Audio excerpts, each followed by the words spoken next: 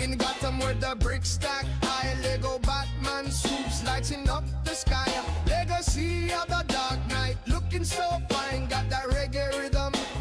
Games divine, click clack, plastic capes in the breeze. Villains trembling, falling to their knees. From Arkham's ashes, a Lego star's born. This game's so hot, it's Rasta reborn. Oh, Lego Batman, legacy of the Dark Knight, shining so bright, it's still in the fight. Game of the year, 2026, it's true. GTA 6 crying, what we gonna do? A Lego game picking up Arkham's crown. Suicide Squad, y'all let us down. Rastabat cave with a brick built vibe.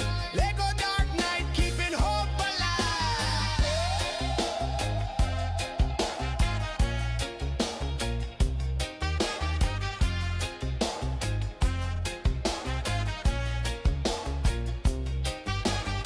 Batarang snapping, built from Lego blocks. Penguins waddling, but he's out of stock. Suicide Squad tried, but he crashed and burned. Should've been like this, man, lessons learned. GTA 6, Vice City's looking shook. Lego Batman's got 'em shook in their books. A toy game taking Arkham's holy grail. That's the capes winning, that's the funny tale. Oh, Lego Batman, legacy of the Dark Knight, shining so bright, it's still in the fight. Game of the year, 2026, it's true. GTA 6 crying, what we gonna do? A Lego game picking up Arkham's crown. Suicide Squad, y'all let us down. Rastabat cave with a brick built vibe. Lego Dark Knight keeping hope alive.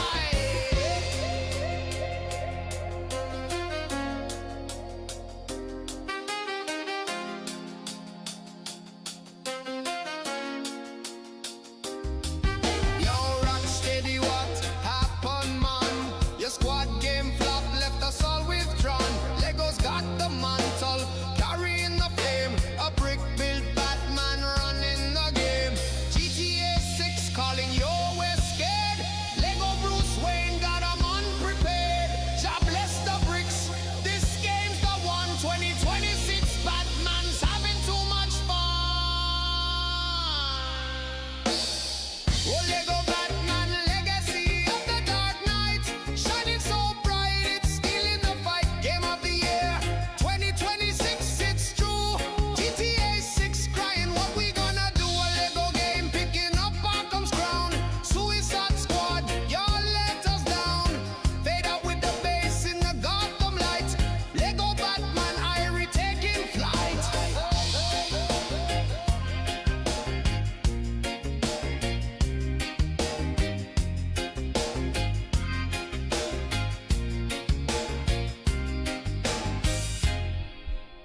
Good morning, everyone. Welcome, welcome. When it rains, it pours. Money than you, he's better than us, we're poor. It auto-played Neil Druckmann's song. Neil has a lot more money than you, he's better than us, we're poor. It's true. He is better than us. When it rains, it pours, everybody. Jacob, get ready to clip this and put it up immediately. You ready? Did you get banned on Twitch? No, it just doesn't work anymore, dude. I even made a new restream event and it's not working. So I think it's confirmed. I thought I had fixed it, but I think it's confirmed that we are going to have to make an entirely, I'm going to have to stop using Restream and we're going to have to do something else. Use that like OBS plugin, which is frustrating because this has the really nice chat union thing, but I don't know. Twitch is being stupid. I'm sorry, Twitch fam. I'm sorry, Twitch fan. But this is how it is for today, at least. Anyway, when it rains, it pours. We have a lot to talk about today. Not much time to do it, but we have lots to talk about today. What just happened? We're going to get to Crimson Desert. Bear with me. We will get to Crimson Desert because I can talk about it at length, okay? However, something just happened, and I have a cool little bit of information for you. Ubisoft just posted this to their blog, Assassin's Creed into 2026. This is a post that just went up, and I have a fun little piece of information for you, okay? Let me just, oh my God, it's gonna make me say, I'm just gonna put in totally my legitimate birthday. Say I was born in 1961. Here we go. Hello everyone, my name is Jean Guédon. I've been working on Assassin's Creed for more than a decade, starting with AC1 up to Origins. I've seen this series grow from a bold experiment into something that spans generations of players, immersing them in pivotal moments of history that still resonate today. I know how much this series means to our teams, and how much it means to you. I also know how much scrutiny surrounds it, especially lately. I've recently stepped into a new role, overseeing the Assassin's Creed franchise as head of content. And part of that responsibility is making sure we maintain a clear, consistent dialogue about our vision.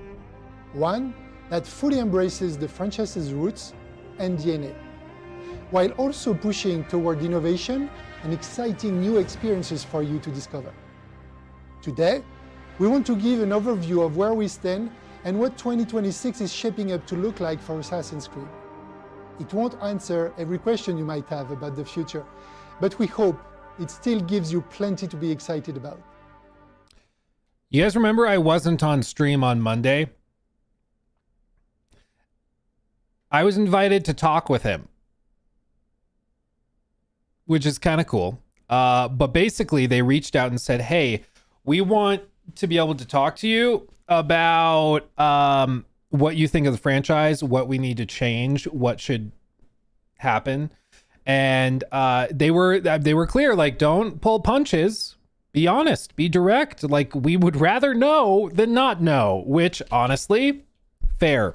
It's what I've been saying for ages, which is that if you want to avoid the mistakes of so many of these companies nowadays, all you have to do is listen to feedback. And so I was invited along with a number of other content creators and people from the Assassin's Creed community. And we were invited to chat with him. They encouraged us to ask any questions, to provide our feedback, what they need to change. I brought up things like the quality inconsistencies, all of that. They took all these notes down and they said that they were taking it all to heart. Time will tell, actions speak a lot louder than words, but they are not just talking. They are actually trying to get in touch with people, okay? Now, if you don't know who this is one of the original designers from like AC2. He's the creative director for Black Flag, creative director, or one of the lead designers or creative directors on AC Origins. Basically, his role has been to come and revitalize Assassin's Creed when it starts to feel stale. And they hired him back, brought him back in specifically for this purpose. And in this post, you can see that they have a bunch of other things outlined, parkour challenge stuff, okay, whatever. But then they actually answer some of the specific questions about the upcoming games. Codename Hexa, which I've learned it's Hexa. There was a German on the call and told us how to pronounce it.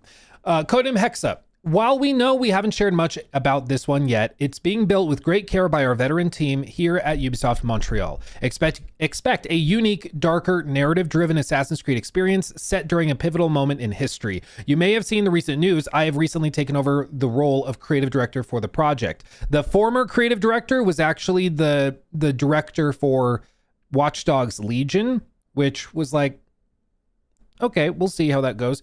He left. This guy took over. Again, former creative director for Black Flag is now in charge of it, which I think is good.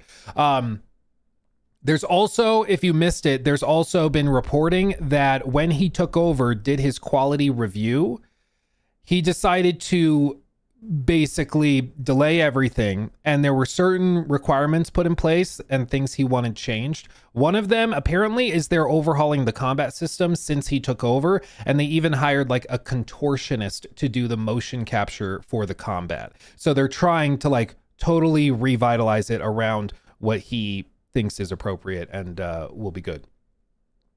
We are taking the time to deliver on its ambitious vision, which means we'll be quiet for a little longer, but we love seeing all the enthusiasm happening on our channels and can't wait to unveil more when the time is right. Another aspect from our talk was it was clear they understand this has to be amazing. It has to be amazing. So they know that this can't just be a 7 out of 10. Like, it's got to be fantastic. Oh, what about the Black Flag remake? Just wait. Just wait a second. Wait a second. Patience, young Padawan, patience. Codename Invictus is progressing steadily with a test and learn approach. Codename Invictus is a PvP multiplayer Assassin's Creed experience led by a dedicated team of For Honor veterans at Ubisoft Montreal, which is what we know already. Like, there's been lots of leaks and rumors about this. So I guess for some people, maybe this is new or news, but we've known this for a while. Quote, "We understand there's a lot of curiosity around this project. Yes, it's a new approach to multiplayer in the franchise, but it isn't quite what the rumors have suggested. With player feedback at the heart of our approach, we're exploring ways to bring the community in earlier so we can shape the experience together. The team is incredibly passionate about what they're building, and their work reflects our broader goal of offering a wider variety of experiences within the Assassin's Creed universe. Beyond these, we have several other projects currently in the works, all at different stages of development, including Assassin's Creed Jade." So it still exists. They haven't canceled it. It's been AFK for a couple of years, but it's apparently still out there. "We're also looking at bringing co-op back to Assassin's Creed." Okay. A detail we know didn't go unnoticed. "And while we recently chose to pivot away from an early project, the lessons from that work are already helping shape our approach going forward." I think this was in reference to the co-op expansion or DLC or whatever for AC Shadows that they apparently canceled. This sounds to me like they canceled it because they want to do something actually bespoke and like unique to it, but okay. And also, anybody who, like, multiplayer in Assassin's Creed is not new. It's actually a trait of the old games. And if you're not aware of that, I encourage you to go back and try it. Co-op, even in AC Unity, is kind of awesome. If you've never played it with your friends, you should. It's pretty good. But this is where we get into the interesting things. What matters most is giving each project the time it deserves and releasing them when they are ready. And then this is bolded. "Speculation around Assassin's Creed is not new, but it's worth repeating. Nothing is true. Everything is permitted." Well, except in this case, some whispers have a little more wind in their sails. Keep your spyglass on the horizon. With official artwork, Assassin's Creed Black Flag resynced. It's officially confirmed. Worst kept secret in gaming, but it is officially confirmed officially now on their public blog. Let's now look at imminent updates. More news on the Netflix live action series very soon. A free 60 FPS update for AC Unity will be coming to Xbox Series X and S and PS5 tomorrow. Finally. Never a better time to play co-op. 60 FPS patch for Unity. Free tomorrow. Might as well hop in with your friends. And they say, as we conclude this update for all projects in development, we want to involve our most engaged fans in shaping them. If you'd like to be part of that, join the conversation, whether on Discord or across our online channels. We're always looking for passionate voices to share ideas, perspectives, and feedback to inspire our work and help shape the future of the franchise. I'm gonna be real. Seeing some Edward Kenway artwork, it gets me in the feels, baby. It gets me in the feels. Oh man, I love Black Flag. I really hope this doesn't suck. I really hope it doesn't suck. And I think they know that it can't. And this is the thing. If anybody was going to ensure that this remake, remaster, resync, whatever, is good and lives up to the original vision, it's the creative director of the game. So if he was seeing what they were doing and he's like, no, he now has the power to be like, So he's the guy. And honestly, after speaking with him, it was clear they understood talk is cheap. There's been a lot of talk, a lot of speculation, a lot of promises made in years past with Assassin's Creed. And the fandom is just kind of tired. They're tired, boss. They're just tired of being lied to and used and milked. And they seemingly understand that, which is why they're trying to approach things differently. But I think that that's the point, is they're doing things differently. Whether or not it's actionable and actually makes a difference, time will tell. But I think that these are good, solid first steps. So I'm optimistic. I'll believe it when I see it, though. There's a lot of, all of the core problems with Ubisoft, as far as I can tell, are still there. They're doing a lot of reorganization, putting new people in charge, bringing people from back in the day back to be in positions of leadership.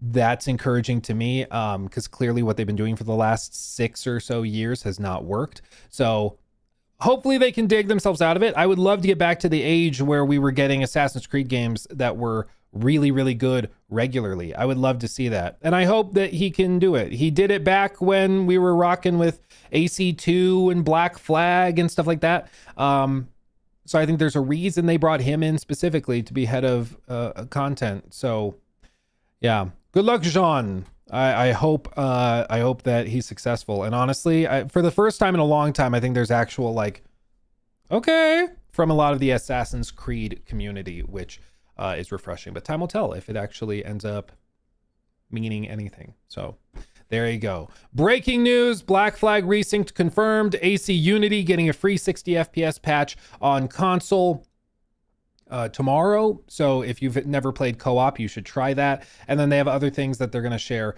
soon enough with the other projects. But there you go. Breaking news. Anyway, now do you know what time it is? Now do you know? Do you know? It's time for Crimson Desert. Abraxas, thank you for the membership at the show off tier. That's baller. Appreciate you, my friend. Thank you. And then Kyle Beckman, thank you for the 5. On a scale of 1 to 10, what would you rate Crimson Desert? I don't really like doing number scales because the numbers mean different things to everybody. Some people think about numbers as like letter grades. So if it's a 9, it's an A. If it's a 7, it's a C. Other people hear 7 out of 10 and they think it's above average, when the letter grading system would put that perfectly average. So I don't like doing number scales. Instead, I prefer to just express what I think about the game, which is what we're about to do. Because this is not a game that is as simple as just, I think, a number score. It's a lot more complicated than that. Xander, thank you for the 10. Do enemies respawn, or will I one day finish the camp sieges and not be able to fight anymore? As someone who has 2K hours in Smash Bros, I'm hyped about the comboing combat being in a single player game. The enemies, so some of them won't, like for certain quest lines or certain outposts and camps. If you clear it, the base is cleared and you're good. Other things, they will respawn. So like if you commit a crime in a city, I think the guards will just keep spawning and it'll just get worse and worse and worse. Just like the police system in GTA or something, they'll just keep coming until you leave. I think, don't quote me on that, but I think that's how it works based on what I saw. So it depends. It depends. And then Alex, thank you for the 10. I loved today's video about Crimson Desert, but can you share if you know about keyboard and mouse feeling and mapping? Personally, we were encouraged to play with controller. They said it plays better with controller, and that's what they recommend. I did try it on mouse and keyboard, though. I thought it controlled pretty well. I kind of liked being able to just tap the individual keys and remap stuff however I wanted. But yeah, I thought it felt good. But let's get into the nitty-gritty details, shall we? Let's do it. Shall we? Okay, so new segment thing. It's time, everybody. Crimson Desert. I previewed it, I played it for 6+ hours, and I'm here to tell you all about it today. Real quick spark notes are that I'm very, very impressed. I don't think it's going to be a game for everybody. It is a sandbox game through and through, meaning you kind of have to motivate yourself to go and explore and do crazy stuff. But if you're looking at like this map and you're seeing stuff like the spire and you're seeing a city over there and you're seeing this spire over here and you're like, I want to go explore, I want to go find those things, this is the game for you. Okay, this is how it works.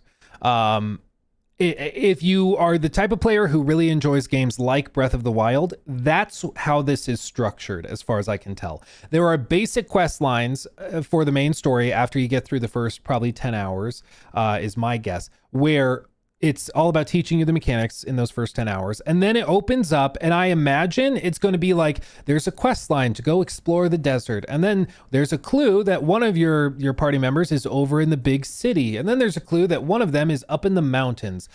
Just like in Breath of the Wild, you know, when you have each of the whatever they're called, I don't remember what they're called. Guardians, whoever they are. Each of the main characters that end up adding abilities to you, you know? And it motivates you to go to that area, but once you're in the area, you're largely exploring for the sake of exploring and for the sake of adventure, right? That is, I think, what this is going to be structured like.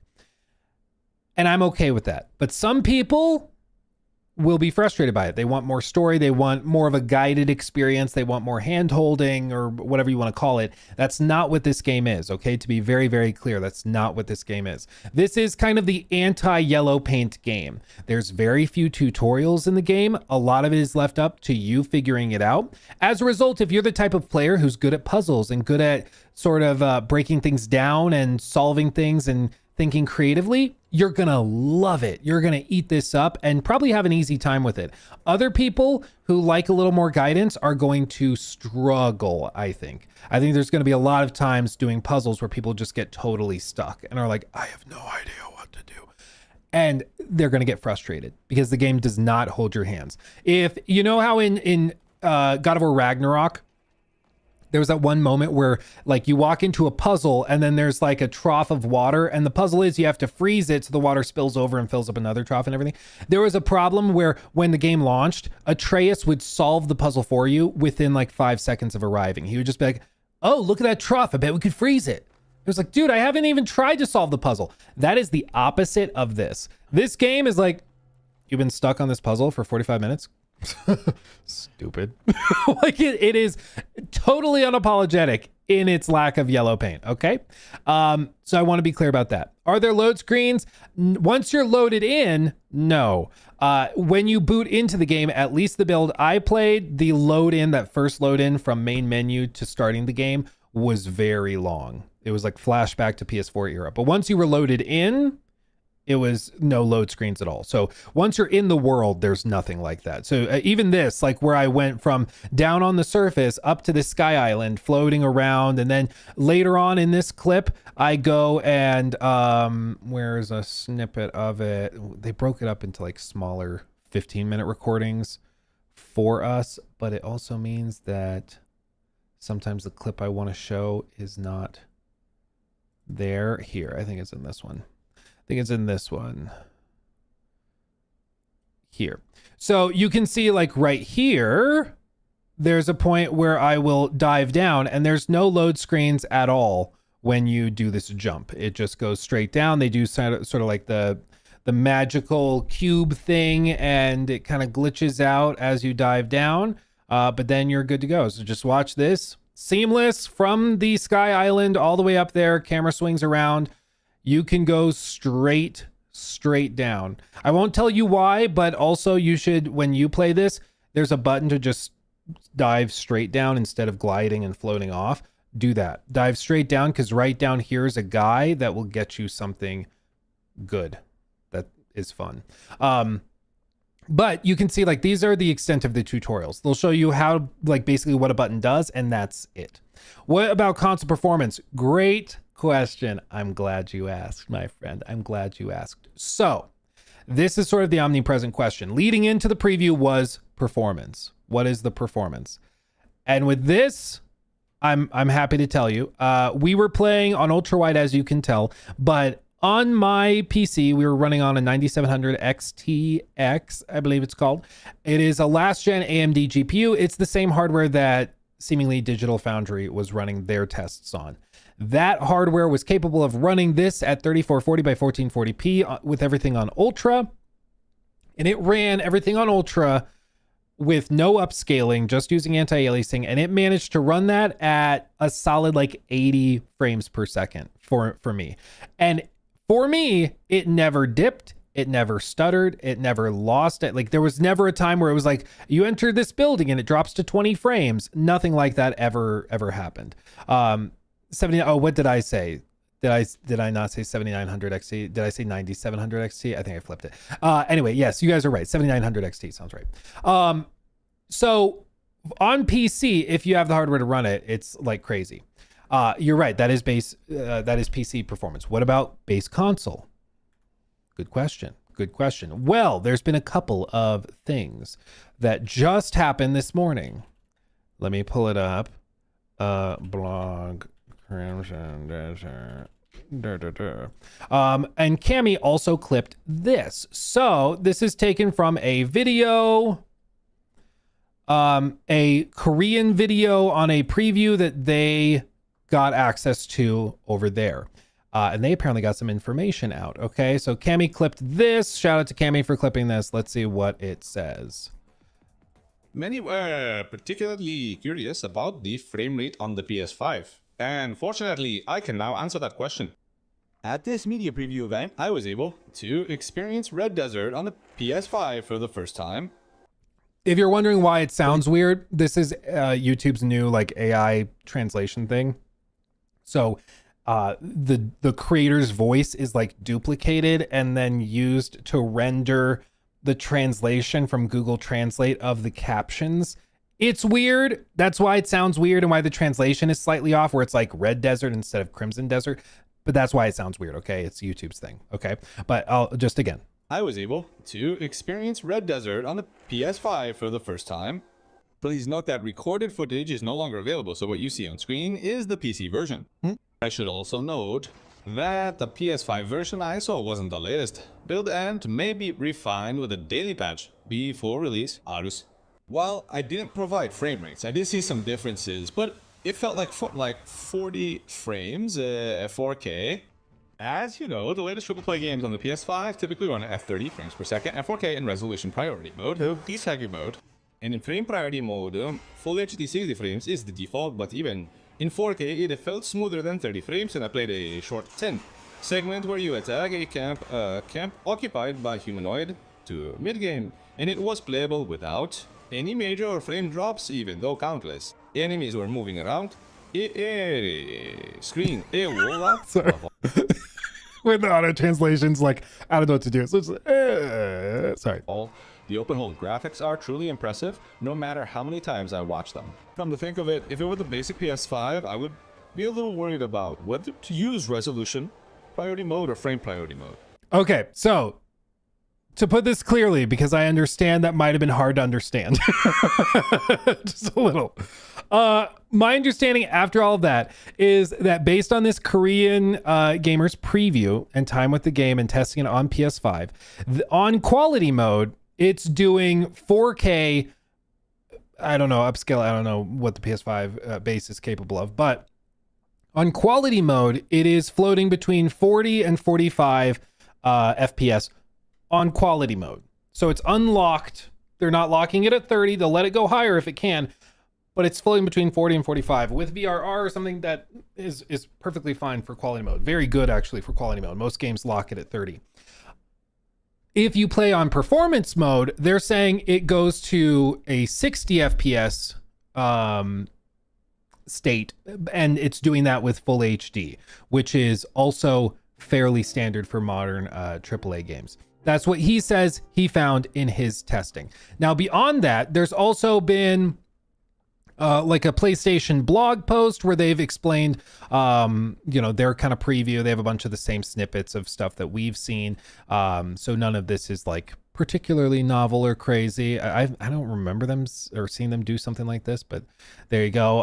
And this is obviously them kind of hyping it up and trying to make it really exciting. But you can see Perlibis also told me it optimized Crimson Desert for the PS5 through a number of features to help maintain all the detail at larger scale, making use of geometry shader over subscription and NGG culling to render lots of elements without losing detail. On PS5 Pro, the recent upgrade to PlayStation Spectral Super Resolution, PSSR, makes it possible for Crimson Desert to hit 4K resolutions at higher frame rates, and its ray tracing capabilities make lighting even effects more realistic and natural.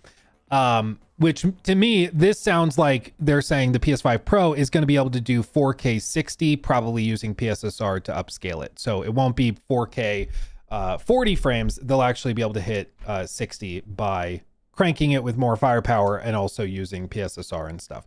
So my expectation based on this Korean preview and based on the statements from the PlayStation blog is that the game probably runs on performance mode on PS5 at 60 frames, and on quality mode, it's going to run 40 to 45.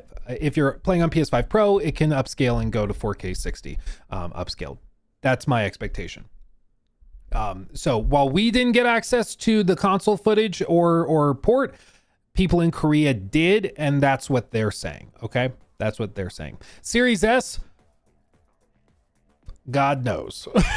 God knows. I will say if it's able to run it, if the PS5 can run it at 1080p 60 on performance mode, the Series S maybe is like 1080p 30. I feel like that's what most games end up on or end up running at on the Series S. If it can do 1080p 60 performance mode for the PS5, it's going to do 30 on the Series S. That's my guess. That would be my guess. But anyway, that's where it's landing. My understanding is that they're going to have a lot more detail and like actually break out specific targets and basically say all of the stuff that they're saying in this Korean video. They're going to say it and put it in a nice like graphic, probably in the next week, I would guess.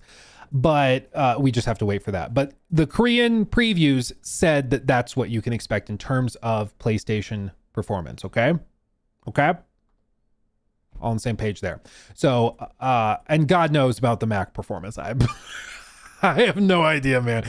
But with the fact that they're releasing on Mac is crazy to me, but who knows how it runs on Mac. So there you go with console performance. Okay. There's that. Now, as for the game itself, there were a few things that I was curious about when I booted up. Number one is obviously performance. We kind of talked about that. The only other thing I'll mention that you'll see throughout some of this footage is like NPC pop-in. I was told that will be better at launch. It was something that I kind of mentally tuned out very quickly, but if you start to look for it, you might be able to find it in various places. But overall, very, very solid. And I want to be clear, I was pretty lucky, it seemed. I did not have any bugs. I did not have any crashes. I didn't have anything like that in my time with the game. However, there were people around me, I honestly felt really bad for them, who had like 2 crashes in their time in the first 4 hours with the game. Oh, right there. Let me show you. So with this, I'll show you. You can chop down trees, as we were wondering, but you have to do it with the specific axe that you equip to your inventory. There's different items like shovels, fishing rods, axes, things like that that are used as tools in the world. You have to specifically equip them in order to use them. So you can't just like chop at a tree with a regular sword and it chopped down, as far as I understand. But there's that. I also believe you can use the axe as a weapon as well if you want to, but I don't know if you need to do that. PlayStation exclusive Jason Schreier video. Yes, I will talk about that. Was it Skillup? Skillup was not at my event. Skillup, I'm assuming, I don't know if he went to the one in Korea. I didn't know if there was one in Australia, because I think we actually had somebody from Australia at our event. Maybe he went to the one in Amsterdam, because I think they had an Amsterdam event for Europe. They had the LA event for the Americas, and at least some people in Australia. And then they had one in Korea for Asia. I'm not sure which one he went to. I'm not sure, honestly. Can you respec skills freely? I believe so. At least when I was testing it, they let you like unlearn it and reapply it. The skill tree is kind of crazy. You can apply skills wherever you want. If you want to just instantly level up stamina, you can do that. If you want to learn a bunch of abilities, you can do that. It's very, very open-ended and free like that. What really blew me away, though, was just how alive everything felt. Like, I can't think of a game in recent memory that had like this density of NPCs all going about their like routines and schedules. It was mind-blowing just how much detail and how much stuff was going on. Even that, I bumped him and his basket of oranges fell off. Like, it's just kind of crazy how much stuff is going on at any given moment. Oh, this is one detail I wanted to share with you, though. I mentioned it in the video yesterday. So at one point you reach this, or the video today. At one point you reach this point. There's a tower. It's got vines growing on it. You are tasked with burning down the vines. So you have to use, I think the official way is they want you to use your bow and arrow, light the arrow in the fire, and then shoot it, and it turns it into a fire arrow and burns it down. That's what you're supposed to do in theory. The person sitting next to me, however, had either run out of arrows or it was bugged or something like that was going on. I'm not sure. But one of the devs came over, grabbed the controller and was like, oh, let me show you something. And there's an ability that Cliff has where he can lift his sword and reflect light. And it's used for solving puzzles where it's like light up this orb and it unlocks the door or whatever. The dev used it to reflect the sunlight onto the plants, and that lit them on fire. Like, what? I never, ever would have thought to do that. But I think there's going to be a lot of stuff like that in the game. Little bitty things like that. Just cool mechanics and cool things that you had no idea could even work.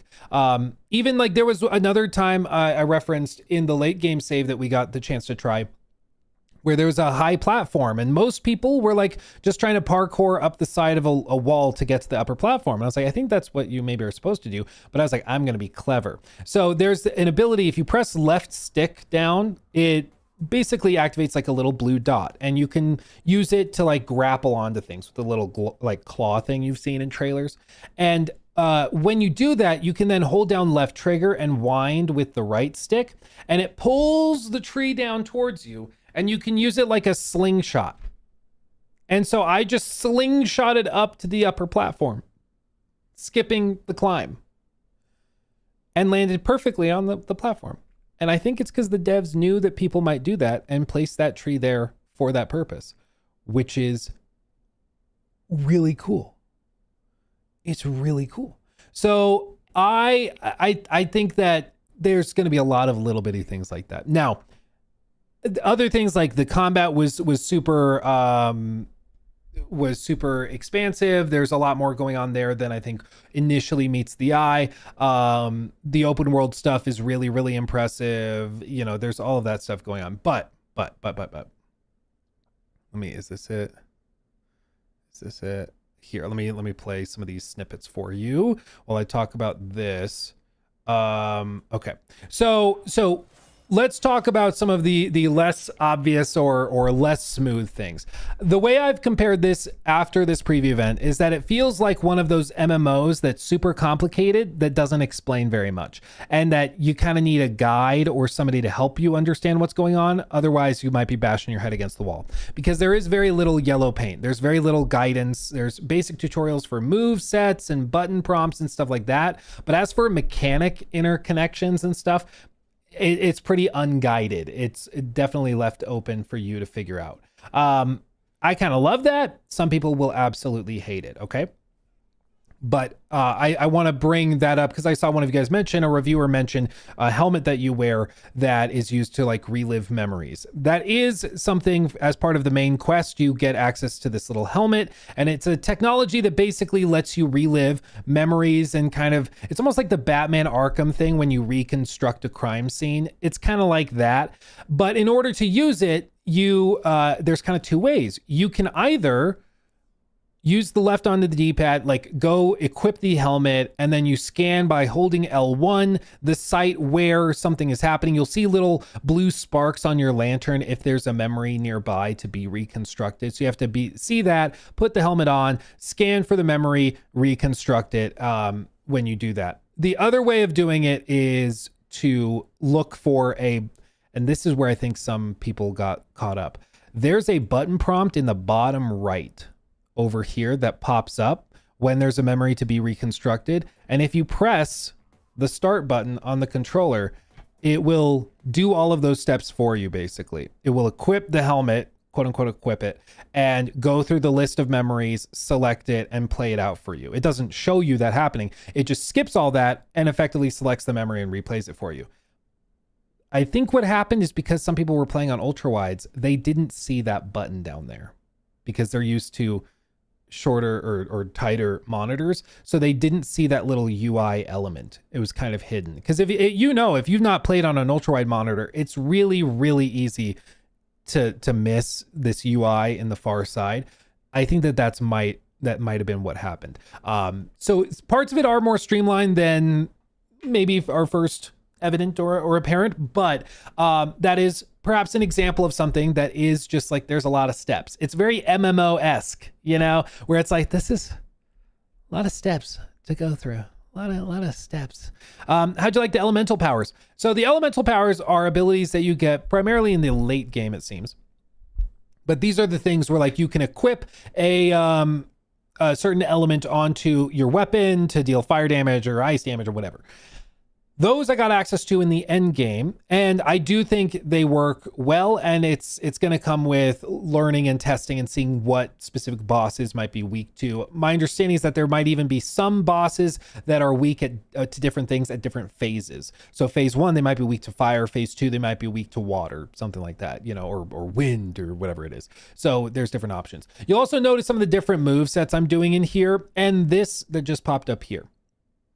So a lot of the abilities and things in the game are learned. The way you learn something is by holding down L1 or left bumper and sort of scanning it, and the bar will fill up. And when it's filled up, you've learned that ability. So you don't unlock evasive roll until you've either completed the skill thing in the skill tree to get it, or defeated this boss who effectively teaches you that ability by you beating them. Theoretically, if you can lock onto him while he's doing the roll and do the slow time mechanic and focus on him, you could learn the ability in the middle of the boss fight, which is cool. I'm not good enough for that, so I didn't do that, but that's what that is. Okay, these learnings in progress. Let's see what else is there. Oh, but you'll see that some of the abilities I'm doing are not just basic R1 R2 attacks. So like that, what I just did, that jab, that is done by pressing right bumper or R1 and triangle or Y at the same time. So you press those two buttons at the same time, it does a jab. RB and B at the same time does this kind of sweep thing. With a dual-handed greatsword, that sweep turns into a scoop and juggles the enemies up into the air. That's a perfect parry that you just saw there. And then you tie these combos together. And then this is an R2 combo, tying together heavy attacks. This is another R2 combo. And then he parries back and he's going to try to get away, but I break him and it goes seamlessly into a motion captured cutscene to finish the boss fight out. Because why not? And that's one thing that you'll see as you play the game, is that across the board, the production quality is just outrageous. Like there just isn't really a comparison. In my big main channel video, I mentioned that it feels like, you know, a lot of games nowadays claim to be like open world RPGs. And the whole time, like I was playing this, I was reminded of some of the recent games from like a Ubisoft or an EA. And, you know, you see all of these games that are very ambitious and they look really pretty, but when you put some stress on it, there's just not, like, a lot of corners are cut. AC Shadows being a great example, where it's just like, there's a whole lot of things that just are not high effort, just not high effort. A lot of things are just kind of taken for granted. Even something as simple as this. So did you notice what just happened in that gameplay footage that I just showed you? Did you notice? Did you notice what just happened? They could have just had me receive a notification that I got a message from somebody. But instead what happens is that they have a literal bird that flies with a little scroll in its mouth. It landed on my shoulder.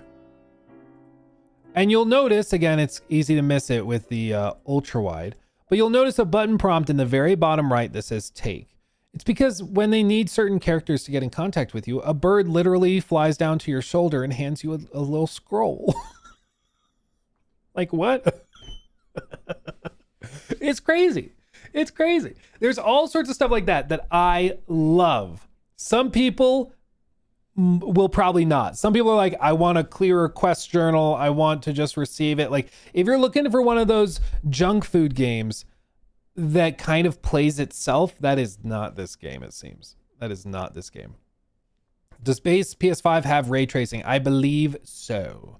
I believe so. Because I believe it's integral to how the game renders everything. Just like GTA 6, they've said that no, there's no version of the game without ray tracing. Like it's how the game is built. It is built around that. So I don't think there's anything like that. Can you pet cats? Fantastic question. You can do more than that, my friend. You can do more than that. Let me show you. I have a quest line to show you. Please hold. Please hold. I have to find it. No, that's from earlier. Here it is. So there was a little bitty quest line early in the game. Again, this is like first hour probably. I knocked a poor Sorry, did you see that? Did you see it? Just listen to what this little girl yells at me. You watch it. Wait. Watch this. I plowed through her. You are a bad person. Honestly, for trampling a kid, fair. But you'll notice over here, I was like, oh, what's this? Oh, there's a little quest right here. Something wrong? We're running late, but he just won't come down. We've got to get back before anyone notices. The chief's going to be really upset. And so you literally help her get this cat down from the top of the house. And once you do, here, right here, you can actually pick up the cats and carry them and like pet them. Meow. See, like he carries it like a baby. He carries it like a baby. And they have unique animations for balancing on the rooftop while holding a cat. Because why not? Like, again, you see kind of what I mean when it's like, is anybody else even trying? It's just crazy. It's just crazy. So, but yeah, this is another example. There's also, I believe, I don't know this for a fact, but I believe there's a narrative reason why certain areas have a lot of cats. I think there's a purpose. I mean, there's a purpose for that. Is it worth purchasing? So here's kind of where we're at. The preview left me thoroughly impressed. I was very impressed with the preview, but it is a game some people are just not going to get. Some people are going to see it and just be like, I don't understand like why people like this. I need more guidance. I need more, again, hand holding sounds bad, but like, that's kind of what I mean. Some people want a lot more structure in their games. And if they don't get those bits of structure, they are frustrated and they don't know what to do. This is a game that has a lot of mechanics and people need that structure. And if they don't get the structure, they're lost and they don't know what to do. Shout out this guy's knee. When I opened the menu, it went to his knee. So it's a game that needs a lot more self-direction.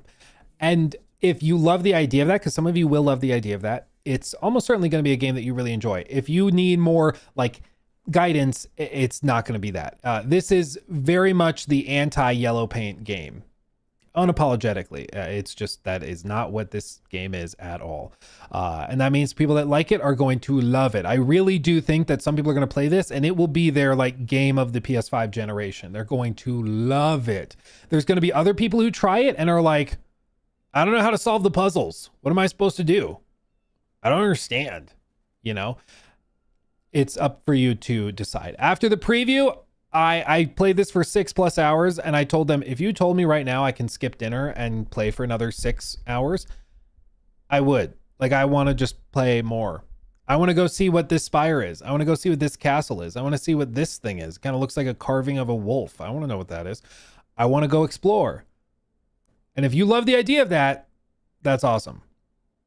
Okay. So at this point, I think based on everything people know about the game, if you don't get it, that's okay. It's just not for you. If you like what you're seeing, it is in many ways exactly what it looks like in the trailers. Nothing more, but nothing less.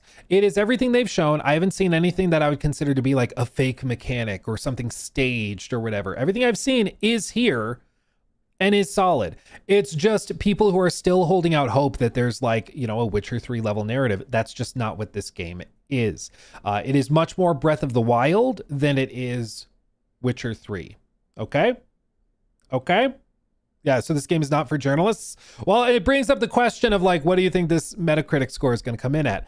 I do think there's going to be a lot of journalists who try to play this and will get stuck and will not know what to do or how to solve puzzles. I said in my big video on the main channel, I was like, I personally, if I had feedback for them, I would say I would like the puzzles to be more difficult. I thought they were kind of like straightforward. You know, the typical puzzle where it's like more tedious than it is difficult, where it's like, okay, looking at the puzzle. Okay, I know what I have to do. Now I just have to go do it. Like there's not a whole lot of careful consideration, at least on the puzzles that I did. So I would like more difficult puzzles. It's come to my attention this morning that there were people who really struggled with the puzzles. So I don't want to just assume everybody is like me and is having an easier time with those. I don't know. But I'm assuming that that's going to be like a sticking point for some people that might struggle it. Yeah. And no shade. Not everybody. There's even some puzzles which are very, very easy that I will struggle with because like sometimes your brain just is not clicking with what you think you should be doing. But it's just a matter of difference for players. But I do think that the people that love this game are going to love it. But I also think that the first few hours, just as a point of consideration for all of you, my feeling is after the preview that this whole area, this city, this spire here, all of this stuff, I think all of this is probably like the first 10 or so hours. And it's sort of like the Great Plateau in Breath of the Wild, where it's the training ground. It's where you get your feet under you. And then it opens up. I saw one of you guys asking, is there even a desert in this game? There is. It is. Let me see if I look over the vast expanse in this shot. Yeah, you can sort of see here. This is the Crimson Desert. This right here. That's the area the game is named after. We've seen very, very little of it. But my understanding is like this is a fifth of the game's map is the Crimson Desert. The other areas are each a fifth. And there were allusions mentioning that to see everything the game has to offer, it will take hundreds of hours. They said completionist runs are probably in the realm of hundreds of hours because of how much stuff is here. They've shown the least of it for a reason. Maybe there's cool stuff. Maybe there's narrative stuff. Maybe it's super broken and buggy. We don't know. But that's why ultimately, a lot of this game is a matter of unknown quantities, It's pretty standard for massive games to polish the early game and to work on the end game stuff later. That's the other piece of this is that my 4 hours from the beginning of the game, I had no real technical issues at all that I would consider to be like bugs or anything disruptive. People around me, like I said, did have some crashes. They did have some other problems. We were told there was a known GPU driver issue that will not be present at launch. They said it's just, we don't have official drivers from AMD and NVIDIA. So there's going to be crashes because we don't have drivers.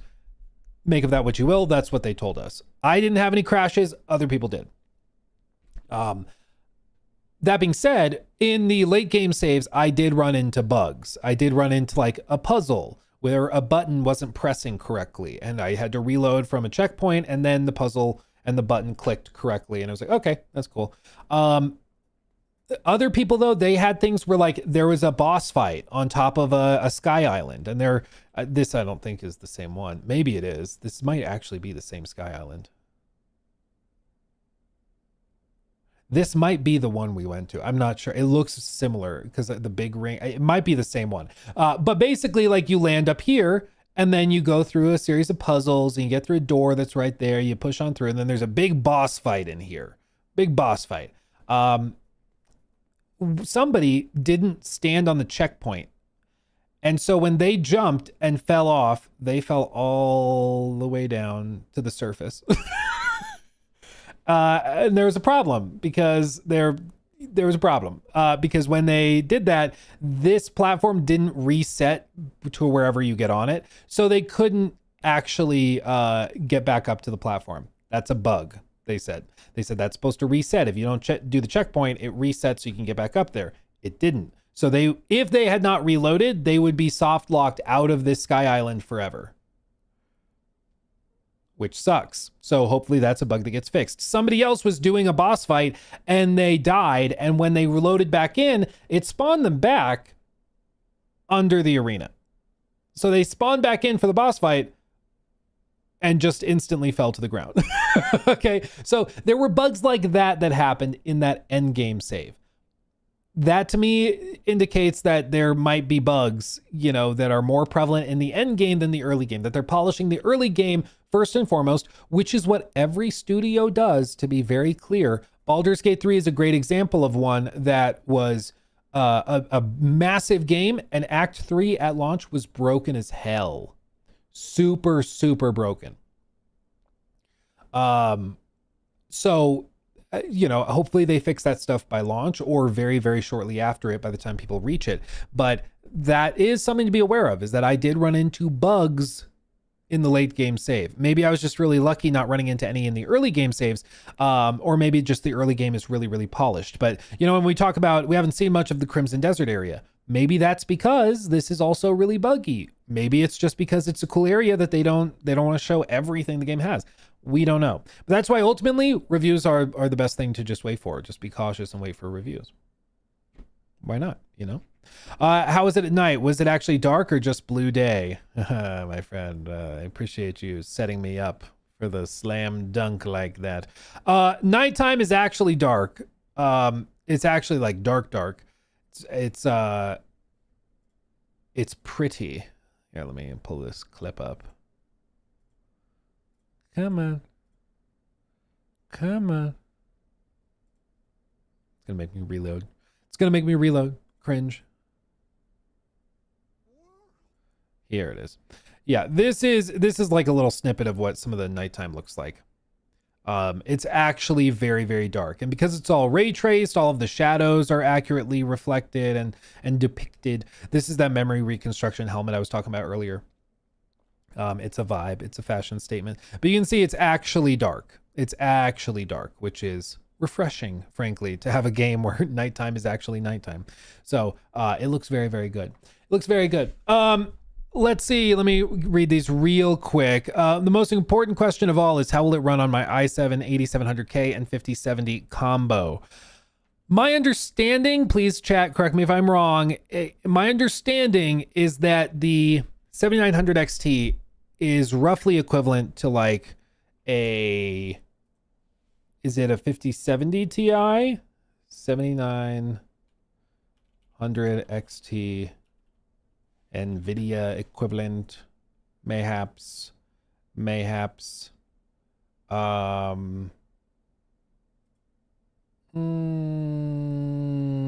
Yeah, roughly about there. So it's in like that $700 to $800 range.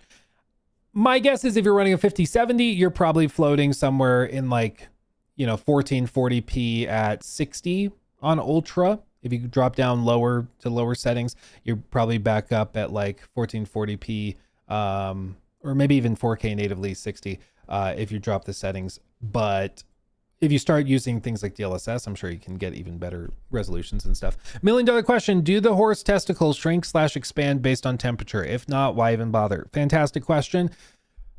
I'll find that out in the review. I didn't spend a lot of time scrotum peeking in my time with the game, but I promise I'll be better. I'll do better. Let's see. Arf, thank you for the 10. I'm running on a bit of a delay, so I don't know if you talked about this yet, but do you have any new info on the playable characters? Like, is it just cosmetic, certain weapons, different skill trees? I did not have the chance to try them. I know somebody who did. And got to load into an endgame save and try them. Or at least the girl. I don't think they tried the orc dude. My understanding is that she has a totally unique moveset, combat style, all of that stuff. So she's not just like cosmetic. Unka, yeah, that's it. Unka, thank you. My understanding is that it's actually unique combat movesets and everything. I was not able to get a firm answer on whether you can use them to like refight bosses or if you can use them to go take on boss fights to experience them in a different way.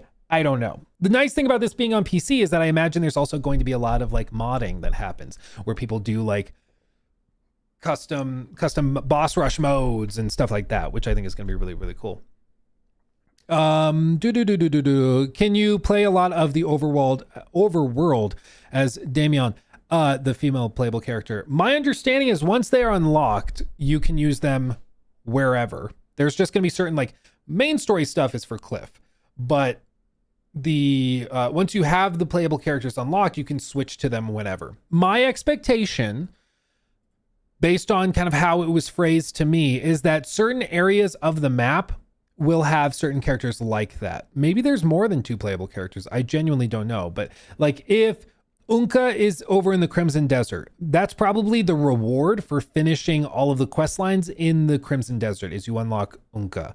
And maybe the other characters or other character is Damian is in the snowy region or something. And so once you complete all those quests, you get rewarded with her as a playable character. And then you can basically swap to them while you're exploring and doing side content and things like that. But the main story is going to be Cliff. That's my expectation. How is build crafting? Much more generous than I thought it would be. So I thought it was going to be a fairly straightforward like skill tree where it's like literally you start at the base of the tree and you work up, and everybody eventually after 50 hours, you know, has splintered off pretty aggressively. Because to be clear, when we talk about like a skill tree, that's literally why they call it that, because everybody starts in the same spot, but it eventually starts to splinter off. And the further along you go, the more divergent everybody's experience can be, you know, as time goes by. So even though we all start in the same spot, we end up very differently the further along you go. The longer you play, the more different your play style is or your character is than everybody else's. That is not how this works in Crimson Desert. Crimson Desert, it's much more akin to like your more traditional ARPG where people might start in the center, but it is just immediately letting you do whatever you want with the skills. And it's not even starting here because they'll let you just select this skill immediately if you want. They'll let you select this skill if you want. There's a couple that have prerequisites where it's like if you want this skill, you have to unlock these skills first, you know, in order to get them, and that funnels into it. But for the most part, it's very, very open-ended where they let you just figure it out. So you feed the dogs. Apparently, I didn't test this, but I spoke to somebody when I was eating a sandwich who had tried to feed a dog. They put a cooked steak on the ground and a dog did come out from behind a building and ate it. So yeah, apparently you can. You can also pet the dogs, yes. Again, I did not test that, but apparently that is a thing that happens, is if you put cooked food out, animals will come and eat it. So there you go.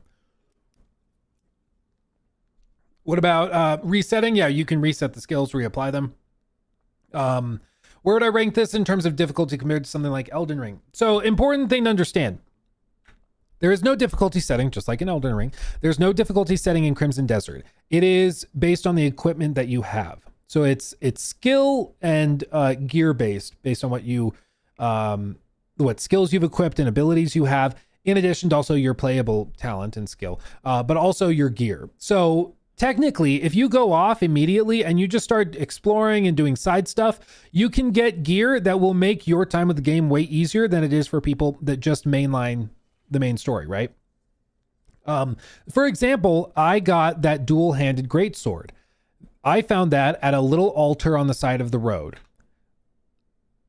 I was speaking to people after the event that didn't find that and were using the basic short sword for some of the early boss fights and stuff, and they were having a much more difficult time with it. So I imagine it's going to be one of those things where like the game rewards you for exploring and for finding good stuff. And that's where most of your power is going to come from. By spotting like this, whatever this is, like a temple or something, by spotting that, being like, I bet there's something good there. And you float down and you go explore it. And at the end, there's amazing armor or a really good weapon or something in there. And that is how they reward you for doing that. And I find that to be much more exciting to reward my exploration that way than just like, oh, you got a new haircut available to you, you know? Do enemies also level scale? No, my understanding is that the enemies here are what they are. So if you level up, you get crazy powerful and you come back later, they will be a joke. You'll be able to walk right through them. They will not just magically scale to you. That also means though, that if you go to a later game section, like over in the Crimson Desert, they're really high level. And so they're going to kick your ass if you go before you're ready. You know, that's my understanding of how it works. You'll also see, this is also just interesting. So the dynamic weather system is fully dynamic. And what's interesting about this is that, you know, we all started the game at the same time. So we all started playing the 4 hours pretty much at the same time. There were some people who couldn't start because they didn't have enough stations at the start of the event, but we all started playing effectively at the same time. And because the weather system is fully dynamic, it spawned differently for each player. So I'm going through the story and I'm fighting this boss, or I'm doing this sequence with a massive rainstorm outside. The person to my left is playing with it being kind of sunny and beautiful outside. And it totally is. It's totally different based purely on the dynamic weather. And they embrace that, meaning, as far as I understand it, even like main story quests are privy to this dynamic weather system. So your experience in the game is going to be totally different from everybody else's based on the weather. And it's fully dynamic in that way. One thing I did want to test and want to find out was whether or not there's like the Breath of the Wild lightning thing. If it's like, if you have a sword on your back, if lightning comes in, does it strike you? I wanted to see if that happens. I wasn't able to test it, unfortunately. I don't know if that's a thing. I would assume no, but time will tell. Time will tell. But let's see. Anyway, catching up. Let's see. Can you leave a marker to a point of interest? Yes, I believe so. 2 questions. What kind of controls and customization are there with third-person camera distance? Also, are there reoccurring enemies and bosses? Reoccurring is kind of tricky because I think I know what you mean. You mean like, are there bosses that will sort of respawn so that you can fight them again? As far as I know, I think as of right now, no. I don't think they've confirmed anything like that. But I'm not frankly sure, because I would imagine if there are, it's probably like an end game grind thing.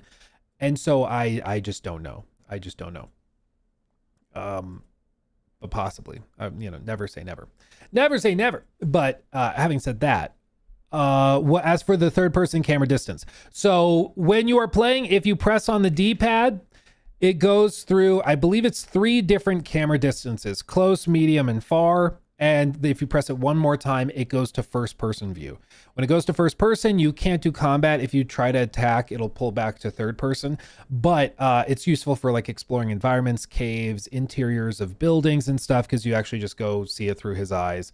It makes it much easier to explore and navigate. Honestly, it makes me wonder why more games don't just do that. Even if you're like, hey, the combat, we don't want to do first person combat. Cool. Just do what they're doing and have it zoom out to third when you start fighting, why not? So yeah, that is something you can do. How's the music and ambiance of the game world? Witcher vibes through and through.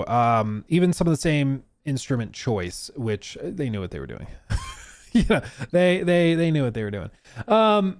Let's see. Are you as impressed with the systems in Crimson Desert as you are with Breath of the Wild or Tears of the Kingdom, or not comparable? They're similar. Clearly, Crimson Desert takes inspirations from Breath of the Wild. Breath of the Wild, I feel like it's much more, that is the game, are those dynamics and the systems. That's the whole point of the shrines, is how those systems interact. With Crimson Desert, they have a lot of that. Based on the preview, I'm not sure if it's the same level of depth. Like, maybe this is a hot take. I don't know. I honestly don't know if this is a hot take. But I don't think Breath of the Wild had a very good combat system. Cancel me. I don't care.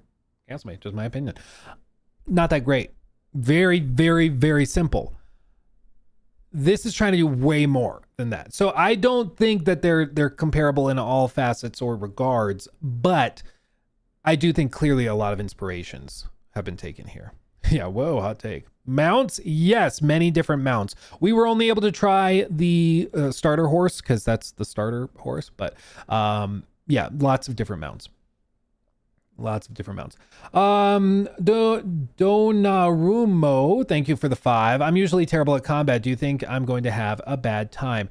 No, I just think that if you are struggling with the combat, it just means that you need to explore more and get better gear to make it easier. So if you're bad with combat, go find stuff to make combat easier and you'll have a good time. That's kind of my guess.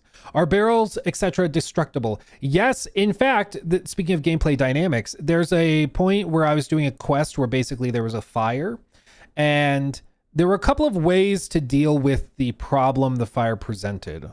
I'll put it that way. but I looked around when that kind of kicked me off. It was like, deal with this. You could like run around, you could try to jump up and over, you could do that. But I saw off in the corner was a stack of barrels with a little teardrop on them. So I picked it up, chucked it, the barrel broke, the water spread and put out the fire. So they're even doing stuff like that. So so that is a mechanic that happens. Yes, just be aware of that. There's all sorts of dynamics like that. Let's see, I read that one. I read that one. What's the live service store like? A game can't make money without them, don't you know? Yeah, they did say no in-game store at launch. At launch. My guess is they probably add cosmetics or something after launch, but they are trying to sell this at the outset as is, make you convinced of the game as is at launch, which I think is the appropriate way of doing it. I've always said, like, if you sell the game, if the game is amazing, you sell me the game, and after the fact, you're like, hey, for the players that are putting 5,000 hours in, we're going to give them cosmetics and make a little extra cash. I have no problem with that. As I've said before, my problem is when you have like an AC Shadows or AC Valhalla, really. AC Valhalla situation where the game has been built around the monetization. So the game is built to be really bloated, and then they sell you back XP boosters and crafting materials to make it easier or more enjoyable. And then they act like everything's fine. That I have a massive problem with, because it makes the game worse to sell you the solution, right? If the game is really, really good, and then afterwards you're like, hey, yeah, we'll give you cosmetics. Okay, I don't care about that. That's fine. I don't have a problem with that. Especially if the game is really good, I hope it makes a lot of money. You know, if the game is amazing, I hope they make a lot of money and make another one. You know, like, why not? Are they paying you to say these great things? Dude, I wish, because I'm saying them for free. Will, hit me up, pay me, please. Like, dude, I wish. No, it's just, that's how it is, man. How's the crime system? So the crime system, let me put it this way. It's not, I didn't get the chance to really try it to a great extent to figure out just how much complexity was there. Jor Raptor's going to come on later on the stream, and maybe he knows more, but my understanding is basically when you commit a crime, you get a reputation that drops for the region or for the city you're in. So if you commit a crime in here, your reputation with this area drops. Okay. If it gets bad enough, you do enough bad stuff, they're actually going to basically tag you for arrest. And what that means is that the city guard comes out and attacks you and tries to basically arrest you or kill you if you committed a grave enough sin.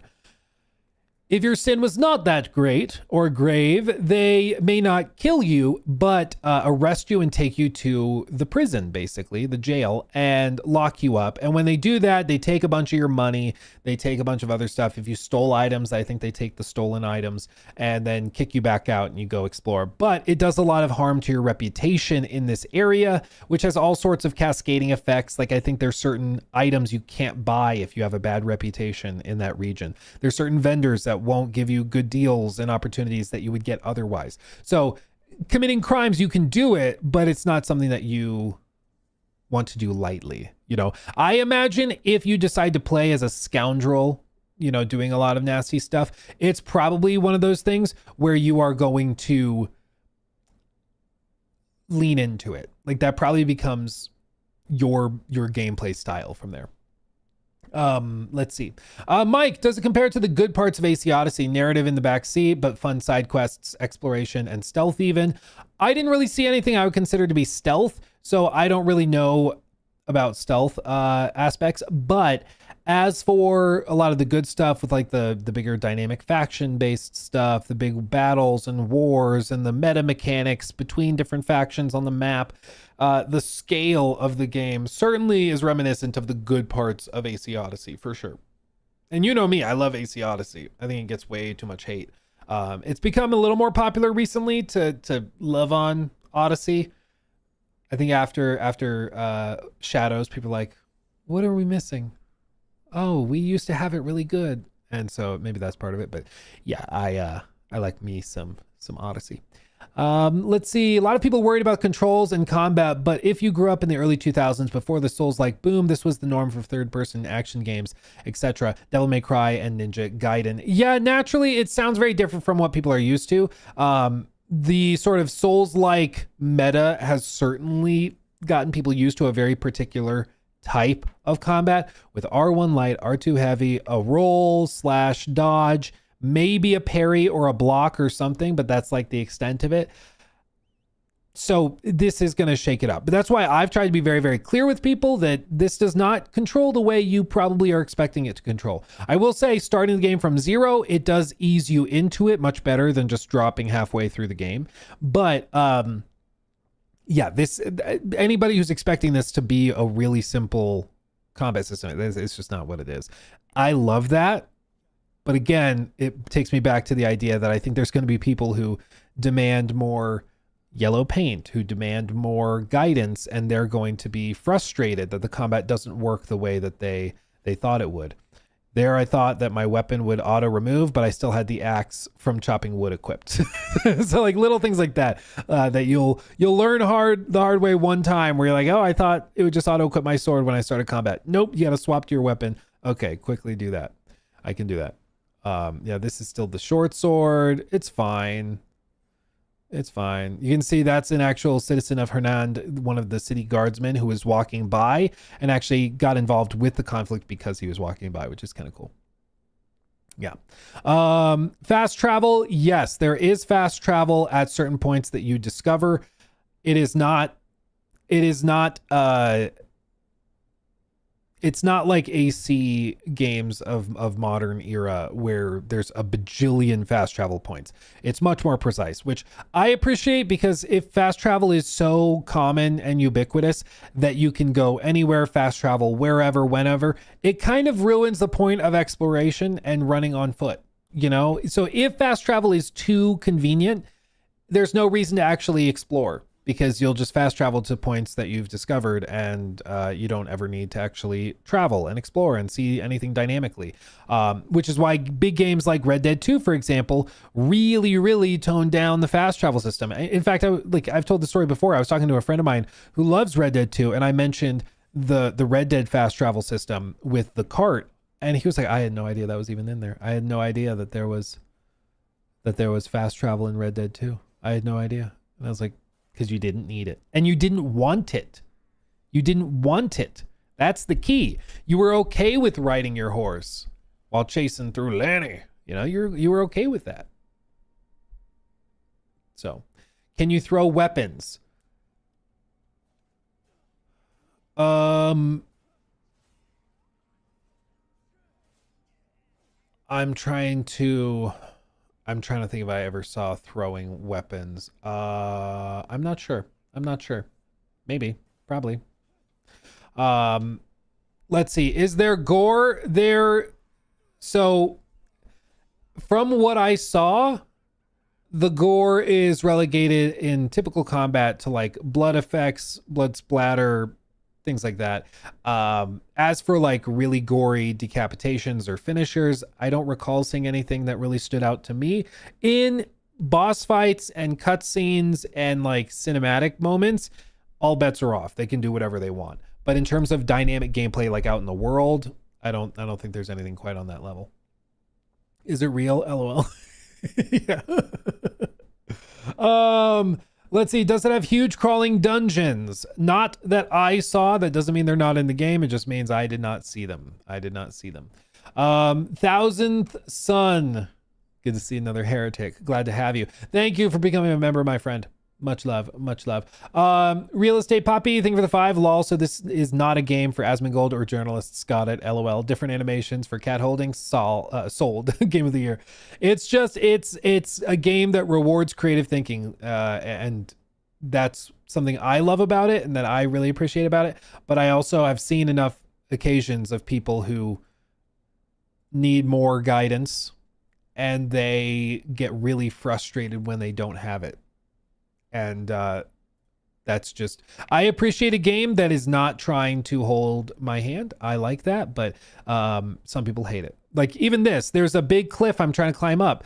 Some people would just brute force it or ride all the way around. I remembered I had this force push ability. If you do the palm push, force, whatever, I think it's called force palm officially. But if you do it after jumping, you press square to jump and then you tap R3 to do that push, which when you're standing just does a force push away for enemies. But when you jump, it pushes it down.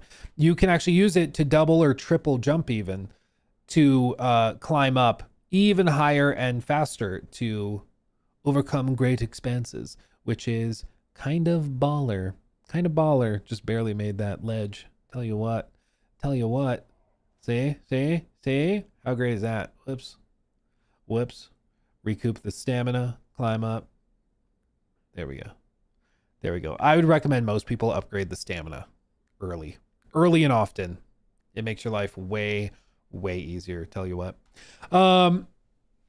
Let's see. Can you parry? Yes, with L1. Certain things, like obviously if you have a shield, your parry windows and defense are going to be different than if you're just using a dual-handed greatsword or something. But yes, you can perfect parry if you land it properly. Yes. Did you get to mess with the base building at all? I did not. I did buy a hammer, which they gave me a tutorial pop-up showing that that's how you build stuff in your base, but I did not reach whatever the story point was to do that. I did also see this horse riding around, the horse with black spots. I heard multiple other people mention this horse, and some of them said they spent a long time trying to capture it and basically get it to be theirs. I did not, so I don't know if you can like capture the horse by riding on it and then it becomes yours, just like in like a Red Dead 2 or something. I honestly don't know, but I did hear a lot of people talking about trying to get this horse with the black spots, which apparently the fact that it is specific enough that it spawned here and multiple players were trying to chase this specific horse down makes me think that it's like a horse meant for you to chase after and try to get, but I'm not sure. Mr. Fahrenheit, thank you for the very generous 10. Hey, Luke, second time donating. Love you. Have you seen anything about the pole vaulting shown 2 years ago? I haven't even seen it used again in any trailers or gameplays. I did not see that. I did not try it. I did try the tree catapulting though, and that did work. So I would imagine pole vaulting is also here. I just didn't get the chance to mess with it, but yeah, I'm not sure. They show Cliff using a sword and shield mostly, but can I choose to build around him using a great sword or a spear? Yes, I used a great sword for the vast majority of my time with the game. Once I discovered the great sword on the side of a road at an altar or like memorial sort of thing, and probably should have left it there. That's probably the respectful thing to do, but I took it for myself, and I used that great sword pretty much exclusively from then on. Can you control FOV? I believe so. Don't quote me on that because I don't recall exactly, but I think so. Not 1,000% sure, but I think so. What about voice cast and cinematics? All very well done. And this is the other thing. Every quest line that I did, I don't know if it's just the early game, it might change, but every quest line that I did was fully motion captured. This ain't no AC shadows stand there, in a perfect, like vertical, very stiff animations. That is not this game. This game is like very proudly motion capturing everything, even stuff that frankly they didn't need to motion capture. It's quite refreshing. Like even this, I go and I cut this guy's hands free, and I think it's also motion captured. Yeah.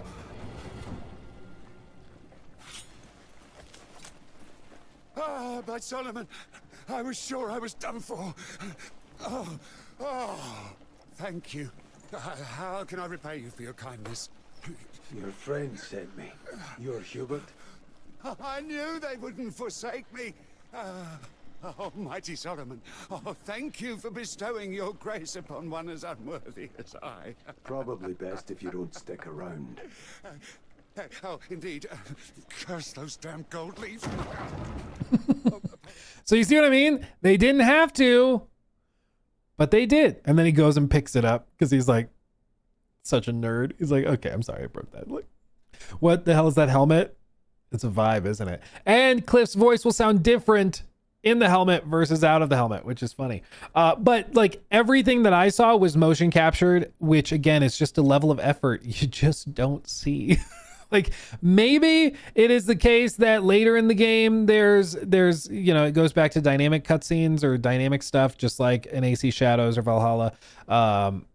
But everything I saw was motion captured, which is crazy. How's the console version? We talked about it earlier in the stream, but basically we didn't get access to it. People in Korea did get access to play the PS5 version. They said base PS5 on quality mode was hitting around 40 to 45 frames per second unlocked, it seems. And then on PS5 performance mode, it went to 60 frames.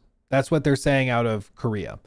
My understanding is they will have official statements about that sometime next week, probably would be my guess. But yeah, you will know how it runs officially there before launch. But it sounds like, based on previews from that Korean event, it's like 60 FPS on performance mode, and then it's like 40 to 45 on quality mode. So there you go. Modding Sport. Nothing official yet. Let me continue catching up on the super chats and everything real quick, everybody. Thank you for your patience and generosity. Red Redemption. I can't read. Oh my God. Redemption. I just am so used whenever I see Redemption to go red before it. So my brain broke twice. It literally is just Redemption 44. Thank you for gifting 5 memberships. Appreciate you, my friend. Appreciate you. Much love. Much love. How's Target Lock? Way better than it was over the summer. So like this time it wasn't even something I even thought about. Over the summer it was frustrating, but yeah, over the summer it was rough. Way better. Let's see, did you have some hard boss fights, and if yes, could you show it? Asks Addicted Gamer. Yes, there is one that took me a number of tries. This guy, Kylok, the Horn Splitter, they've shown this in trailers, so it's not really a spoiler or anything. But bro, he moves so much faster than anybody you've seen up until this point in the game. It's like actually crazy. He's just built different, dude. Like, look at these moves, the sweeping attacks. Way different than anybody. There were 3 boss fights that I did. One against a Knight Matthias early in the game. It's like the tutorial boss fight, basically. A little while into the game. And then the second one was Kylok, the Horn Splitter. And then there was a third one I tried in the end game save, who kicked my ass. No spoilers, because I'm pretty sure he was dropping lore in his dialogue, and I was like, oh God, that's like a big deal. If that means what I think it means, that's crazy. Can we learn that sweep attack?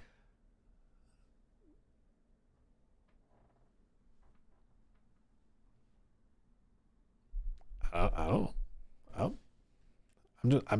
just here. I'm just hanging out.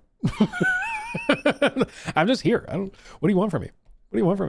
How do you feel it will, or how do you think it'll perform on a 5080 at 4K? I think on a 5080 at 4K, you're probably in the realm of, like, on ultra settings, like 90 to 100 frames before upscaling.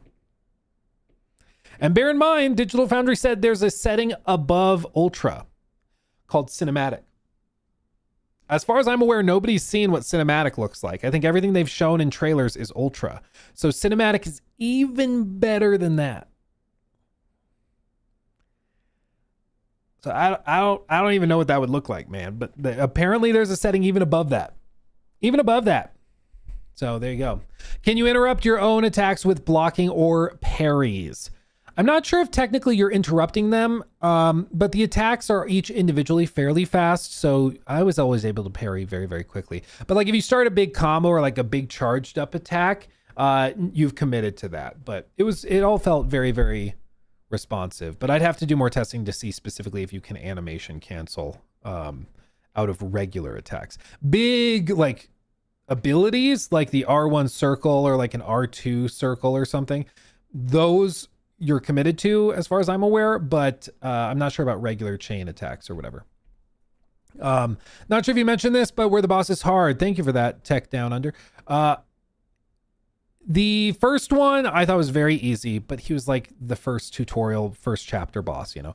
The second boss was this guy, the Horn Splitter. he was challenging. I mean, after like 3 or 4 tries, I figured out his moveset and then beat him, and it was fine.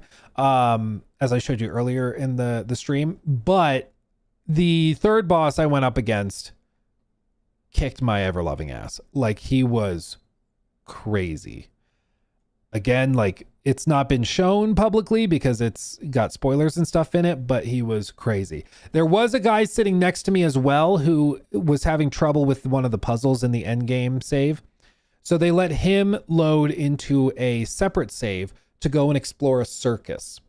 And I think it's the same circus that was shown in trailers, though I'm not sure. And he found and got to experience a boss tied to that, which looked freaking awesome. And he also was not able to beat that boss, but it looked awesome.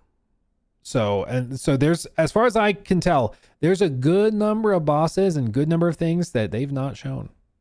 Some of us were hoping, I was worried that pretty much they've blown their load, that they showed all the bosses and there's like 5 or 6 and that's it. I think there's a lot more. I think there's a lot more we've not seen. It's my suspicion. It's my guess. But the fact that even in that endgame save, they were quickly like, which boss should I give him? Should I let him try the circus one? Okay. It's like there were that many choices that you had to check. Oh, it's very interesting. Anyway, let me continue catching up on these. Let's see. Is it worth purchasing? As always, I think you should still wait for reviews because we just don't know what the end game is like, but I was very, very impressed. Because of this game, I'm confident GTA 6 will run at 60 on the Pro. It says Westside Maverick with a 5. Thank you for that. I genuinely am not sure about, because apparently GTA is specifically CPU bound. But you would think that all the stuff they're doing with like NPC simulations, you'd think this game would also be CPU bound, but they're finding a way to do it. It's kind of insane. Sneaky Pickle, thank you for 4 months. Can you disable the mini map, and how did crafting feel? Crafting, the little bit I did some cooking and stuff, because if you don't know, basically the cooking is how you heal. So you cook little meals, you might buy some from vendors and stuff like that, just like in maybe a Witcher 3 in addition to your potions. That's how you get healing items. So I experimented with that. As for other crafting stuff, like I think I crafted some arrows and little things like that. It was very straightforward, nothing too crazy, but to be fair, I only spent like 10 minutes on it. So not much more to say about that. Other than that, UI customization. I believe there is UI customization. I would imagine you can turn off the mini map, but to be honest, I did not try it myself. I did not try it. Apostinator, thank you for the 5. Hey Luke, I'm stoked that you were able to review Crimson Desert. Love the video. Do I have permission to go full hype mode without becoming stupid? I will say, I think it's okay to be very excited. I think it's okay to be excited. Based on what I saw, I'm excited. I want to play more.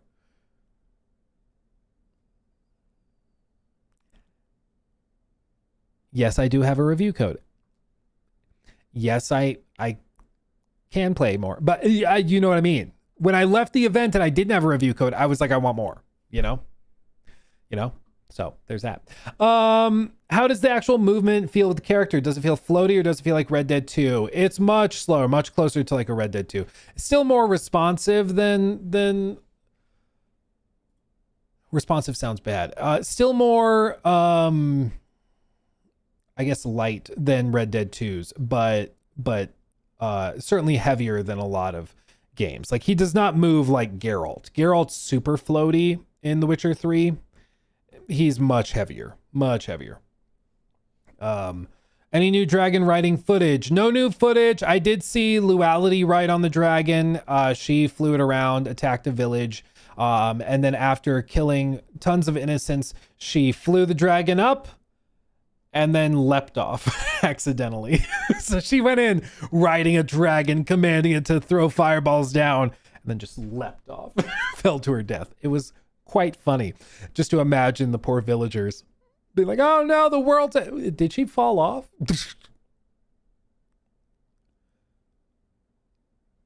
Oh. Okay. Huh. It was a vibe, honestly. There you can see me swapping to the great sword very, very quickly instead of using the short sword that it defaulted to. I could also just unequip the short sword, but I was in too deep. I was in the boss fight. Trying to figure it out. This is the slow time mechanic you can also use. It's called focus. I believe it's pressing both sticks down. You can do that to slow time down to respond to certain attacks or plan responses to certain attacks.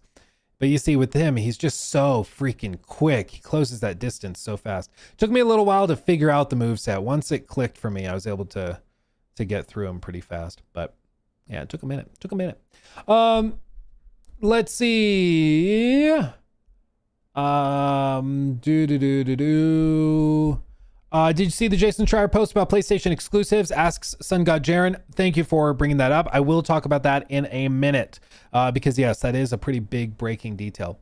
Rami, thank you for that one. One detail, can we remove the shield from Cliff's back? So like make it not visible on his back either by swapping to a different weapon type or unequip it from the inventory menu so it's not possible. Yeah, you can swap out all the equipped items and things like that. You can swap them out. Yes. My sister will be playing Crimson Desert on her Mac Studio. Can't wait. Dude, I'm genuinely curious about the performance. I'm so curious. I want to know. Let's see. H3S2. I'm sorry. Thank you for the super chat. Hey, Luke just came to the stream to ask how big is the map / how empty and full is it? Vast empty spaces are filled to the brim. It's freaking gigantic. You know, it's twice the size of the overworld of Skyrim, and it is larger than the map of Red Dead 2. So it's massive. As for how dense is it, it is pretty jam-packed from what I saw. It's I don't think that they're like cheating to get that stat. I don't think it's like, you know, half of it is completely empty. I get the feeling there's a lot of dynamics and stuff going on. We only got to see a little bitty sliver, but the fact that after just 6 hours, we were busy for those 6 hours and the map is still freaking gigantic and there's still a ton of other stuff to see, that gets me excited. You know, there's going to be a lot more. Can you change camera angles? Yes, you tap on the D-pad and it'll zoom the camera in or out. Or even outside of combat, go to first-person perspective if you want to explore in first-person perspective. For the late game save that you played, did you ungrateful to play as? Did you ungrateful to play as the other characters? I think you're asking if we could play as other characters. In the one I had, no. There were other people that got to play as like the female playable character that were allowed to load that save because they were having trouble with the puzzle. So instead of just having them bash their head against the wall, they were like, okay, load into this, try the playable character. I did not do that, but I did see other people play her and she had a totally unique combat system and movements and stuff. It was cool. But I did not see that. Let's see. Caleb, thank you for the 10. Very generous. You mentioned the main story doesn't look like it's going to be a big focus / draw of the game. What about faction side quests? Are they engaging like Elder Scrolls or more of the same and more like Elden? I think the faction stuff is interesting, to be honest. We didn't get a good look at it because I think a lot of it is tied to the end game with like, I think that's a lot of the sort of meta game beyond just doing the basic tasks. So we didn't get to see much of it. So I honestly am not sure. What I saw from the side quests and the main quests, all of them had stories associated with it. I didn't have to do anything. I guess I'll add one caveat to that. There was a couple of small tasks. I wouldn't even call them quests, where like the blacksmith asks you to go collect ore and they're teaching you how to gather that resource to craft. So it's more like a tutorial than it is an actual quest. Those were just fetch quests. Go grab ore and bring it to this guy. But other than that, everything that I did had a story associated with it, had motion captured cutscenes, had stuff like that, actual like high effort stuff. So yeah, I think there's a lot of effort that's been put into it, but I just don't know beyond that what it's going to be like, because a lot of that stuff that you're referencing is in the late game. 1021 RDS, thank you for the 10. Crimson Desert looks pretty good, but God, I hate the combat. Every single time you hit an enemy and it slows the game down and freezes. I can't watch more than 5 minutes of combat without getting a headache. Interesting. I believe they call them, do they call them stop frames? There's a name in animation for it, where basically they have the enemy freeze and kind of hold still for a frame or two while the animation is carrying out. So like he attacks, it kind of hits, makes contact, and then continues. And it's something they actually do even in games like The Last of Us, where hit stop, is that what they call it? Yeah, hit stop. Where like Joel will go in and they'll actually snap it too, where Joel will skip a few frames of his animation to click onto contact with the enemy, because they found in testing it made it feel more impactful, and as opposed to just smoothly going through like they motion captured it. So it is intentional. I'm sorry if it gives you motion sickness or something, or if you don't like it, that's too bad, because it's a pretty common thing. Let's see, Lords in Cross. Thank you for the super chat. When we first heard of them boys, I said, I'm listening. Today I heard AC PvP. Shake my head. Oh yeah, that they're going to do that. I think as long as they understand that a game like AC Invictus is not going to be for everybody, and they don't try to act as though it is, I think it'll work. My suggestion to them is that they launch Invictus like right next to the Black Flag remake. Because if you give something to cater to old fans and you do like the multiplayer game at the same time, everybody's happy. Everyone has something, you know? If you try to make them each on the same level, I don't think that works. So my recommendation to them has been to launch them like next to each other. But we'll see what they do. Yeah. Is there a grapple button in Crimson Desert? Also, Highguard Cope is crazy on Twitter. Really? I haven't looked it up. I will say there have been people, I've seen them being like, it's crazy that people are talking about this game failing, and like, it's like they want to just mourn a game like that. I don't know, man. It's kind of weird.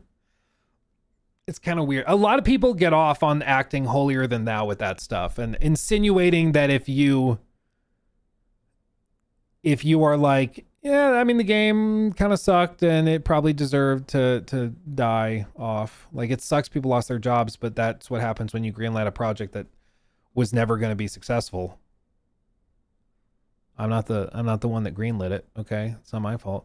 I feel like, I don't know. People like to do the holier than thou thing. Just being like, oh, well, I'm better than you. And I'm more of a fan of the industry for saying that, you know, I'm an ally of these types of games. It's like, shut up. What are we doing? Yeah, just like look at the scope of the vista. It's crazy. Even that, did you see that? When you were asking about movement, it's like, look at this. I pulled back on the left stick, and instead, or in this case, the camera angle's changed. So I'm pushing the left stick forward. So I'm basically telling Cliff to walk backwards. But instead of just snapping around and moving backwards immediately, like a lot of games do, watch what happens.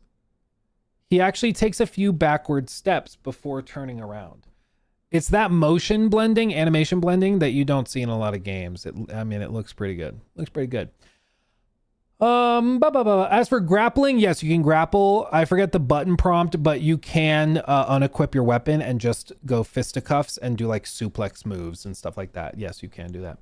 I can't wait for Crimson Desert. I'm mostly going to do the hand-to-hand combat, but also throw enemies or explore and just do parkour and free roam, says Armina Coleman. That is a very valid way of playing. Absolutely. Let's see. Everything's an Xbox makes me think of Everything's a Drum by Aunt Donna's Big Ol' House of Fun. Sorry I kept missing streams last week. I'm glad to have you here, my friend. Under Siege. Much love. Thank you for the 10. Yeah, everything's an Xbox. You're an Xbox. Everybody's an Xbox. Let's see. Okay, I read that one. Okay, we're caught up. Going up.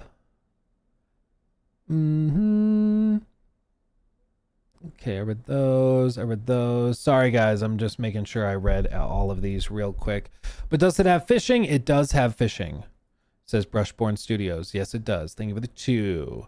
Mr. Fahrenheit, thank you for the 5. I didn't hear you talk about it in your video, so I gotta ask, did you have access to any wrestling moves in your first 4 hours, or the end game save? Yes. Like I said, I don't remember the button prompt. It's something triangle, but there is a way to unequip your weapons and to do like the suplex moves and to do that. So yes, there is a way to do that.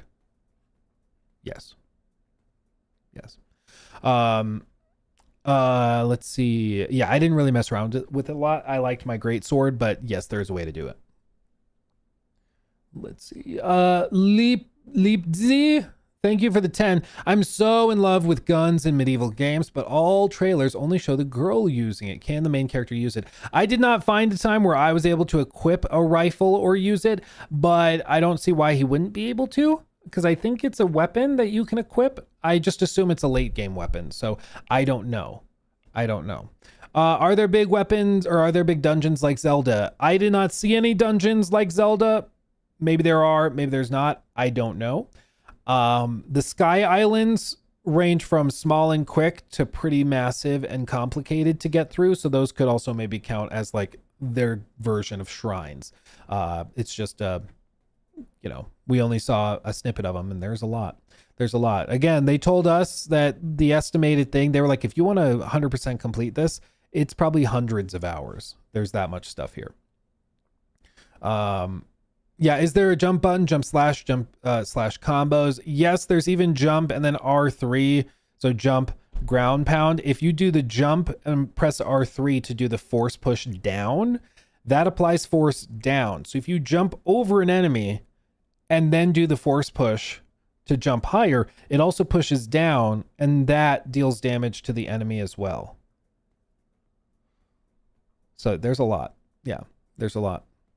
Did I notice pop-in? Yes, there is pop-in with NPCs and stuff occasionally. There's also like small rocks on the ground will pop in as you're riding. When you first boot it up, it's really noticeable. After like 10 minutes, your brain tunes it out really aggressively and you don't realize it anymore. You'll watch the footage back and be like, oh yeah, I guess that is popping in, but you don't really notice it. The weapons, there's a lot. Some of the end game stuff that we got to see, we had like a ghost spirit. I don't think it was a spear. It was like a halberd. That thing was awesome. There were weapons that had different move sets associated with them. It was very, very cool. There's a lot here. There's a lot. Yeah. Let's see. For the late game save, that you played? Oh yeah, that question about other characters. I did not, but other people did. Hey Luke, any word on New Game Plus? We're still working on stuff. We have stuff going on in the background. It's just there's a lot of ducks to get in a row for something like that. But yes, it's still rocking and rolling. We are working on stuff. Don't you worry.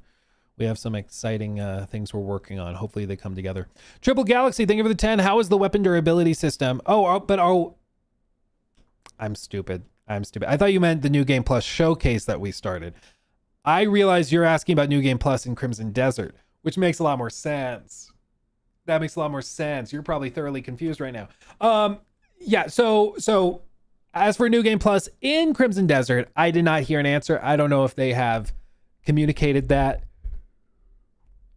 I don't know. I genuinely don't know. Not sure. Triple Galaxy, thank you for the 10. How's the weapon durability system? Do weapons break or get weaker? Will Powers answered this question for us when he came on stream. He said that I believe what he said was that the weapons are not based on a durability system like Breath of the Wild or Zelda or anything. Instead, there are certain items that are bespoke to like certain story beats or quests and things, and they have specific number of uses, but regular combat is not dictated in that way. I believe that's what he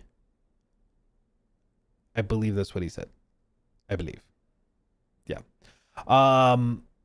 Let's see. And then Master Joe, thank you for the 2. They're a quick counter arc like Shadows of Mordor. Quick, not arc. I can't read. ATK, attack. Quick counter attack. I believe with certain weapons. So certain really fast weapons, you could probably parry and quickly respond. For the bigger ones, it's like parry, slows them, and then you start a combo or whatever. Is there a grapple like grabbing orcs in Shadow of War, or is there bosses like Erdtree's avatars at specific POIs? There are bounties that move around the map dynamically. So there will be moments where like you'll find a poster on a post, and it will be like, this guy has been spotted in the area. That bounty will actually physically move around the map. And so if you don't get him right then and there, he will move. He won't be there anymore. So you can't grab that bounty and just leave and come back later. So there are dynamic bosses and quests like that, but maybe tied to this POI, but then they move somewhere else after, you know, an in-game hour or something like that. As for the Shadow of Mordor grapple, I'm assuming you mean the thing where like you grab him and then you're able to like stab quickly. There is a move like that. I don't think it plays the same way as Shadow of Mordor, where like you hold him hostage as you move around. But there is a move where you grab, go behind, and stab, if that's what you mean. Yeah. Let's see. I know there's wrestling / grappling moves, but I got to know if we're able to do those on random civilians in town. That I genuinely don't know. I did not try that. I think I know somebody who probably did try that, so I'll have to ask him. I think Sarth tried that. I think. So I'll have to ask him. Sorry. Oh my goodness. Hey Lou, can you explain what type of games I should keep motion blur on or off for? I never know and I get different answers. I usually turn off for grain and chromatic aberration, keep motion blur on. In my experience, I only really keep motion blur on for games running at like 30 FPS, maybe even 40 FPS. If you're running higher than that, I just think it makes it muddy, and I don't think it's necessary. But yeah, I'll leave it on in like Red Dead 2 or in The Last of Us Part 2 before they did the next gen update. I would leave it on. For those older games that run at like 30, sure, I'll leave motion blur on because it does smooth it out. But as for modern games running at like 60, I turn that stuff off. I like it crisp. You know? Crimson Desert doesn't have early access, right? No. My understanding is it releases at the same time for everybody on the 19th of this month. Do they have weapons and loot available like Elden Ring? Have you seen a katana? I have not seen a katana, and they do have a lot of loot. Yeah, that's primarily how they get you to explore, is by having stuff for you to find. Okay. The launching off trees reminds me of a Bolly or Tollywood film called Buha Bali. LOL, look it up. I think I know exactly what you're talking about because I think I've seen that clip that you're referencing, actually. I'd be scared of pulling it up in case there's copyright, but I'm pretty sure I know exactly the clip you're talking about because I've seen it too, and it's funny. Yeah. Might have missed you responding earlier, but are there armor set bonuses? I don't know. That's a good question. I don't know. Is the audio good? Yeah, the audio was very good. I didn't run into any problems. Motion capture and voice acting is also really solid from what I saw. Let's see, the icon image. Thank you for the 2. Also asked how many buildings can you enter? Frankly, a lot of them.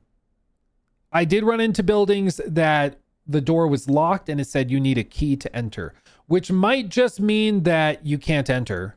There is no key. It might also mean that there is a way to get in there, and it's tied to a quest that I haven't seen. So I don't know. Can you be stealthy? I did not have any quest lines that were tied to stealth. So like you can crouch. There was a quest outside of a cave where you could go up and sort of sneak around. You could do that to avoid a combat encounter. So I do think there will be times where being stealthy is helpful and benefits you. But at least in the first 4 hours, I did not see anything that was like a quest asking me to be stealthy. I didn't see anything like that. So, maybe, but that's it. Okay. Okay. Let's see. I'm caught up there. Again, sorry to the Twitch fam for the stream not working over there. Real almost caught up on these. T-Bail, thank you for the 5. Are you able to lock on? How can you keep your direction on an enemy?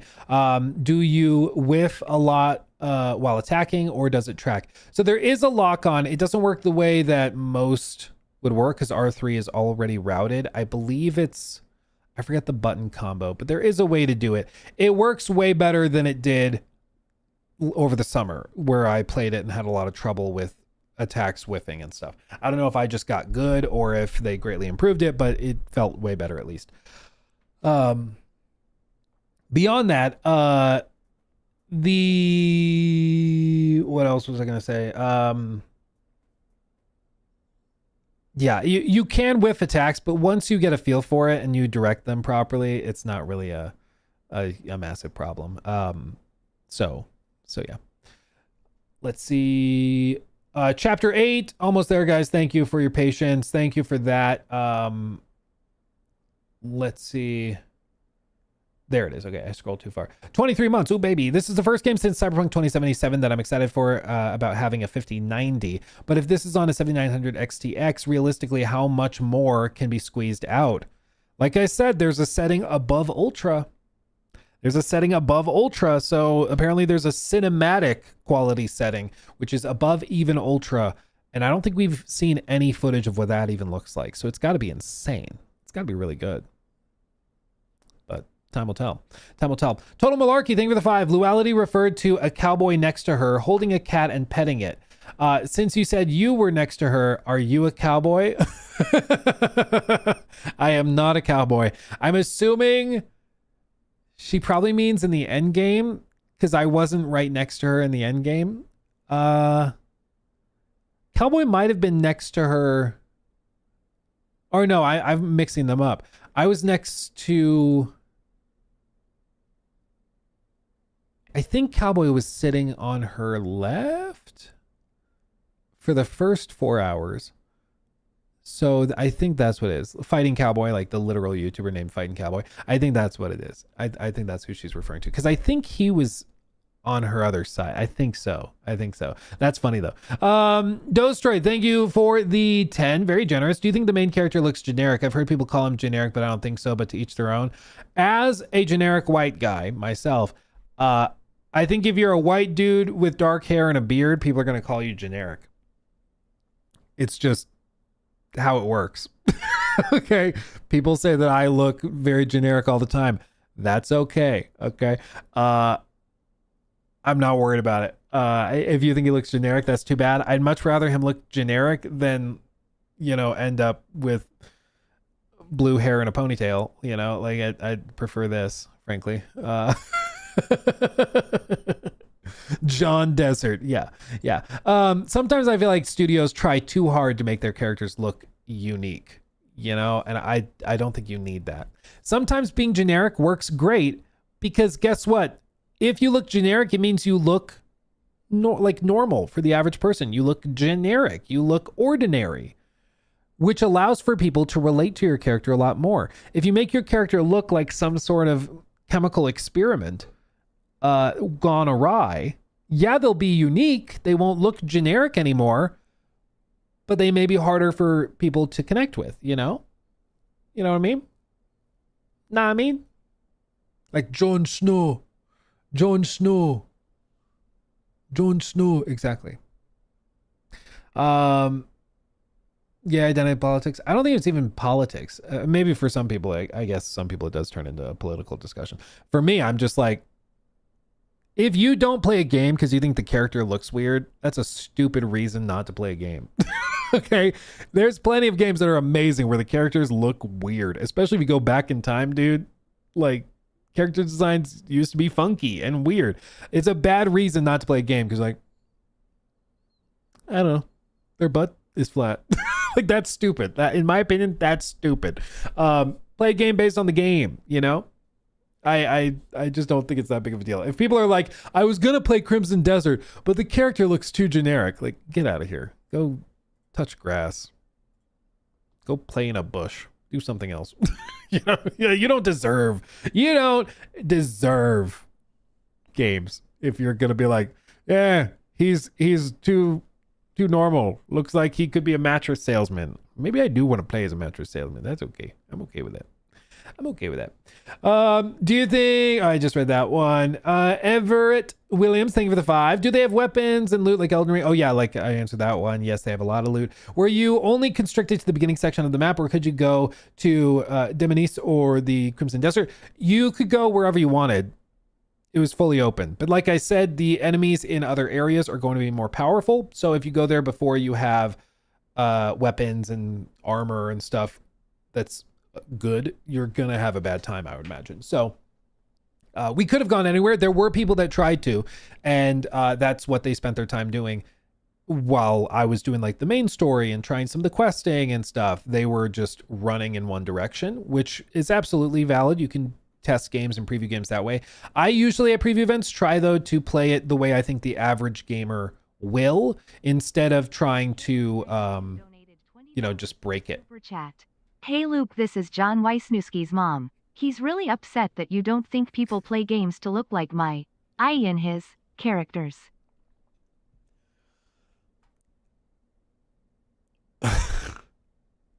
I'm sorry. I'm sorry, John Wisniewski's mom. I offer my most humble apology. I should have known better. I'm sorry.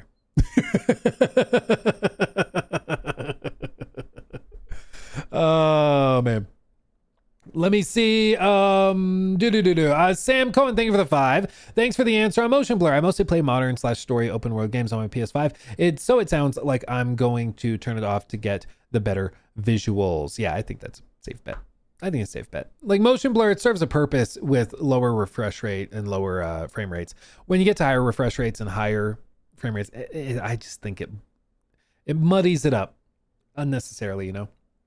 But if you try to play like a 30 FPS game with no motion blur, dude, it feels like you're watching a stop motion picture. You know, doesn't work. Even film, 24 FPS movies, they have natural motion blur because of, it's called the 180 degree rule. Basically, if you're shooting at 24 frames, your shutter speed is set to just double whatever your frame rate is. So if you shoot at 24 frames, your shutter speed is 1/50th of a second, which means that's how much light is exposed to the frame for each one. And that produces a natural motion blur. When you get to higher refresh rates, that kind of breaks down, because if you are playing at 120 FPS, that means your shutter speed is going to be 1/240th of a second. And so it's already like, there's not going to be any blur. So just turn it off. What's the point? What's the point? Save options. There's like a list of saves that you can select from or save to, and then there's auto saves and stuff. So it's not locked like, one save permanently. There's options. There's ones you can go to. Will my thumb hurt from button mashing? I don't think so. If it does, you're probably playing wrong. Probably playing wrong. Mr. Fahrenheit, thank you for the 5. Do you know if loot is like Odyssey, where you can find loot randomly in a chest, or is the loot like weapons in certain locations? I believe it's like the latter, but don't quote me on that for sure. I believe it's like the latter though, where it's probably dynamic for the NPCs and everything, but I believe there's specific things to be found in the world at certain locations. Where like a guide will be made, and it's like, this is how you find the best sword in Crimson Desert. And that's how you're going to do it. That's how you're going to do it. Yeah. Let's see. Okay, read that one. Hey, Venby, thank you for the membership. Cameron, thank you for the 2. Also, the other 2 where you said, what was your favorite moment from the open world? I would say in the endgame save, there was a moment transitioning to the Sky Island that was quite cool. Basically, it was like puzzle, something happens, you get to the Sky Island, puzzle, boss. And after the first puzzle, that transition to the Sky Island was quite cool. It was quite cool. That was probably my standout. And of course, I can't show it to you. Of course, that's one I don't have a recording of. How much can you carry? Not endlessly. The inventory system does require you to manage it a little bit. Certain items stack, So you can carry like 50 bugs all together in one jar. You don't have to have like 50 inventory slots for each individual bug, but you will have to just be aware of it. You can't just button mash, click and pick up everything. Yeah. Sam Cohen, thank you also for the membership and for that $2 from Tyler. Does dynamic weather affect health like Tears of the Kingdom? I mentioned earlier, I wanted to see if you could try it with like, does lightning strikes, does it hit your sword if you have it equipped? I couldn't get in a thunderstorm with lightning to test it, so I don't know. As for will it affect temperature? Yes, it will, which is a stat that they track. So for example, can I just go? Let's go here. Yeah. So you can see here in this snippet, it's actually tracking the day, the time of day, the weather, and the temperatures of the areas you're in, the lows and the high. So I imagine, I don't know this for sure, but it's going to track that and affect different things if you're in the snowy regions versus the desert. I don't know if that means you have to have different equipment applied in certain areas, if you have to have different armor or different clothing equipped in the highlands versus in the desert. I don't know, but they're tracking it for a reason. I don't know why else they would track it and simulate it if they weren't going to use it, you know? So given all the other inspirations from Breath of the Wild, I would imagine that that's something that they are going to do something with, but I'm not sure. Thoughts on Crimson Desert's Collector's Edition? Is it worth the price? As far as I know, it's sold out everywhere. So even if it was worth the price, nobody can buy it. The statue looked cool, but I think it's sold out everywhere. Even some people, we had somebody in chat yesterday who bought it on Amazon and their order was canceled and they're not going to get it. So I did let Will know that a lot of people have told me that. He was like, dude, that's way above my pay grade. He's like, that's like head honchos in Korea ordering a certain number of them. He's like, that's way above my pay grade. So they're aware of it. Who knows? Maybe they'll do a second run or something. I don't know. But yeah, it's sold out freaking everywhere. Thank you again, Caleb, for the very generous 20. Walter, thank you for the 5. Have they ever mentioned modding on PC? They've not, and I don't think they've confirmed anything. Sam Cohen, again, thank you for that membership, by the way. Okay. So to wrap all of this up, real quick Spark notes. I was thoroughly impressed. There's a lot going on. The combat's really solid. I did run into bugs in the end game save. Hopefully those are fixed by the time the game launches. Overall, really impressive. You need to play it like Tears of the Kingdom. Even then, it's going to be like, it does not hold your hand. There's very little yellow paint. As a result, some people are going to be frustrated. Some people are going to get lost and get stuck. The puzzles, apparently people also were struggling with. That's something to just consider if you struggle with puzzles. I'm hearing through the grapevine that there were other people that tried the game that struggled with puzzles. So even though I thought that they could be more complicated and more challenging, some people are saying that they had a rougher time with those, so be aware of that. Performance-wise, it was rock solid, and I even after, like, yes, at this point, I do have a review code. Even after the preview, I was like, I want to play more right now. So I left being very, very excited for more. As for performance on console, which a lot of people are asking about, just to share this with everybody again, Cammy clipped this. This is from a Korean YouTube channel, and this is with the automated voiceover. You can see the clip and watch the full thing. It's a full video linked here. But somebody in Korea went to a preview event, the same type of preview event we went to, but they were given access to the console version, and they said that on base PS5, the console has a quality mode that is hitting between 40 and 45 FPS, seemingly unlocked somewhere in there. And then if you play not on quality mode, but on performance mode, you'll hit 60 frames. They've not shared that publicly beyond this, but that's what they're saying. That's what they're saying. Luke's telling us he's smarter than most streamers at game reviews. I'm saying I'm very good at a select few things. Okay.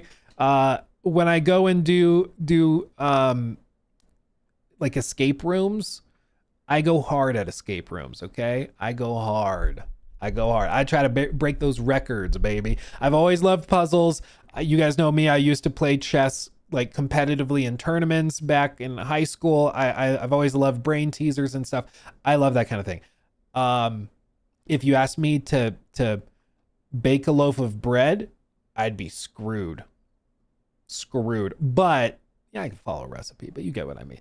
I'm good at select few things. Puzzles and games are typically one of them, but sometimes I also suck. In this particular case, in this game, I thought the puzzles were pretty straightforward and overly easy, but I found out today when previews went up that other people disagreed. So make of that what you will.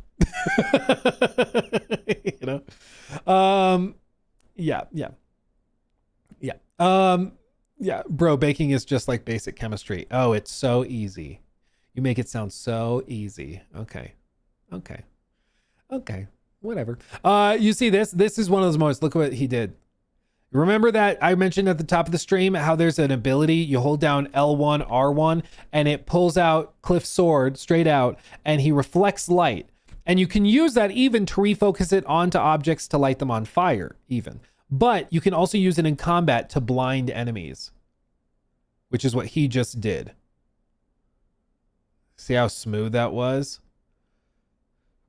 I think this is going to be one of those games where you see people who are really good at the combat system, and it's going to make most people look like they have no freaking clue what they're doing. Because some of these guys are crazy. This is probably the best combat gameplay footage I've seen. Like, their moveset is crazy. They're doing so good. Anyway, so I've been thoroughly impressed. I think, this is definitely one to keep an eye on. It's reasonable to be excited for it. As always, you should wait for reviews, especially because we have big questions around console performance. Still, people want to see it actually confirmed, how it runs. And I have questions about bugs and things in the late game, which remain to be answered. So, of course, sub for the reviews and stuff when those come. But there you go. There you go. Crimson Desert. I'm impressed, and I can't wait to see more. There you go. When's the release date? March 19th. You got 2 weeks, my friend. I know. It's a while. Where's Jor? Jor is 7 minutes out. 7 minutes out. Real quick, I should probably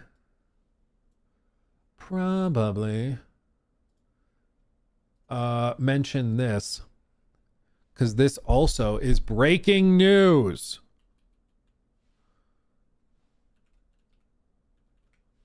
Breaking news. Let me pull it up. Please hold. Jason Schreier. There we go. Okay. New mini segment thing real quick. Okay, yeah, this is breaking news as of like an hour or two ago. Okay, so sort of more broken news, more broken news, but here we go. So it has just been confirmed. There's been rumors swirling about it for the last few days. Jason Schreier pointed out, he's like, I'm getting ready to make a story on that, but not ready yet. Well, the time has come. He posted a story on Bloomberg with some breaking news and a revelation that is spinning and swirling. PlayStation's pivoting. They're pivoting. Sony is officially, according to his reporting, pulling back from putting games on PC. He said they no longer plan to put out PC ports of PlayStation games such as Ghost of Yotei. They no longer plan to release its big PlayStation 5 games on PC, a major shift in strategy that sees the video game maker returning to console exclusivity after 6 years of flirting with multi-platform releases, according to people familiar with the company's plans. Online games such as Marathon and Marvel Tokon Battle will still be released across multiple platforms, but single-player titles such as last year's samurai hit Ghost of Yotei and the upcoming action game Saros will remain exclusive to PlayStation 5, said the people, who asked not to be identified. The people cautioned that things could change in the future due to the unpredictable nature of the video game industry, and that Sony's plans are constantly shifting. But in recent weeks, PlayStation scrapped plans to bring Ghost of Yotei and other internally developed games to PC. 2 games made by external developers but published by PlayStation, Death Stranding 2 and its upcoming Kena Scars of Cosmora, are still planned for release on PC this year. PlayStation declined to comment. There are likely a few reasons behind the shift. One is that several recent PlayStation games have not sold well on PC. A faction within PlayStation has also expressed concern that releasing their games on PC risks damaging the console's brand and will hurt sales of the PS5 and its successors, according to people familiar with their inner workings. And this seems to be what the data, whatever data they have, whatever they're tracking, it seems to be suggesting to them that people are not playing games on PC and then deciding to go buy a PlayStation 5 to experience the newest one sooner. So like they're not playing Ghost of Tsushima on PC and then going, Ghost of Yote's launching, I'm going to go buy a PS5 for that. Which was kind of the idea. It was the thesis was that if you can introduce PC players to these games to show them how good they are, they will then come over and join your ecosystem to experience the newer one. That didn't really happen though, because it seems like most PC players were like, cool, I'll play it, and then I'll just wait for Yote to come to PC. Which is what's happened so far. Even now, I know somebody firsthand who's like, yeah, I love Death Stranding. Love it. Played it on PC. It's great. I'm just going to wait for Death Stranding 2 to come to PC. I'm not buying a PS5 for it. I'll just wait. And I think a lot of people behave the same way. Like, why would they go spend, you know, at this point, $500 to $800 for, you know, the console and or the game and controllers and all that? Why would they do all that if they can just wait?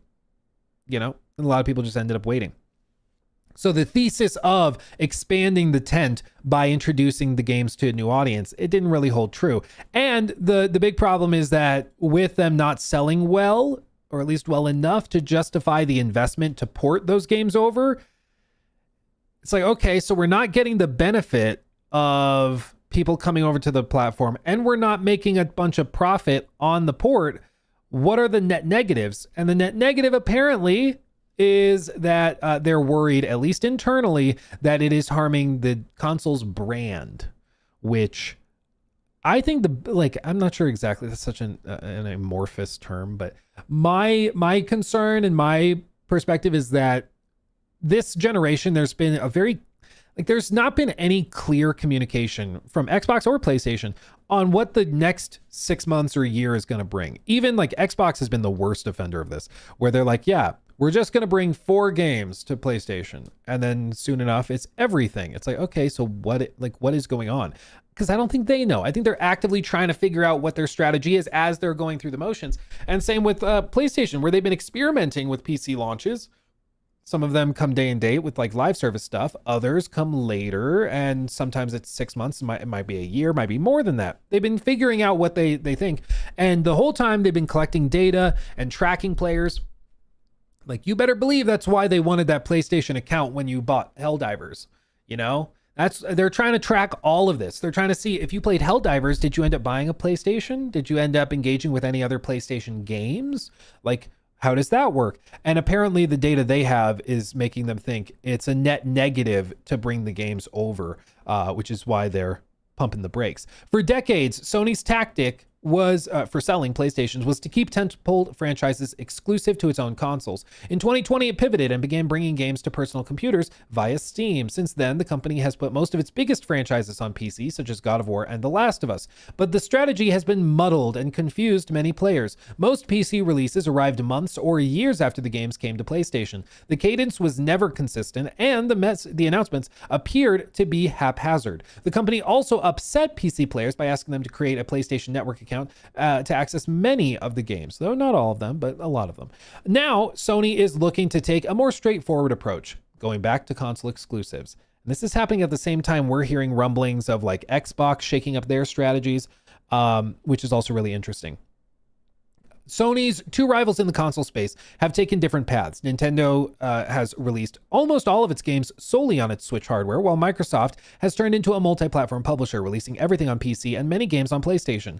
Another factor behind Sony's pivot might be the next Xbox from Microsoft, which is rumored to use Windows and be capable of playing PC games. Some executives at PlayStation may not be thrilled at the prospect of one of the company's flagship games like God of War running on the next Xbox console, which I've heard so many people bring this up. And it was funny on stream. I remember reading this and being like, that is so petty. If they're really going to like cancel these plans because they don't like the idea of you being able to launch a game like God of War through Steam on an Xbox PC, that is so petty. And then somebody in chat was like, yeah, but it's Sony. They're pretty petty. And I was like, okay, yeah, actually that does kind of make sense. that does kind of make sense. Yeah, I think it, like, I would hope that maybe they could be more big picture than that, but maybe they do honestly care about that. Maybe they have data that suggests if people are able to play all of these games on an Xbox that's set up by their TV, the odds of them going out and buying a PlayStation drop a bit. You know, maybe that's what worries them. I don't know, but that does seem to be at least one potential factor in this whole thing. Now, it does, to be clear, it does look like they are still going to be bringing live service games to PC. So, you know, you're not getting out a fair game $. You're going to get it. Okay. You're going to get fair games, and you're, I was going to say going to like it, but you're going to play.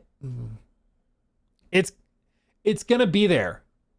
Okay. And there's nothing you can do about it. There's nothing you can do about it. But the single player stuff, it seems like they're choosing to maybe pivot back to full on exclusivity. What I hope we just get out of all of the big companies for the next couple of years, I just want them to freaking be clear about what they're doing and freaking stick to it, dude. Like, it drives me up the wall that they will say one thing and then 6 months later it's a total 180 and we're doing something completely opposite. Like, people can't make informed purchasing decisions when it comes to hardware or anything else if things are constantly changing and shifting and moving. So if this is the new strategy, I hope they stick to it and move forward from there. I do think it's interesting it's coming at this time because we have a lot of big PlayStation games coming, like Wolverine. That's an expensive game, and apparently that also will not be coming to cross-platform. That will be PlayStation exclusive.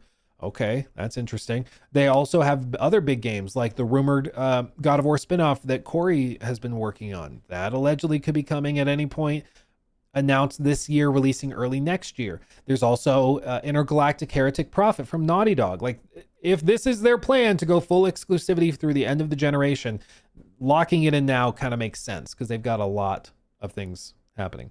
Luke Mad, dude, I have I have 4 PS5s in this house. I'm extra. I do not care. I will play it wherever. I think it's better for the broader gaming public if they can play the games where they want to play them. If you play it on PC, the version of the game you're going to get, in theory, is going to be better than the version you're going to get on console. You're going to play it at higher res, higher fidelity, higher frame rates. It's going to be better. You can even play it on the go with like a Legion Go or a Steam Deck or whatever. So like, there's a lot of benefits to playing on PC. I prefer to play these games on PC, but I also understand if they're looking at it and they're like, it's a net negative, you know? Because for me, if I have to play everything. For me, as a very engaged fan of these types of games, if something launches like Ghost of Yotei, I can't wait a year to play it. So I'm going to play it on console where it launches. So waiting a year or two to launch it on PC, that just means I'm not going to double dip. I'm not going to buy it because I already played it. And I think that's what they've seen, is they were hoping a lot more people would double dip and would buy the game a second time on PC. And I just don't think that's really happened. So they've realized if they're going to do it, they probably need to launch day and date. But if you launch day and date, I think what they've discovered is that a lot more people will leave PlayStation moving to PC than will leave PC moving to PlayStation. And that's a big no-no, because most of PlayStation's money comes from the fact that they take 30% of everything that happens on their store. And I know anecdotally, I have friends that used to be big players on PlayStation that moved to PC. I don't know anybody who has ever sold their PC to go buy a PlayStation instead. I'm sure there's people out there that did that. but I've never heard of that. Nobody in my circle's ever done that.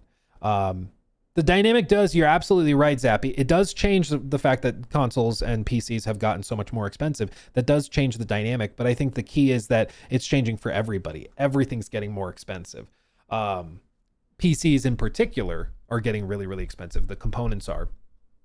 But yeah, it's just a fascinating time. But it looks like they're actually pivoting away officially, and they're gonna stick single player stuff staying on the console. It's gonna stick to the console. That seems to be the new strategy. So pumping the brakes on cross-platform stuff when it comes to single player, which is crazy. It's crazy, but I've had the sneaking suspicion, and then I'll get Jor on.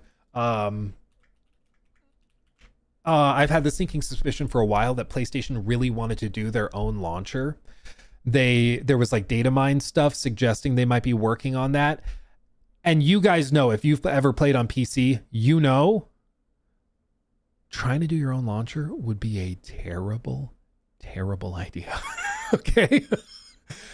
Everybody tried it. Bethesda, Ubisoft, EA, you name it. Everybody tried it. And it always goes bad because PC gamers love their Steam. They just love it. Okay. So if they tried to launch a PlayStation launcher where it was the only place you could get these games, I think the unit sold would be way lower. Through Super Chat. Thank you, Edgar. Luke getting that YouTube money with the 7 PS5s. Brah. Built different, baby. You're damn right. Am I rich or irresponsible? Trick question. Both. Anyway, let me real quick just read this off and then we'll get Jor in here. Luke, for me, playing each exclusive on its console, Sony and their games isn't, I don't know, with their game, all other games I will buy on Steam because each first party make especially for their console. So you play console exclusive, or you play games made by first party developers on their home console and then everything else you play on Steam.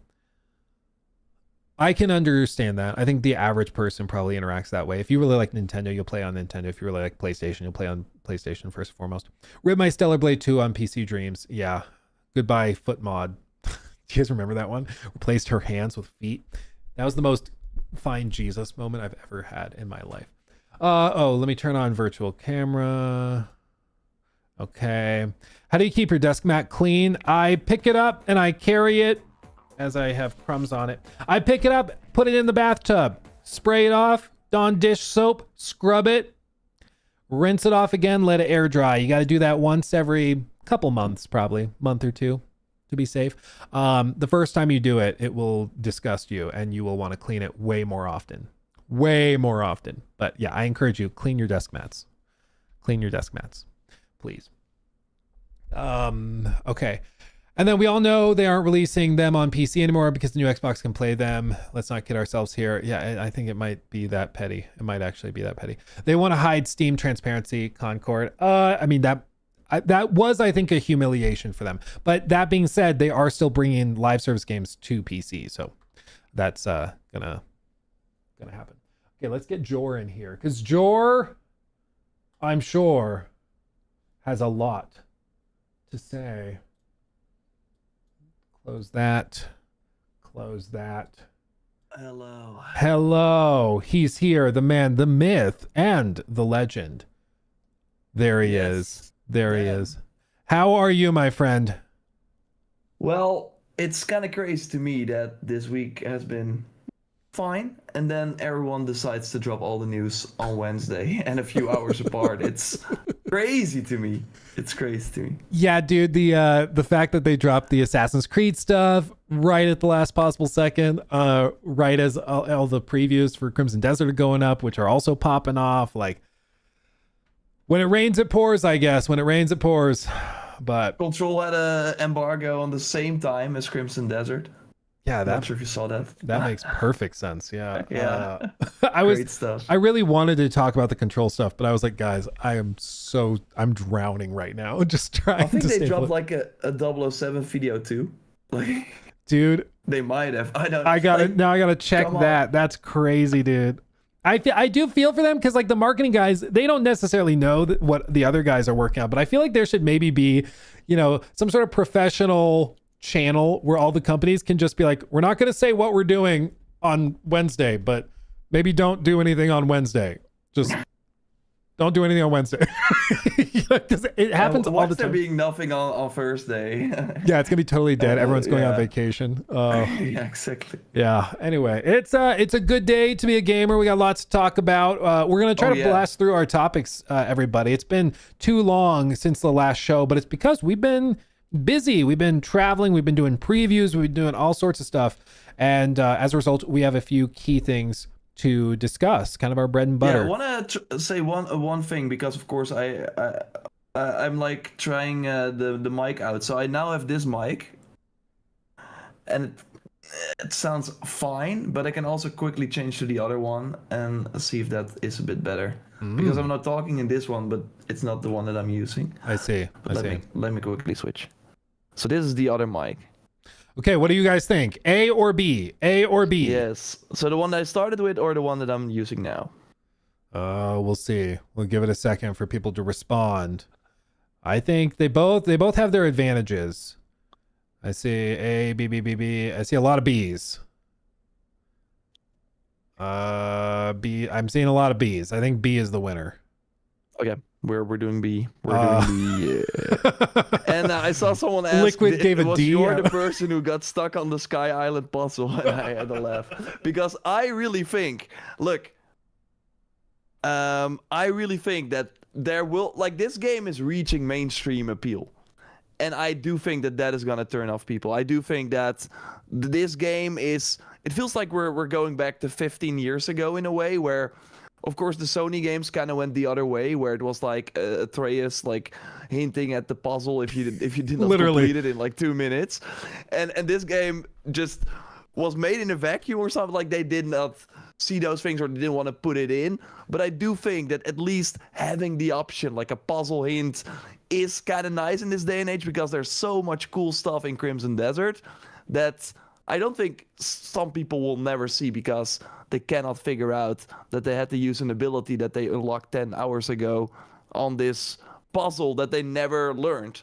I do think it's kind of nice that, okay, you get an ability, you see, okay, it interacts with this and this, and then, okay, if you then have to remember that for 10 hours, sure. Because this is an open world game, I think that is another part of it. You can follow the main story, have puzzles in the main story, and then, yeah, if you just follow the main story, you'll probably be fine. But a lot of people will not do that. There will be people that are in the open world, immediately go do different things, then go back to the main story, to this puzzle, and then they have to remember this one ability, and there are 100 abilities, and then they have to use it in a new way that they never used before.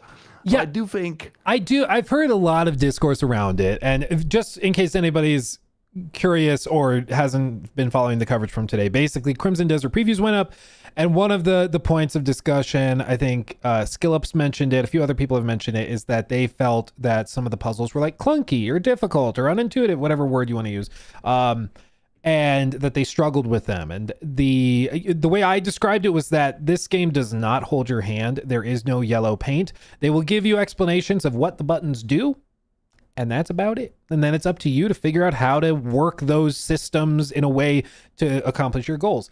I love that as somebody that loves Breath of the Wild and Tears of the Kingdom. I love that kind of thing. Some people, I'm sure, hate it and they want more hand-holding or guidance.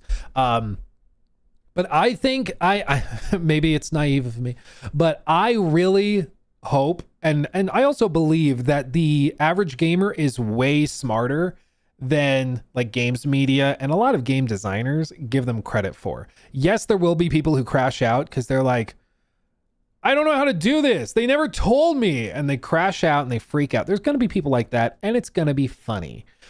But I do think that a lot of people, once they get in that mindset, just like they did with Elden Ring and games like Breath of the Wild, they'll rise to the challenge and it will elevate their gaming experience, like you said, to a place that it used to be at 15 years ago when games weren't so focused on holding your hand and dumbing it down.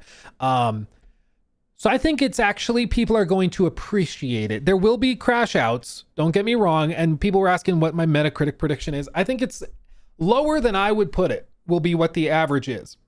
And I think that that's because the average game reviewer is used to kind of the heavy guidance and I think are going to hit against those walls. But I think a lot of the average player that's going to go and get into this, they're going to eat it up. And I think it reminds me of something I spoke with Will Powers about at the preview event that we went to, where he mentioned how the developers, you know, they come from the MMO world.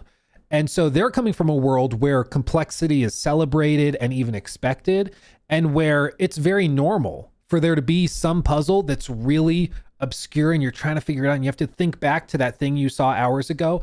And maybe you even look up a guide or you hear from a friend, dude, I figured out how to do that puzzle, you know, in the cave. Yeah, I figured it out. You have to do this. And it's like, oh my God, that's brilliant.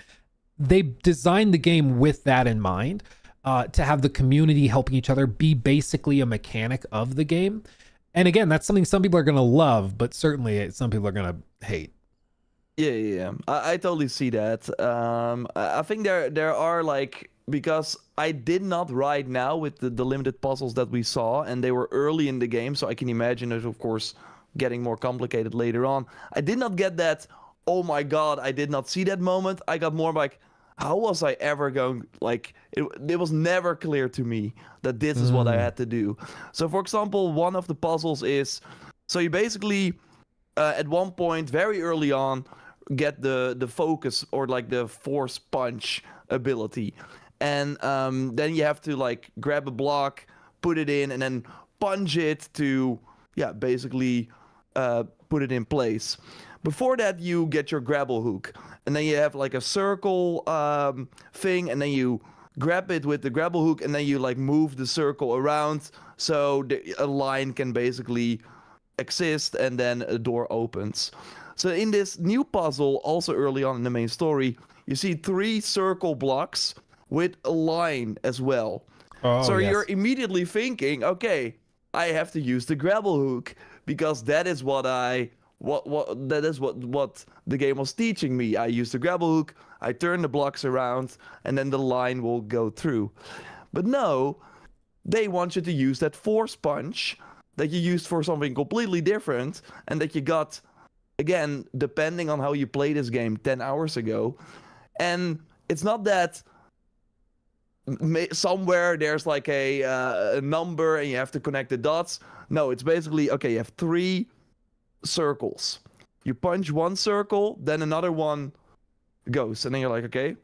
You punch the other circle, and then this one goes like that middle one. So again, 3 circles. Yeah, this one. Exactly. And then the other one goes up. So you're like, okay, what is happening? And then you have to understand that by pushing these different circles, another one, basically comes forward. And then you just have to kind of trial and error to see what the order is. One thing also is that this force punch costs spirit. And you're not in a puzzle area where your spirit is unlimited or something. So what happened with me is I was trying all my abilities, my spirit was empty. So I could not spam the buttons. I had to wait for, I think, 1 minute or maybe 30 seconds or something. But you know what you're supposed to do for that? If you go in, no. If you press both sticks, left and right stick down, and this was like this is another example of that, guys, where like it's something you learn and you might forget about. But if you press that and go into focus mode, it refills your spirit like 10x speed, like within 5 seconds, it fully fills up. Yeah. So if you're doing that, if you're doing that puzzle and you run out of spirit, you just go into focus mode real quick. He goes kumbaya, and then it fills up, and then you go and keep using those abilities. But like, that's an example of something where if you don't remember that, or you like quickly close the menu that explained that, you wouldn't know that. And so you would do what happened to you, where you're sitting there for a minute trying to like, okay, I want to use my ability, you know. That's another one of those examples of something that you might just not realize, you know. Yeah, exactly. And there was also one bug, I'm not sure if you had that, where if you were facing the block and using your ability, the character would move to the right. So it was like a perfect storm of things where I had this bug where I could not press the button I wanted to, had to wait for a long time because I didn't know about that focus system. And then, I had kind of no clue how to, like, first I was using the grapple hook to move these blocks around. And of course, like, in the end, it took me like 15 minutes to figure it out. It was also, we're in this preview session. You have like 4 hours to play this part, so you're like, okay, this is taking me a long time. I'm more just, I know there are people that will fall off because of this, and that is fine. But I do think a lot of the other systems are way more casual friendly. So it's more that the choices are interesting, that they wanted to go with these very complex puzzles in the main story, not like even, I'm sure there are optional puzzles as well that will be way more complicated, and I'm fine with that. I think that's awesome. But in the main story, having these as well as kind of like progression blockers, while a lot of the other systems, like you can bring to a boss fight 100,000 food items, so you can always heal. It's not like you have a limited amount of potions. There were items that can revive you on the spot. So you can make the game way easier in way more situations. But for those puzzles, they're like, no, screw you guys. And I don't know, like I was just not having a good time in that moment. And I know I totally get that it's like like I am maybe spoiled by all the Sony games in that way. And I think that those are totally taking it too far. But it was an interesting kind of change of pace. Because if you look at the game, I do think you're kind of like, oh, it's more a Witcher, it's an Assassin's Creed. But yeah, it is not really. It does have those Korean MMO flavors that we just don't really see that often. And I think it's just good to throw that out there. And totally, if that's your vibe, totally good. But I do think it's also important for people that are just seeing the cool combat and stuff, that sure, that is all in the game. There are a lot of cool parts in this game, but I do think you have to get through some frustrating parts for some people to get to that good stuff. Yeah, I think you know, you put it well, where it's certain games have kind of spoiled people. I think where there's a mindset where I think some people are just used to the combat style or the puzzle style of something like maybe here it is. Where maybe it's like AC puzzles, where it kind of, I mean, we've all played those AC puzzles where it's it almost solves itself. Like you walk in and it's like you see 10 boxes and 3 of them are set off to the side. So you just pick up the boxes, set them down in the grid, and you're good. And then the puzzle's over. And it's like not really a puzzle, it's busy work. You know, it's at least I wouldn't consider it a puzzle. But I'm coming from the realm where I crave more complicated puzzles that really force you to think. And so I see this and it's like a breath of fresh air. And there were moments where I was like, I kind of paused and had to think, okay, how is this working? Okay, let's think. Okay. And I used the example in my big video that went up on the main channel today, where in the end game save that we went to, there was like a large platform up pretty high. And, you know, after you do the puzzle stuff on the ground floor, and so I was like, okay, I need to get up there. And I looked over and there's like a wall you can climb up to get up to the upper level. And that I think is how most people would go and do it. But then I remembered that one clip I saw from back in the day of them using the grapple thing on a tree, pulling the tree down, and then slingshotting super far. And there was a big tree next to me. I was like, I'm going to try it. And so I grabbed onto the tree, left trigger, wind it with the right stick. It pulls it down. You press jump, it goes flying, and Cliff, sure enough, and landed perfectly on the platform. I was like, okay, so they put that tree there for me to do that. I could have done it the other bashing my head against the wall, literally way, or I could do it the kind of creative way, and they were rewarding me for that. And yeah, I see somebody brings up Hell is Us. Hell is Us is an example of a game that also like proudly does not hold your hand. And I love that kind of game. But I think you're right. Plenty of people would play it and go, I hate this. I need more structure, you know? Yeah.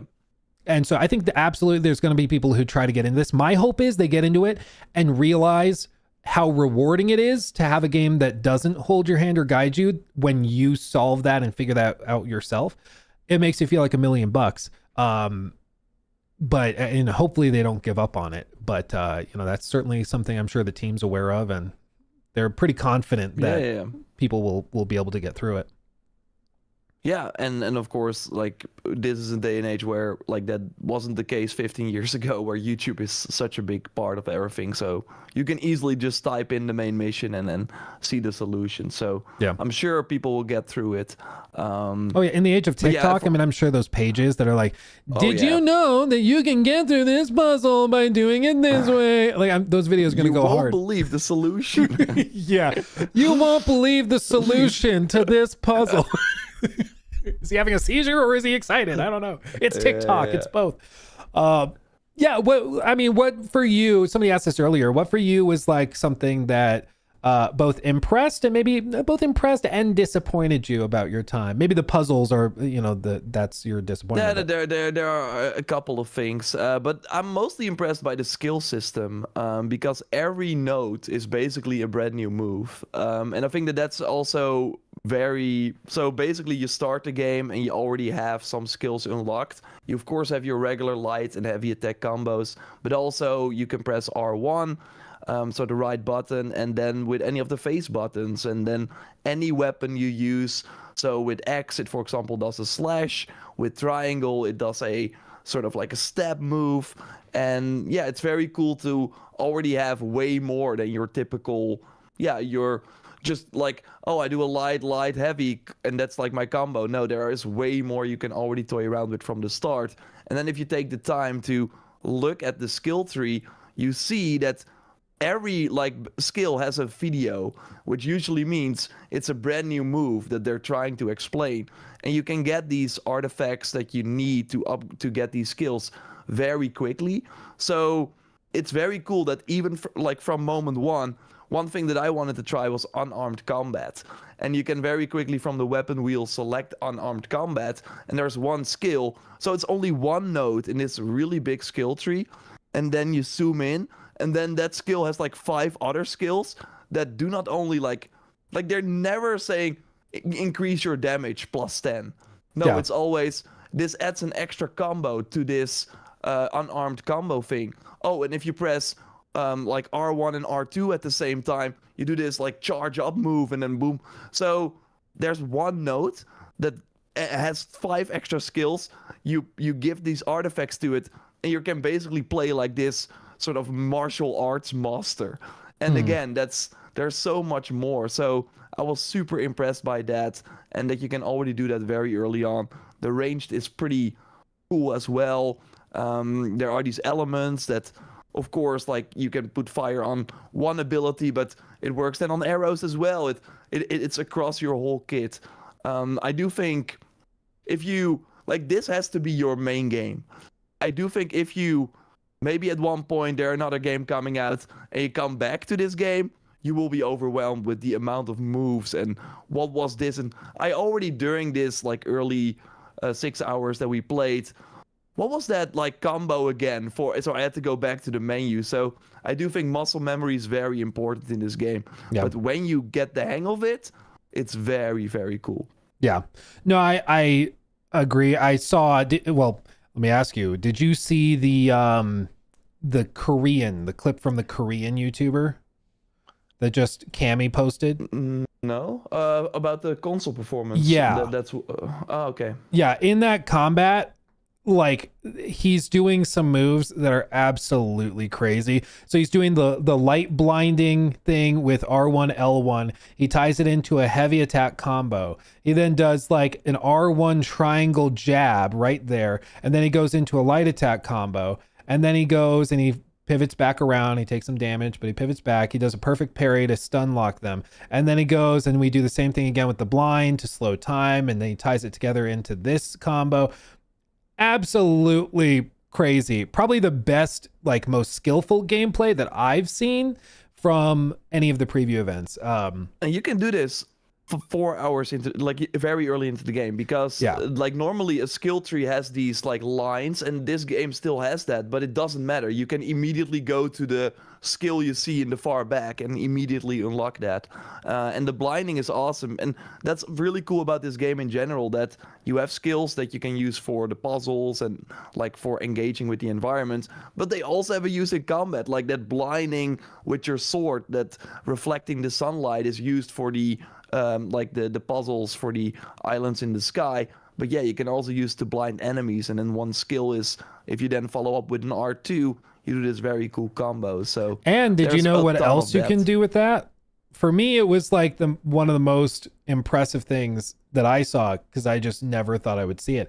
One player next to me got stuck at that piece of the tower where you got to burn the vines, and couldn't get past that because they ran out of arrows, I think, in the combat leading up to it or something.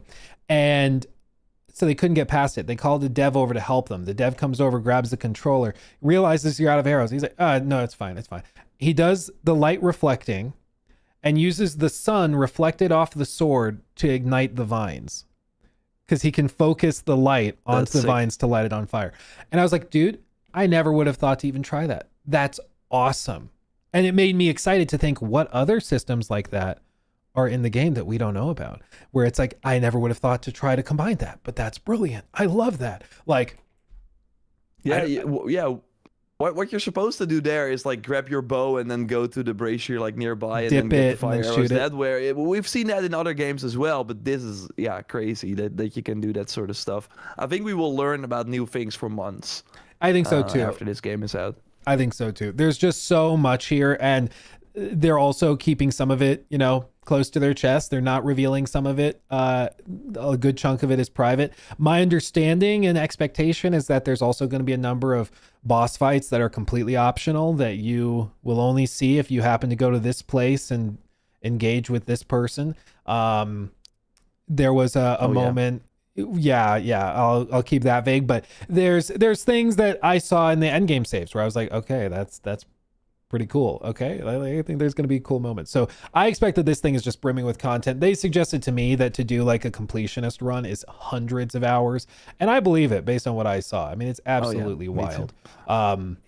Now, and like all the bosses have these unique items as well. Like I fought a drill boss, like there's like a quarry pretty early in the game, and if you just go there, you see a lot of enemies and you're like, okay, this is your regular enemy camp. But actually in the back, you have these like boss arena. Go there, and then out of the wall is like almost Big Daddy comes and fights you. And then when you take it out, you get its drill arm that you can then use to mine items. So like that is pretty cool. And I really think that by having these unique items with unique effects, it means that even if you fight this boss way later in the game, the item will still be of value. So I think that's very clever. Yeah, no, I agree. That's really, really clever. I like that. Thank you, Wealthy XP, preaching to the choir here. Thank you for the 10. They need to normalize open beta. It should have been a 6-hour open beta, not just closed preview. It's so annoying that studios act like big YouTubers are the only consumers with relevant feedback. I appreciate you think we're big YouTubers. It's very flattering. I appreciate that. And I also hate YouTubers. I mean, I think we all agree YouTubers suck. I think like, to be real for a second, I think the part of the problem with doing just a broad demo, because they were asked about demos months ago. The problem is, for one, there's all sorts of development costs associated with doing a demo worldwide and not like protecting the game in a way where you're not opening it up to either vulnerabilities or to data mining and to other things that can be problems. It's not that simple. It's not like, oh, just give them a game and build in a timer. There's been demos of games like that where people just go in the back end, edit an INI file, and all of a sudden the timer's turned off and they can just play indefinitely. So I think it's not that simple, which is the main reason. And then the reason I also think it will not do the game any favors if they would like. I think if the game is out and people buy it, they give away more fair shake, and like a demo for this game, like you have to think from the publisher's perspective. There are demos that totally ruined the game for many people. I think Forspoken was a good one. Yeah. Not like there are many demos that just hurt more than than they gain from it. But no, yeah, you have to trust the big YouTubers. You're gonna like it. The reviews will be out one day before you can still pre-order. So I think that is better than what some other companies do, that they even hold reviews. Like, we get the game early and wait, the game is already out, and then I can post a review on launch. That's weird. Yeah. That is usually a red flag. Or they But won't no, send reviews out and they say something yeah. like, we want everyone to experience it the same way. And then you play it and it's like, oh, there's a reason you didn't want people to play this early, because it's broken as shit. So it's, you know, there's always going to be the perspective that things should be done differently. I think they're handling it pretty well as you can. It's a game that just transparently and honestly, the way Will described it to me when he came on stream was, this is a game that probably, like, for the average person, doesn't show super well in the first 4 hours, because you're going to play it and you're doing like the tutorial stuff. You're going through the early stages of everything and just figuring stuff out. And that's, for some people, going to be a turnoff. They're not going to like that. They're going to wish that they were doing other things, that they were riding the dragon, that they were doing the mech stuff, and they're going to leave frustrated. And so they're like, why frustrate players when we can just give, like, select people with audiences a snippet of it. They share that experience with their audience, and then if they're convinced, they buy it at day one and go crazy and play it, you know. So I think it's, you know, stuck between a rock and a hard place. It's what you got to do. Let's see. Musico with $10 super chat. Thank you for that. Was there any console gameplay at the event? Also, at what resolution were you guys playing at? Keep up the good content. I'll answer from my event. I'm pretty sure it was the same for both of us, but at my event, there was no console footage. It was PC only. We were playing on 7900 XTXs, 32 gigs of RAM, blah, blah, blah. Basically, we were playing on ultra wide, which is why all the footage you're seeing is in ultra wide. That was rendered at 3440 by 1440p. And it was locked pretty damn solid at 80 FPS for me across the board, with everything set to ultra. It's my understanding that in Korea, they did have the same type of preview event, but they were given access to the console version, not allowed to capture on it, but they were allowed to try it and see what it was like. And that Korean YouTuber estimated that it was probably running around, on quality mode on the base PS5, around 40 to 45 FPS uncapped. And then on performance mode, it was running at 60 FPS full HD is what he was Did he told. really say that? I think he said, like, I already see Twitter accounts say that, oh, it's running 60 FPS on console, guys. We should not worry. I really would not go that far. I think he said overall performance modes on console are 60 FPS, right? It was more like a general thing, not that Crimson Desert was doing that. That is what my take was. Let me see. I'm not sure if you'll be able to hear this, but I'll just play. I can look at the stream. Okay. Here, I'll just let it play, guys. Take it in. For the first time. Real quick preface. It sounds weird because this is YouTube's new auto dubbing thing.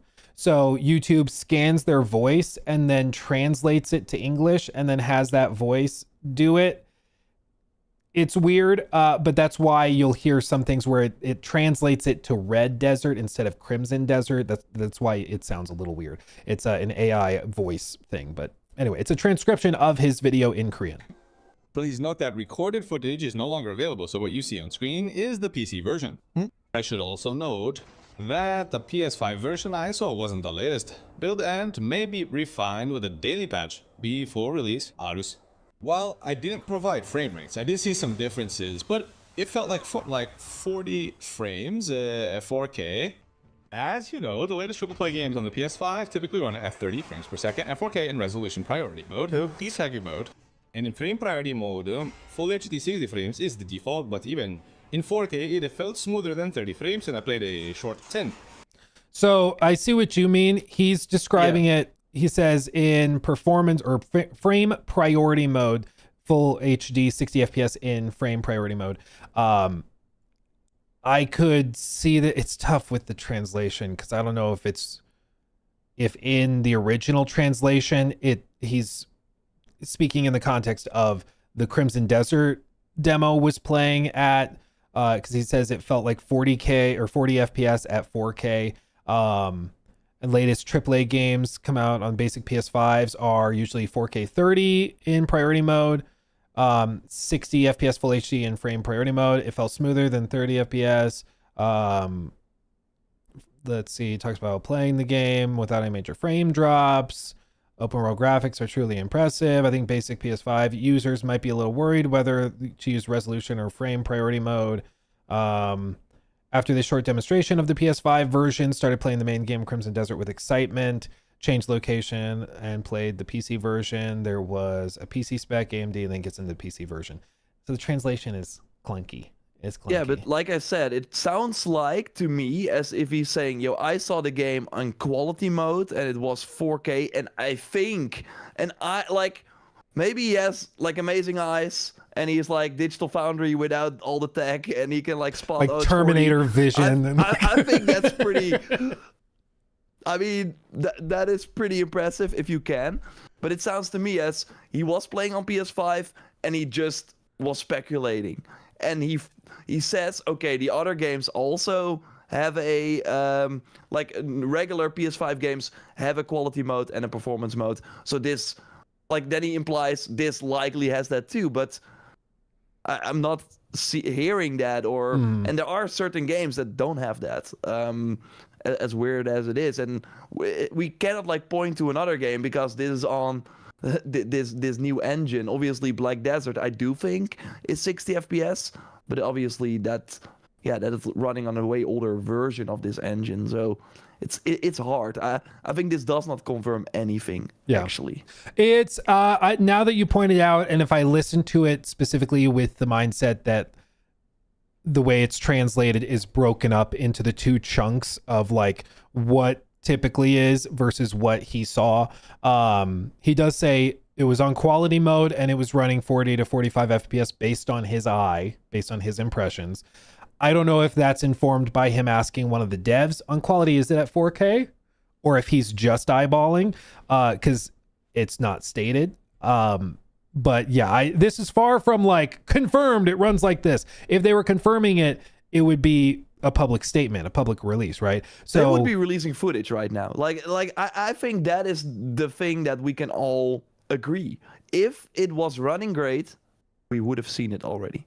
And maybe we would have not played on it, but they would not be this cagey about it, I think.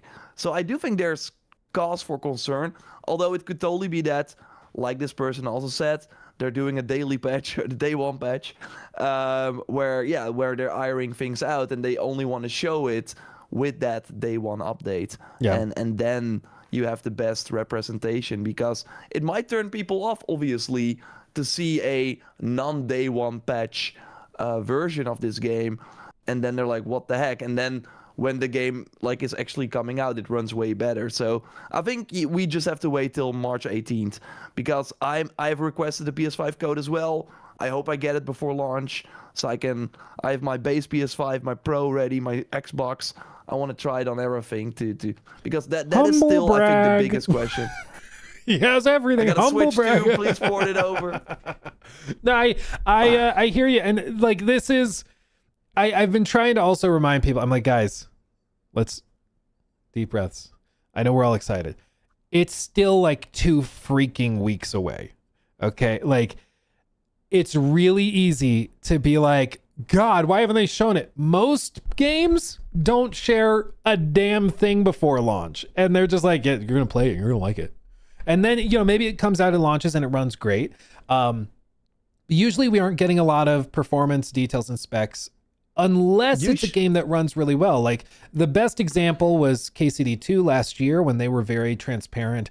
They were very upfront with exactly what frame rate, what resolution, everything was going to run at on each platform. It's like, that's the ideal. My understanding, it's been suggested to me very heavily that before launch, we will have a very clear understanding of what it runs like on all platforms, what the resolution and frame rates will be on every console. It's easy to feel like they haven't said anything. It's still 2 weeks. I imagine in the next week or two, but probably next week in the run up to it, is when they're going to do like a full console performance deep dive, or release one of those charts that shows all of it, just like KCD2 did, where they're like, on this platform it runs at this resolution and this frame rate, and at this thing it does this, and this.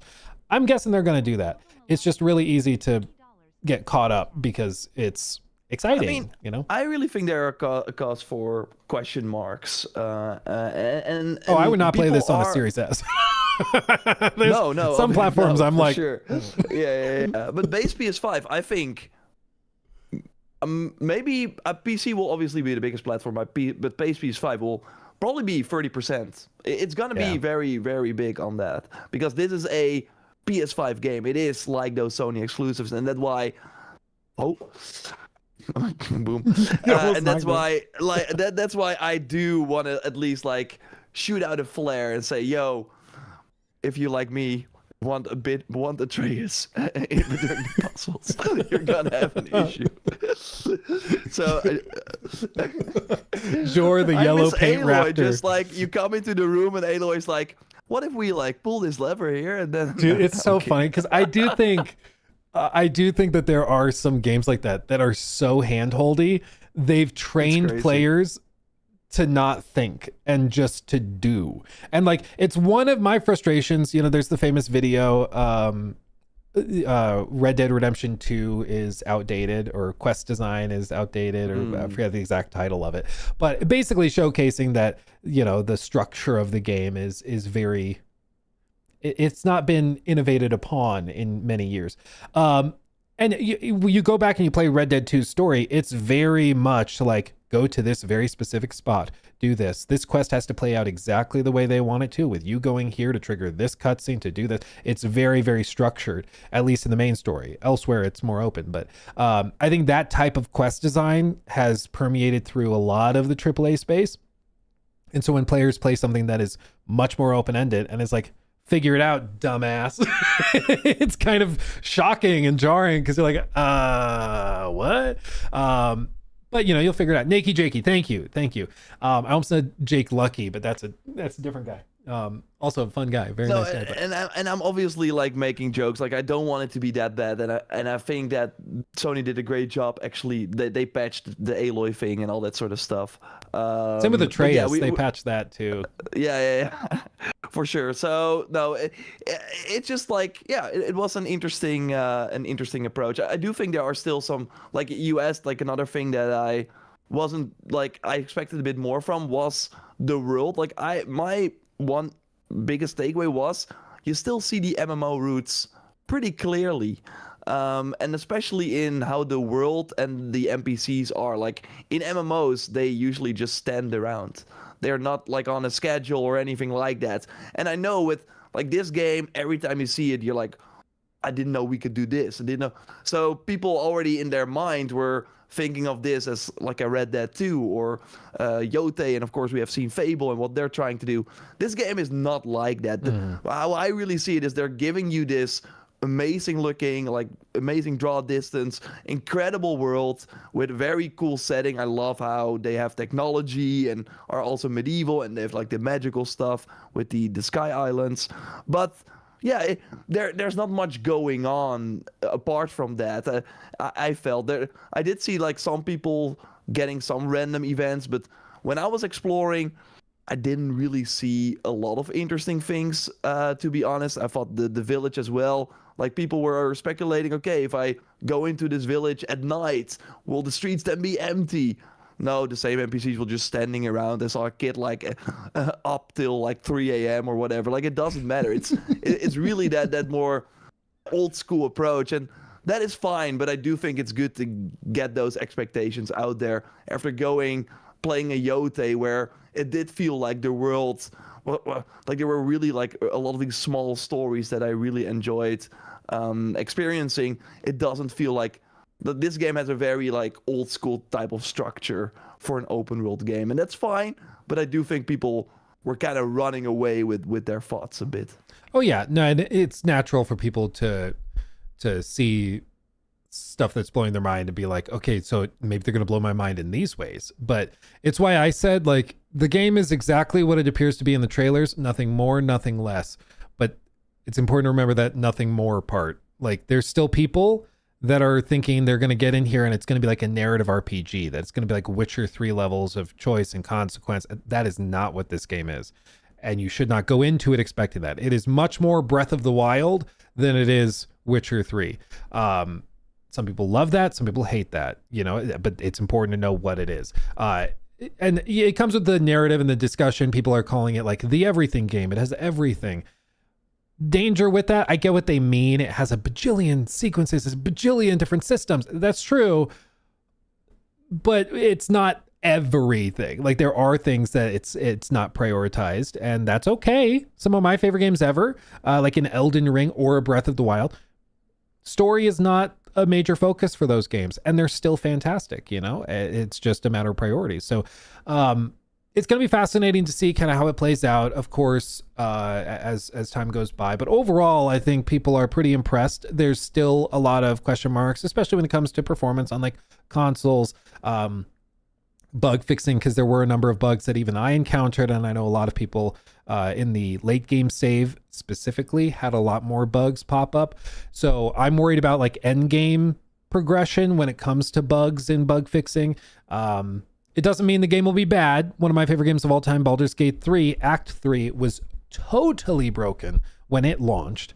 But because it took so long to get there, by the time the average gamer got there, they had patched it and fixed it. So I hope that they have it fixed on launch, but that's, you know, certainly something that worried me was how many bugs seem to appear when we loaded into the end game stuff. But yeah, that makes sense, because like flying around on a dragon, like a lot of things can go wrong, basically. And, shocker. A lot of gears that could pop out of socket. Yeah. I mean, that doesn't really happen when you fly Sunwing in Horizon Forbidden West. Let's segue to... Yeah, let's talk about that. So, fam, transitioning, shifting gears. I want to grab something real quick. You keep talking. Oh, is it a shirt? I bet it's going to be a Horizon Forbidden West shirt. So little background, just so we have a story, you know, prepped for this, just so you know. Horizon Forbidden West, they had a preview event, and I want to play a little, like, counter this a little bit, because I think that there's a way to do this where it could be maybe not fair. Oh, he's smirking. Did you see the really stupid stuff that was going around on Twitter where people were trying to clip SteamDB player numbers and say that Horizon Forbidden West or Horizon? Yeah. I was like, oh my god. It was so dumb. Hunter's Gathering basically, guys, had a play test that was closed, invite only. So they only invited 500 to 600 people to play test the game for a very specific period of time.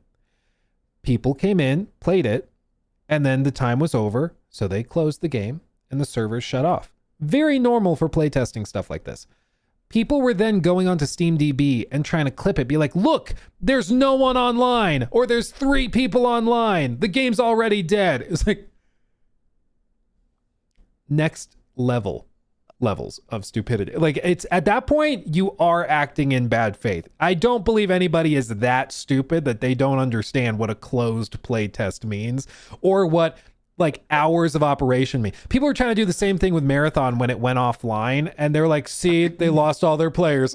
It's like, there's no way you're this stupid. There's no way. You are trolling. I think it's sometimes like impressive. Well, are this many people like still looking at the login screen, or like why are there still a dozen dude, it's like there's online? one guy on Concord that every like once in a while, every few months, there will be one player that boots up Concord and closes it down, and that's it. Like did they like revive this yet though? Okay. Yeah, he's like, maybe. I can't connect. Weird. Let's try Highguard. Just totally disconnected. Yeah, it's like, I keep trying to play it. It's just not working. That's weird. Did you, by the way, see that Highguard was played more on PlayStation than Xbox than PC? I thought that was very interesting. Yeah. That whole thing. I guess we can do kind of a broad, kind of overarching discussion on this real quick, like the live service crap. But yeah, Highguard shut down. The player counts for Horizon Hunter's Gathering are very low, especially with no one playing it. But we also even saw this post from Chad Grenier. I don't know how to pronounce it. I don't know how French he is, but he was the studio head and game director for Highguard, and he shared a bunch of interesting stats like George just alluded to, specifically that PS5 was the biggest player base by 2x above Steam, and then beneath that, or then Xbox and then Steam, which is really fascinating that by the time the game shut down, like Steam players had completely given up on it. And it makes me think that Steam players are much more sensitive to like load times being high, but I think they also just have way more options when it comes to free to play options for live service games than Xbox or PlayStation does. So when they saw the writing on the wall, a lot of them just jump shipped. I think this is right around the layoffs and everything, and they just like, I'm good. And they I'm might be good. more in tune as well with the game. Like the moment they laid off everyone, I thought like, why would you even like try and play? Like the writing was on the wall then. So yeah, why invest? And he mentioned in a reply to somebody, this was very blunt and it made it kind of funny. Why are you guys not writing out the year one roadmap to see if it bounces back? No Man's Sky recovered and is now an amazing game that is always populated, and that game had a much larger uphill battle than Highguard does, which I think is true. Highguard, in theory, is easier to fix than No Man's Sky was. And he says live service is meant to improve over time, which is the premise of live service, is that it continually gets better.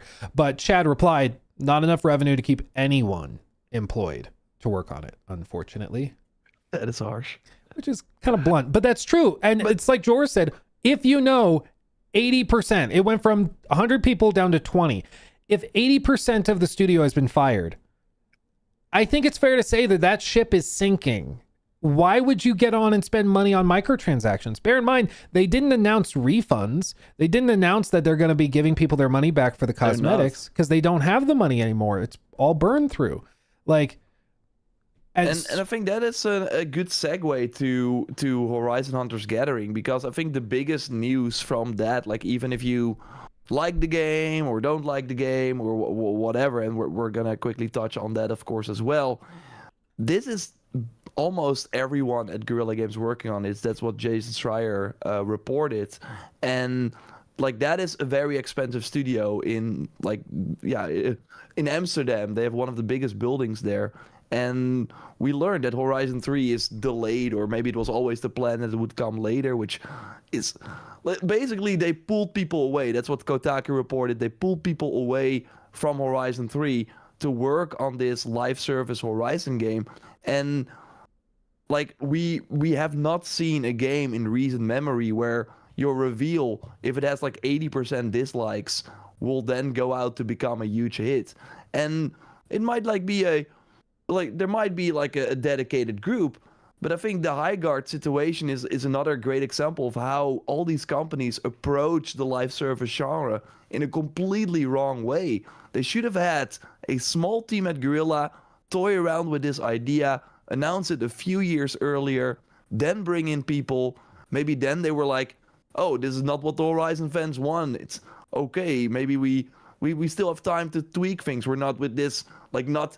a lot is riding on it already, even before they revealed it. And I don't think they have the leverage as well to come out, maybe have a few thousand people, and then see through the whole year one post-launch plan.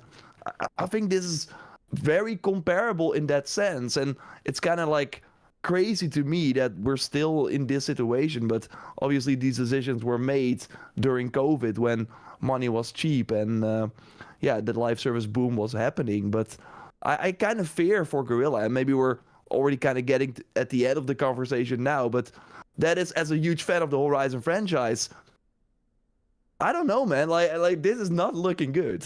Even, like the Steam numbers you cannot read, but like that means nothing right now. But we've not seen a game with no interest suddenly get like huge, and they need this to be way bigger than a few thousand concurrents. But that's what I'm seeing right now. If that.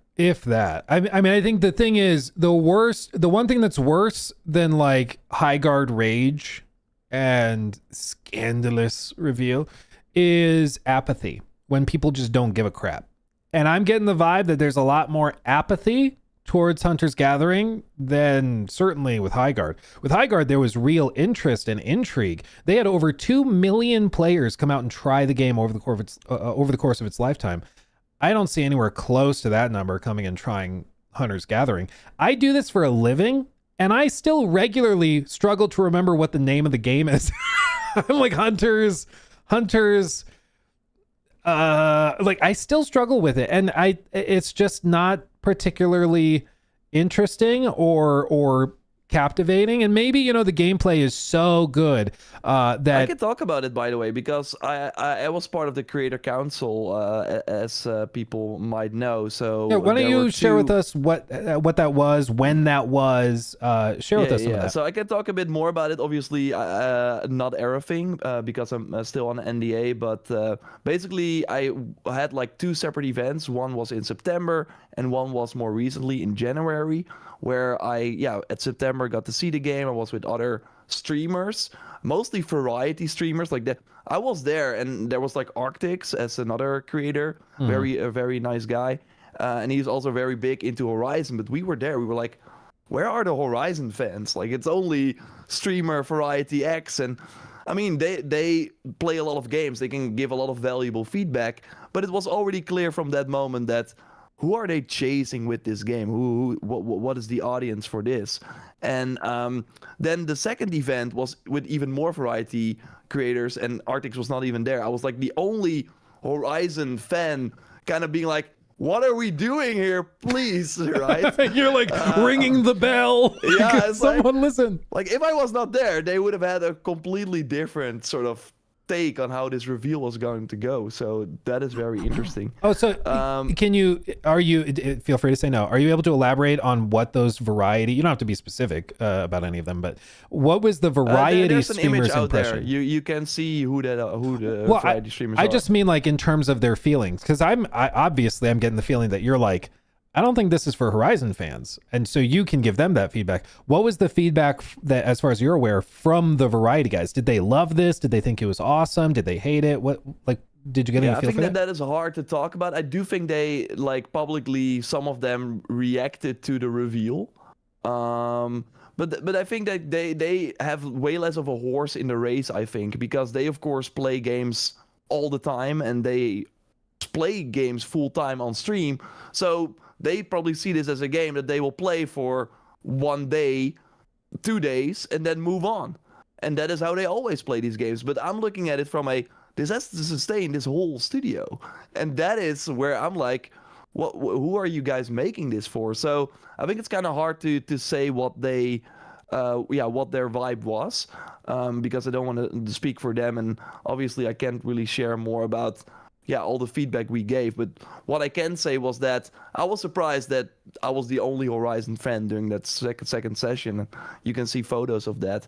And like, I got this is what I wanted to show. Like, I got a statue from one of the guys. Oh, wow.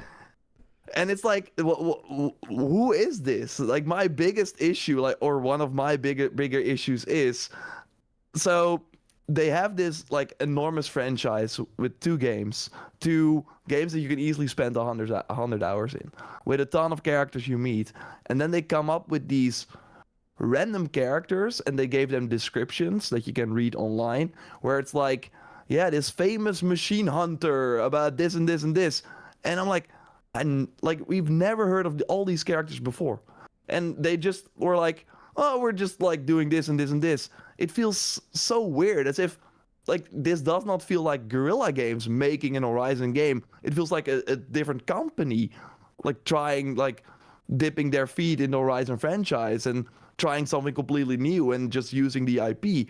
But no, these are the creators of the franchise. It's so weird to me, and oh man, I really don't know where to start. I'm just so disappointed, and I just fear for, like, during that Creator Council, I met the developers and people that moved to Amsterdam to work on this game, and I'm like, okay, good luck. It's one of those moments where it's like, what do they what do they see in it that is just so not clear to everybody else? It reminds me again, Concord has become a slur in the games industry nowadays. But when we bring up like the example of Concord, the reason is because the reporting is that Herman Holst thought it was going to be their Star Wars. He thought it was fantastic. He thought this was going to be like a generational live service game that was truly innovative with unique storytelling within the live service, when in reality everybody else concluded it was just like an Overwatch ripoff that wasn't particularly good, and was like really cringy in other places. And so like total disconnect from what they thought it was and what the average gamer felt it was. And with this, I feel like the reaction has been similar, where it's like Horizon fans are not going to be into this. What live service fandom are you going after? You know, Sean Layden, there's that clip that resurfaced from a Kiwi Talks interview. He put it really, really well, where he just brought up the fact that there's a transition cost, a transfer cost, where you're trying to win over players from another live service game because there's a finite number of them. It's not like there's this endless bucket of players you can pull from to just build a new audience for your live service game. You're pulling them from somewhere else. I don't think you're pulling Horizon fans for this, which is reflected by the fact that you were one of the only Horizon fans invited to the events. For the second one, it sounds like you were the only one. And so that betrays that they even know this isn't for Horizon fans. This is for somebody else, for the average casual gamer or whatever. But even they, are they really going to give up Fortnite, or are they going to give up Roblox or whatever else for this? I don't personally see that happening. So it's just thoroughly confusing. Like, who is this being made for? And I don't think they know. I think it's literally just hoping that they come. I just find it baffling. Like, I think you put it. Yeah, you're totally right. But I think the a strange thing is that I do think there's an appetite for an Horizon multiplayer game. If it was an actual Horizon game, like I do think a Monster Hunter Horizon game. That's what we thought it was. Yeah, I think that could do actually pretty well. And then we have not even talked about the NCSoft game that looks like an actual Horizon game. Like, it is. If you, before I knew about these games, put me in a room and you showed me the Horizon game from NCSoft and then the Horizon game like Hunter's Gathering, and you had to, like, okay, who do you think is making these games? I would say, no, Guerrilla Games obviously making Steel Frontiers, and NCSoft is probably for mobile doing Hunter's Gathering, but it's the other way around. Yeah. And they look at how cool this looks. This looks way better. This is what I in my head, and they're actually using of course they have more melee combat, which I think makes sense for, like, obviously the Horizon combat is a lot of range, but also slowing down time, and that would not really work in a multiplayer environment. So having the swords, and I think they are using the Forbidden West mechanics, but also elevating them, like the things you can do with the grapple hook, and those are not possible in Forbidden West, but I could see them in Horizon 3, and then I think this game would have made way more sense that, okay, we're not doing Horizon 3 yet, but we're already introducing new elements to this franchise that we can then later use in Horizon 3, and then people like that are dying for 3 but still want to play and live in the Horizon world, we'll give this a shot. They will get familiar with these new elements, and I do think you can convince Horizon players. I think Ghost of Tsushima Legends is still the best example. I think that was mostly played by single player people that probably even bought a PS Plus subscription to play that. And that worked because it was the familiar Jin gameplay spread across 4 classes. And then you would go out and do cool stuff. So I think Sony is capable of convincing their core single player audience to play a live service game. But if you do it right, and I just struggle to see, because they said in the video, we always wanted to make an Horizon Online game. I really struggle to see that when they were thinking of that they were thinking of Hunter's Gathering. I just don't see it. It really feels like there were too many stakeholders from up high being like, we need Fortnite. Yeah. Well, what do we have? Literally, let's go for the more casual audience who likes the cartoony graphics and stuff. It's just yet another example, I think, of Herman Hulst having no freaking idea what gamers actually want. Like, his batting average is literally it's pretty much 0. Like, Helldivers, which was the one big success they've had, was apparently, like, by most accounts, sort of an accident. They didn't expect it to do anywhere near as well as it did, barely marketed it, and it exploded. Everything he's been involved with does poorly. Dude, I told you about the Arrowhead guy I met at Game Awards, right? Where, like, he was like, Sony wanted, like, we're not part of Sony's live service push. Like, we are making our own decisions, and they're letting them because it's doing very well. But they should not be able to take credit for that, basically. Yeah. And that is crazy to me, that the only thing that they actually that is a thumbs up in terms of the live service push. But maybe Helldivers also made them realize, like, yeah, we do want that shit. It can work. Yeah. But I mean, the Blue Point story with an Atreus game in hell, and then like, okay, let's grab the part from Ragnarok that only half of the people liked, and make that into a live service game that we expect people to play for years. Yeah. What the heck, guy? Yeah, it's like literally delusional. And I think, you know, there's been stories of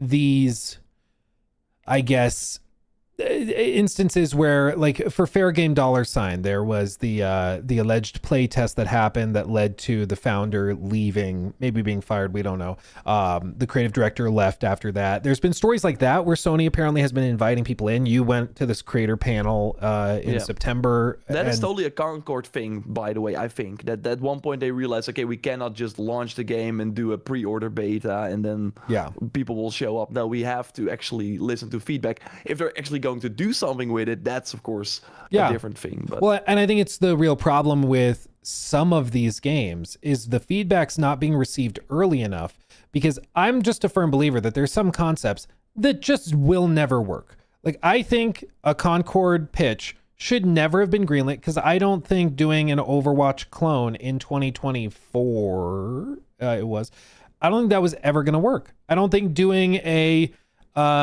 game like Suicide Squad Kill the Justice League was ever really going to work the way that they were doing it. I don't think that a game like Highguard should have ever been expected to do anywhere near the numbers they apparently expected it to do. But that feedback isn't really actionable past a certain point. Because what are they supposed to do? Like, you preview Hunter's Gathering in September after they've worked on it for years. People are like, okay, they show it to you. What do you think? And you're like, I think it's dead on arrival. I think this is a terrible idea and should have been canceled.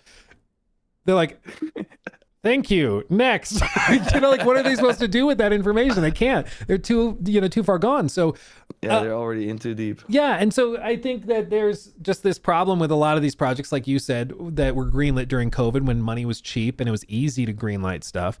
Everybody was basically gambling on these things. It was easy to greenlight it, but now they're in too deep and they just have to deal with the consequences and live with it. But I do think, and I've heard stories. I made a friend back when I was doing real estate who got out of selling real estate, being a broker, and he started doing brokeraging between games and publishers and stuff. So his job basically became to go find small studios, connect them with a publisher that gives them lots of money, and then he gets a sliver of it. Honestly, pretty good hustle. But he was saying all the money's dried up.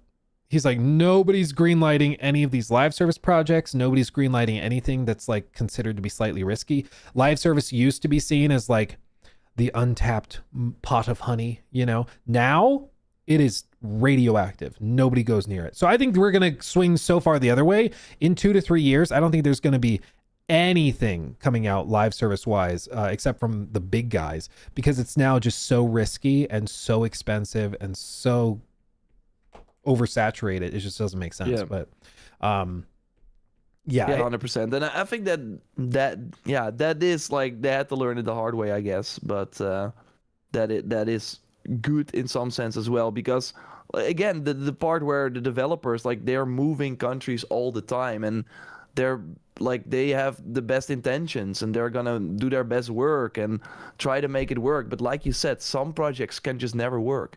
So I feel really bad for people changing their life over a decision they did not make, and then trying to market it or make this character feel a certain way or whatever, and then nobody's gonna show up for your work, sadly, which is crazy. Yeah. But, well, and just, I see some people saying, I hope that that's what happens. To be clear, like, the industry is cyclical. All of history is cyclical. But people forget, back in like the late 2000s, there was a wave of constant attempts at MMOs. Like, there were a bunch of them, and it was because of the success of World of Warcraft. Just like nowadays, games as a service is the big meta everybody's chasing. But you know what happened? There were a bajillion of them. A ton of them flopped and burned at that time, not billions, but hundreds of millions of dollars collectively. And so they kind of gave up on it and it chilled out for a while and the money went elsewhere. And then, you know, they got the idea to start trying these other games. But you notice in that like 2009 to 2013, 14 period, the focus was not on attempting MMOs or big live service games. It pivoted elsewhere. And I think that's where we're going to be until somebody comes up with the next big idea, the next Overwatch, which is kind of what came out, I think 2015-ish. The next Battle Royale, the next Extraction, or whatever it's going to be. Somebody will do something innovative, and that will kickstart the next wave of everybody's trying to copy that. But I think that the games as a service, the idea that you can just take Horizon and add a battle pass and that will magically make billions, that's clearly not true. That clearly doesn't work. And everybody's wising up to it. We could have told them that a few years back and they would have saved a lot of money. But, you know, unfortunately, a lot of the executives, they have to learn the lesson the hard way. Yeah, and they keep their job, obviously. They can just like move on to the next bet. Or get promoted like Herman. How does that make sense? He was demoted at one point as well, but he was, yeah. I mean, his job is gonna ride on tomorrow. Like that launch is gonna be so important, I think. No. I mean, honest question. Do you think Herman, I think we've done this question before, but do you think Herman, they're one and the same. Do you think he survives, I'll say through this year, and then I'll ask you, if he does survive this year, do you think he makes it to the end of the generation? I mean, like there are certainly things that he might take credit for that are doing well. Like Ghost of Yote was a big success. Astrobot won Game of the Year, etc., etc. Right? Like there are still things going well, but it feels like those are sequels from games that were like Sean Layden was like the boss when those things came to be. I hope not.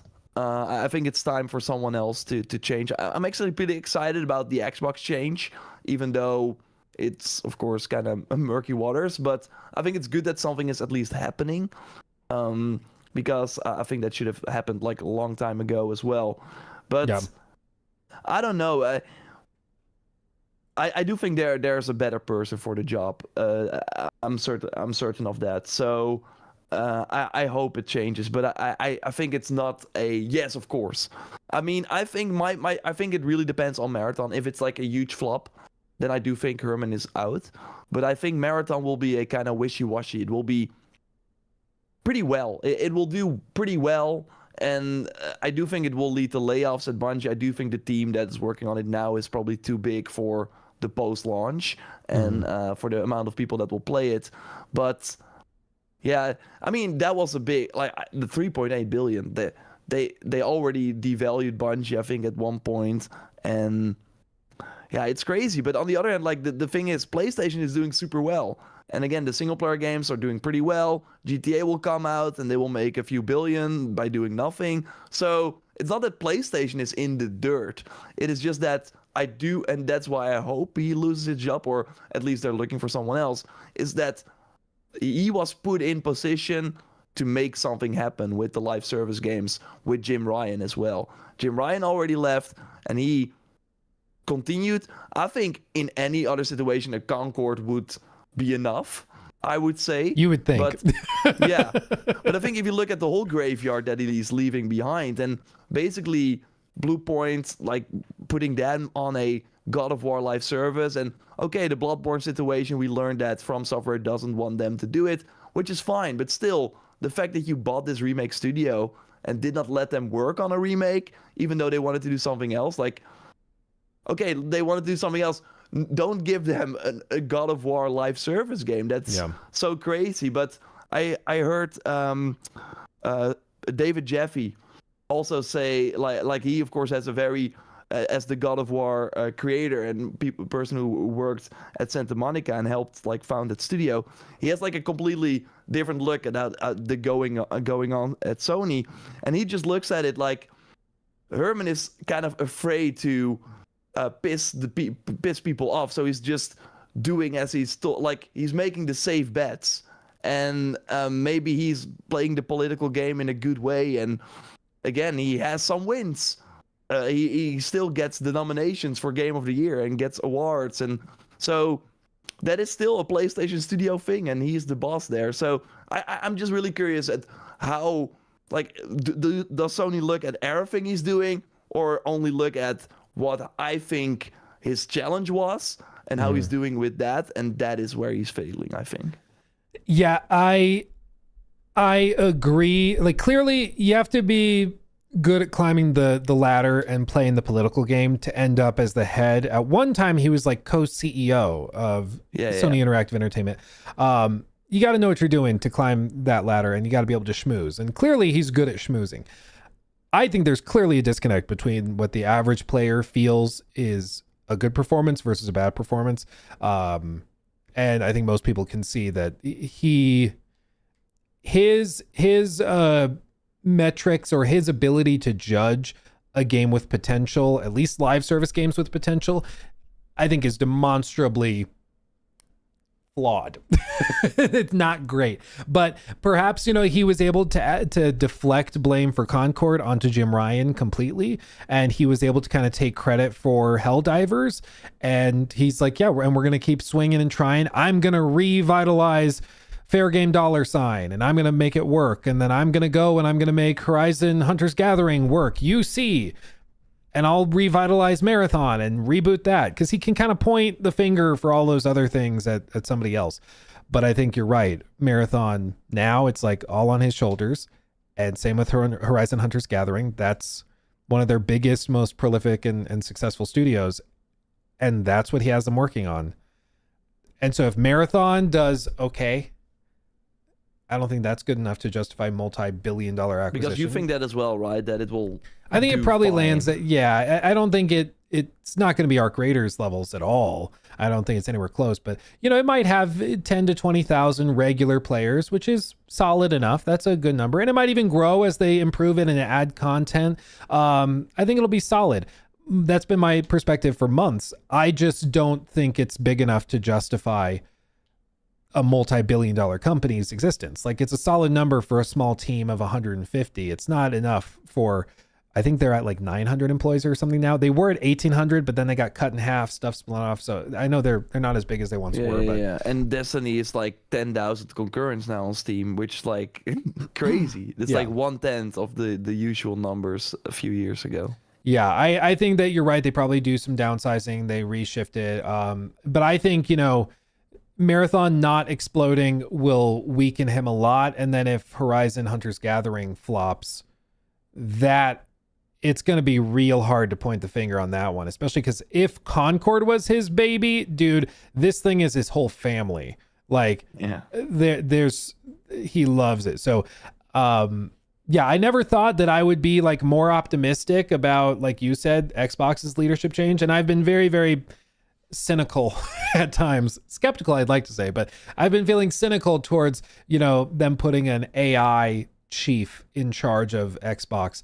But the one picture that made me actually take a moment and go, wait, what is actually happening here, was when Asha shared that she was doing an interview. She was talking with Major Nelson, like iconic Xbox icon from back in the day. And if she was really being sent in to just kill it off, why would she be meeting with him, with like one of the OGs, an iconic Xbox personality? Like, when I saw this, I was like, oh, she might actually be trying to get a pulse on what made Xbox great back in the day and what they need to do to revitalize it. I still think she'll put AI in everything, don't get me wrong, but I was like, she might actually be trying to like reboot it. She might actually be trying. And it gave me a little bit of hope. It gave me pause. I don't think it will be pretty though. Like, there will be some studios that will not be. They'll still do layoffs. She's still gonna do don't get it twisted. Her job before this was making AI agents that replace people, and then Satya saw that, was like, "You're good at that. Do that over here." And so I think that's exactly what's happening. Her job is going to be to downscale, downsize, replace people with AI agents, streamline development to cut costs. Like that's going to be her big push. But if she's doing that at the same time as like trying to undo the Phil Spencer, Sarah Bond, everything's an Xbox. This is an Xbox. Like if that's her approach, and she's going to try to at least do the AI stuff while also revitalizing the brand, I'm optimistic that would at least level out to, okay, as long as AI slop isn't slopping, but I'll believe that when I see it. But anyway. Yeah, I'm curious because I think their financial year also ends in March, right? So that might be... I do think that's too... They might like do a lot of layoffs and then a week later, hey, the Xbox showcase, look at all the shiny things we have. Yeah. Usually they do the layoffs and restructuring stuff for, fluffing up the books right before the financial year ends. Yeah. And like you said, they'll try to be like, okay, forget about that, please. Look at this cool stuff. That wouldn't surprise me. Yeah. So there's that. Cool. Let's pivot to our final little topic. Alexa, stop. Yes. My Alexa's trying to be helpful. So the final thing I feel like we should touch on, and then I'll have a speed round for one more topic, is what happened this morning with Ubisoft, where they actually shared a post on their blog, where they said, here, let me pull it up right here. A brand update, Assassin's Creed into 2026. They have a little video here from Jean Guston, who is the new head of content for the franchise. He is one of the OGs, okay? So he's the former creative director on Black Flag. He's I believe, was he also creative director on Origins? Was that his title? Yes. Yeah. Yes. So he knows Great what he's stuff. doing. Yeah, like he's listing off his portfolio. He knew what he was like. We will see. Yeah. But they brought him back specifically. And the thing is, he is specifically the guy that has been put in charge when the franchise is stagnating and needs a spark, something fresh. And he comes in and does something fresh and different. Black Flag, at the time, it was seen as insane that you're going to make a pirate Assassin's Creed game. Like, what does that even mean? How is that an Assassin's Creed game? Like, nobody thought that made sense, but he saw the vision and it worked, in my humble opinion. Same with Origins, where he was like, I think we can open this up and do big open world RPG simulation stuff. And I freaking love Origins, not just because I'm an Egypt fan, but like I think it's great. Both had iconic characters with Edward and Bayek. A lot of people still hope to get new chapters in their stories. So like he's an OG and he knows what he's doing. He has a lot of respect within the AC community, for sure. But he's been brought back in, and before we get into specifics, why don't you offer your thoughts on all of this? Yeah, I think overall, like, he is, of course, like one of the three leaders. I think the biggest thing that we see is that it's now being led by Montreal. Of course, before this, we had Marc-Alexis Coté. He was operating from Ubisoft Quebec, so the Odyssey, Syndicate, and Shadow Studio. But now all the three leaders, and there are more, like, producers, they all worked on the big Montreal games. So some also on Valhalla, but it's mostly on Black Flag and Origins.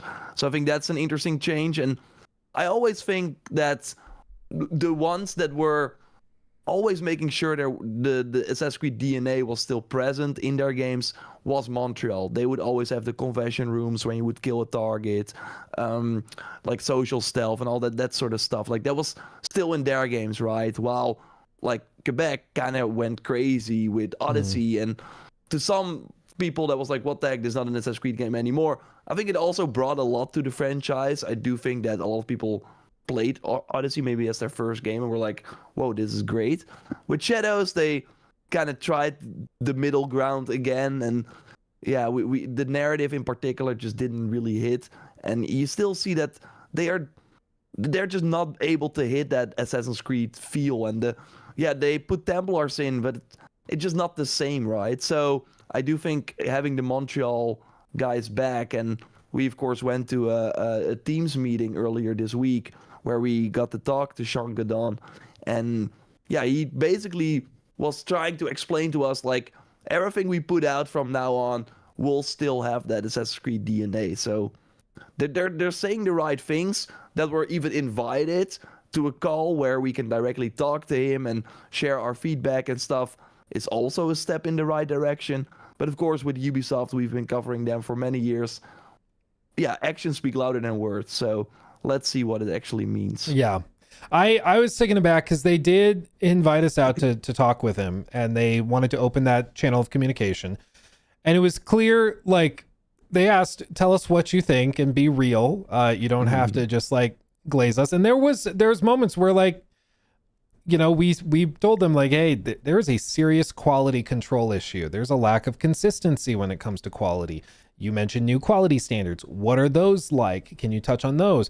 There were other times where people were like, one guy, I don't remember who it was, but one guy was like, I really hate that you stopped doing the modern day storyline stuff. I'm upset about that.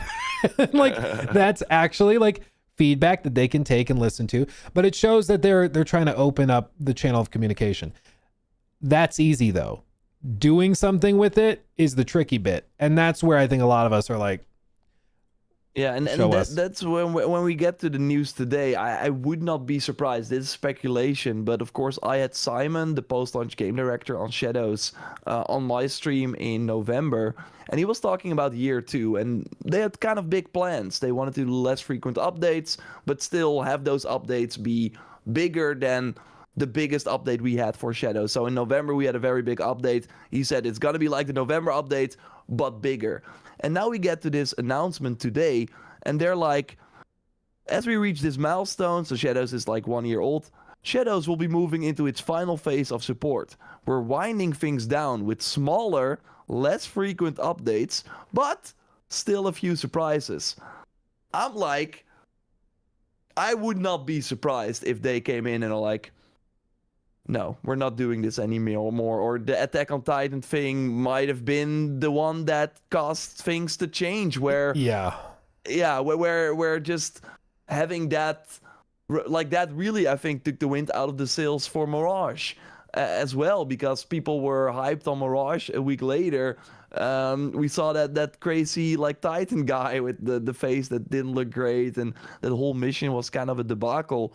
And maybe that's like this, again, speculation, but maybe this is the first sign of what we're seeing, where they're like, we cannot do those things anymore, because this will also reflect back poorly on Black Flag that we're doing, and might even hurt Hexay, because maybe people will, I mean, I'm not sure it will reach that degree, but there might be things in development for Shadows where they were like, no, scrap that, we're not doing that anymore. So yeah, and there's also other things. There was reporting, was it Insider Gaming, that was suggesting that since he came in, they've also done, of course they delayed pretty much everything as part of earlier delays that happened, but he's also come in and they've done other things, like apparently doing like reworking the combat system for AC Hexa, and doing all sorts of stuff by hiring like a contortionist to do motion capture for the combat. I think that was already the case though before he took over. So Hexay is of course the next game that we're gonna see. It was always going to be a different type of Assassin's Creed experience. So first it was Clint Hawking, the guy that was the creative director on Watch Dogs Legion, and way back in the day he did Splinter Cell as well.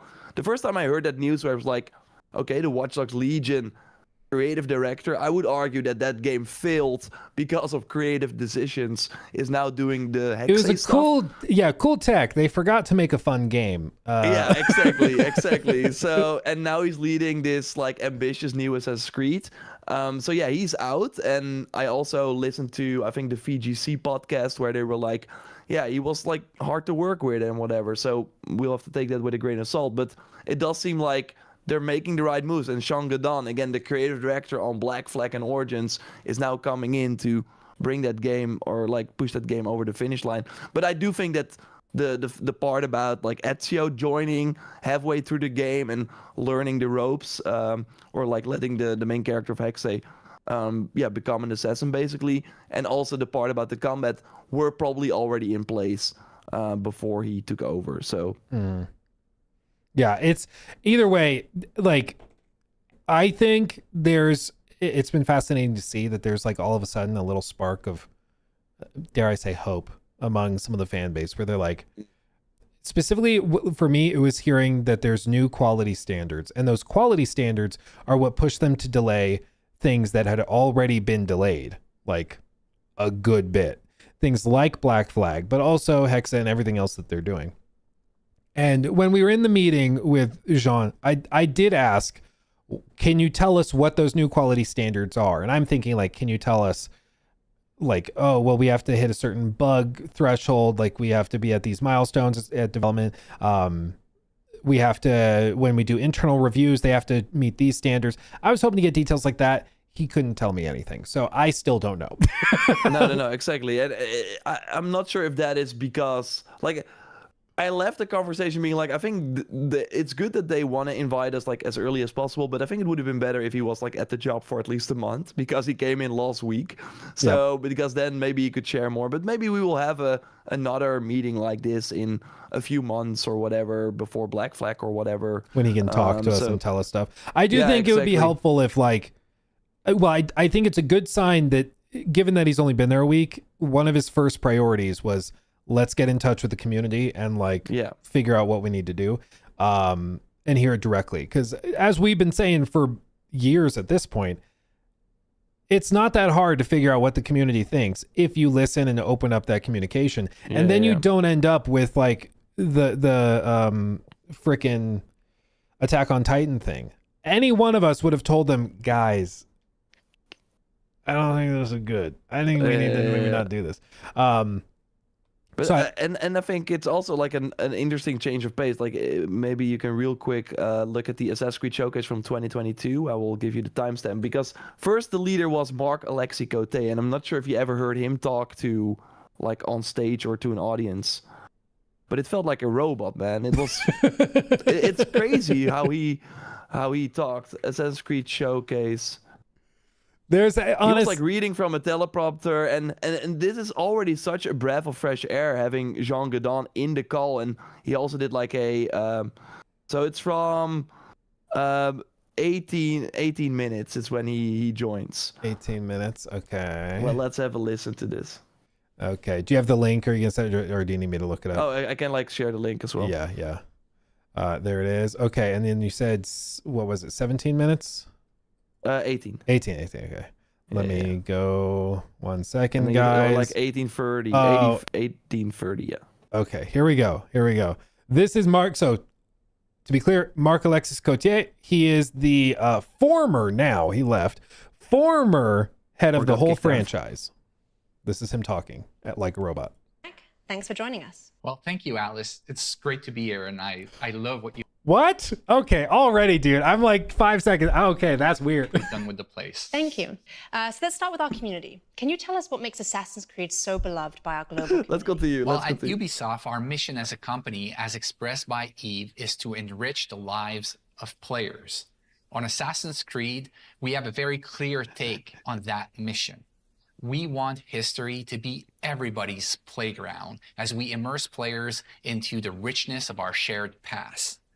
Dude, that is the most corporate robot thing I've ever heard in my life. We believe that history should be everyone's playground. And like already hearing Jean Guedon, like of course we have to see his actions, but he at least sounds like a normal person, and I think that's already a good thing. And Mark Alexi always felt like corporate speak. Well, it does just, I've always been curious when you hear this stuff, because this is a common thing in like corporate business where like they talk like robots. And I've always been curious, like behind closed doors, does he honestly think people are going to hear what he's saying and be like, awesome? Like, of course not. People are going to hear this and be like, what? What's wrong with him? Like, is he sick? Someone, call the doctor. Like, you'd think that it's just so amazing to me that this type of thing happens. There was just that story the other day of I don't know if it made it to your news or your algorithms, but here in the States, the CEO of McDonald's ate a sandwich, and it was the most awkward thing ever, because he's like, people everywhere love this product. Let's take a bite. This product. Yeah, he somehow made eating a burger sound like a robot trying to convince you it's human. It was insane. And it's always confusing me how nobody steps in And I think it's a company culture thing, and it's also being out of touch, perhaps. Like, obviously, there's a power differential between Mark and like the hosts. I'm not sure what their titles were at the time, but there's obviously, they can't step in and be like, Mark, buddy, what are we doing? Like, can we get him a drink? Can we get him like a 4-finger shot, loosen him up? Like, if we were doing the interview, we'd probably be like, dude, okay, let's do an icebreaker. Okay, what's your favorite color? Like, you know, like, let's loosen up a little bit. But there's this discrepancy where you can't just be direct and clear and like call it like it is. So having somebody that sounds human, I agree, is an upgrade. Let's just listen to a few more seconds because I just have to get another fix. What makes AC different, though, is this kind of unique mix between historical accuracy and contemporary codes like the Animus. And when you put all that together, it gives you the chance to embody iconic characters, to live powerful fantasies, all the while immersed in intriguing historical settings. It's amazing. It's amazing. That I agree. That I'm amazed after watching that. That is amazing. Wow. Yeah, and then if you then quickly want to like to round this topic out, like quickly listen to Jean Gadon and his like thing. I'm not sure if you have get a taste of what he sounds like. Forgive us, his audio was not very good. The microphone's not great, but I'll just let it play. Oh, and by the way, maybe you should not do this because I listened to this as well in my video, and the Origins music like completely demonetized everything. So no maybe way, it's not really? good. Yeah. Oh, I'm screwed. Like they were like clever with like doing the Origins soundtrack, and I had to mute the whole thing. Oh, So. that's funny. Okay, I will do this very, very short. Because the music ramps up. Just a few seconds. My name is Jean Guédon. I've been working on Assassin's Creed. His eyebrows move, dude. That's already a step up. That's already his eyebrows move. That's great. Yeah, he actually sounds like a human being. That's refreshing. That's the point. Yeah, exactly.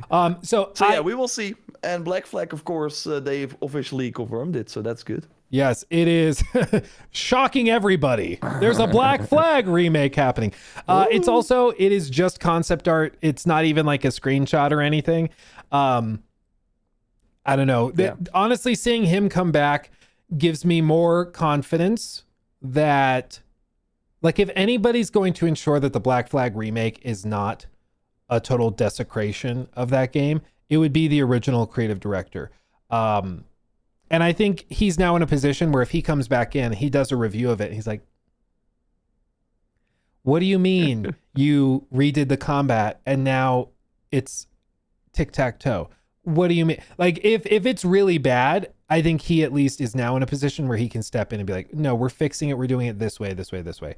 Obviously, a lot of work has already been done. So if there's stuff that's really too far gone, his hands are tied. But I think he at least understands the assignment better than Mark did, coming from Quebec. So and I think having the Black Flag remake, like the rumor right now is one of the bookstores was putting it at July 28th. We have to see if that's true, but Tom Henderson in his most recent article said that they were going to reveal it in mid-April. That is at least the latest info he got from sources.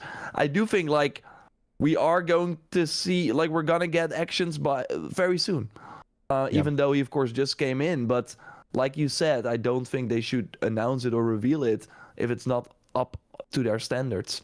So I think this already applies. So now we get the nice words, but we might see actions very soon, which is nice. And that, I mean, it's, the ball is literally in their court. Like, they have the Black Flag remake, which is, in theory, it should be a layup. It should be so easy to bring this out and just get some easy, like, fan service points, brownie points, people buying it because of nostalgia. Like, this should be a slam dunk Oblivion level success. But never doubt Ubisoft's ability to snatch defeat from the jaws of victory. So we'll see. I'm hopeful, but we'll see. I can see like Black Flag come out, be good, and then the week after they announce Invictus, like the multiplayer Fall Guys type game, and everyone's like, oh, here we go. I will say, I think if they do this, if they reveal it in April for release in July, I think they just should shadow drop Invictus, put it out there, and put it close to the Black Flag remake. Because then, if you're an old school AC fan, you have something to play. And if you are willing to try the multiplayer game, you have something to play.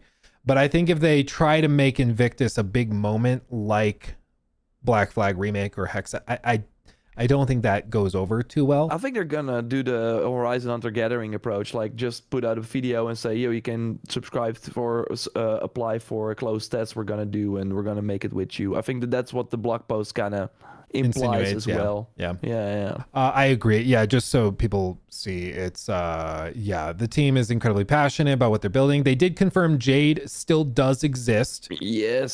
So it's Don't not you been guys have canceled. phones? Yeah, everybody's got phones. And he says it's a new approach to multiplayer in the franchise, but it isn't quite what the rumors have suggested. With player feedback at the heart of the approach, we are exploring ways to bring the community in earlier so we can shape the experience together, which is what Jor is referencing, that they are open and interested in bringing players in. So there's that. But overall, lots of stuff happening in the industry. It's a fascinating time. And tomorrow we've got Marathon. We'll see how that goes. We have Crimson Desert in the home stretch. We've got Saros coming relatively soon. We've got I have a sneaking suspicion that we will have Starfield updates soon as well. Yeah, the leaked release date is April 7th, I think. And the pre-order dates are March 17th, so that might be soon indeed. Yeah, I was not invited to anything, just so everybody knows, but I do think that there are strong rumblings that things are moving. But we'll see. Overall, it's a good time.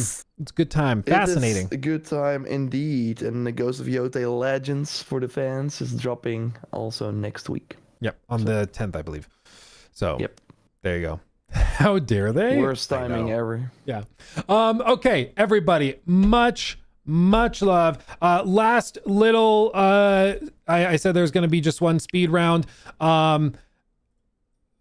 Quick one sentence reaction. Jason Schreier just reported this morning that Sony is pulling back from PlayStation first, like single player games on PC. What is your knee jerk reaction to this? Are you surprised? Are you happy? Go. I think it makes sense looking at the sales of the recent PlayStation games. I think they ran the numbers, and like the first games did very well, but then the sequels did not do very well. So I think they ran the numbers and are like, these are way more valuable as exclusives. So I think it makes sense. Yeah, I think they've been doing a long experiment looking at lots of data, way more than we have access to. And the data is just showing that a lot more PlayStation players, I think, are moving to PC because they can still get the games they like, compared to the number of PlayStation or rather PC gamers that were moving to PlayStation. And so I think they were starting to hemorrhage players over to PC, and they're like, it's more valuable to keep them in the ecosystem, take 30% of everything they buy. We'll just keep it exclusive. And that's going to be the push moving forward. Yeah, I think they have to make an announcement. I think that would be the baller move, to be like, yo, this is it. Because then... There's no now, question, yeah. Yeah, except now people are still thinking that Yotei will launch on PC. But if you do that around the GTA 6 launch, pretty big. Yeah. I think that's pretty clearly the new directive that they're taking in light of everything going on with Xbox. But anyway, there we go. Thank you for chilling with us, guys. Thanks, everyone. Much love. Appreciate. I hope you all have an Atreus in your life that helps you with the mundane tasks and puzzles. And I hope all of your hunters are gathered and you look out on the horizon and are thankful that at least this game is fair. And remember, $. It's a sprint, not a marathon. It's a sprint, not a marathon. Much love, everybody. Sorry that we kind of ran out of time on this one, but I appreciate the gosh darn heck out of all of you. You're all fantastic. I see there were also some super chats came in. It looks like people were watching the stream back in the, like further back in the VOD. So you were still asking questions about Crimson Desert early on when I was doing my initial reaction. If you still want to quite quickly tackle them for the people. That, we can, let me see. Okay, we read that one. Tony with the 2, so good to see my 2 faves together. Yes, much love. Glad to have Jor here. Let's see, Wealthy XP. That one's, it says 132.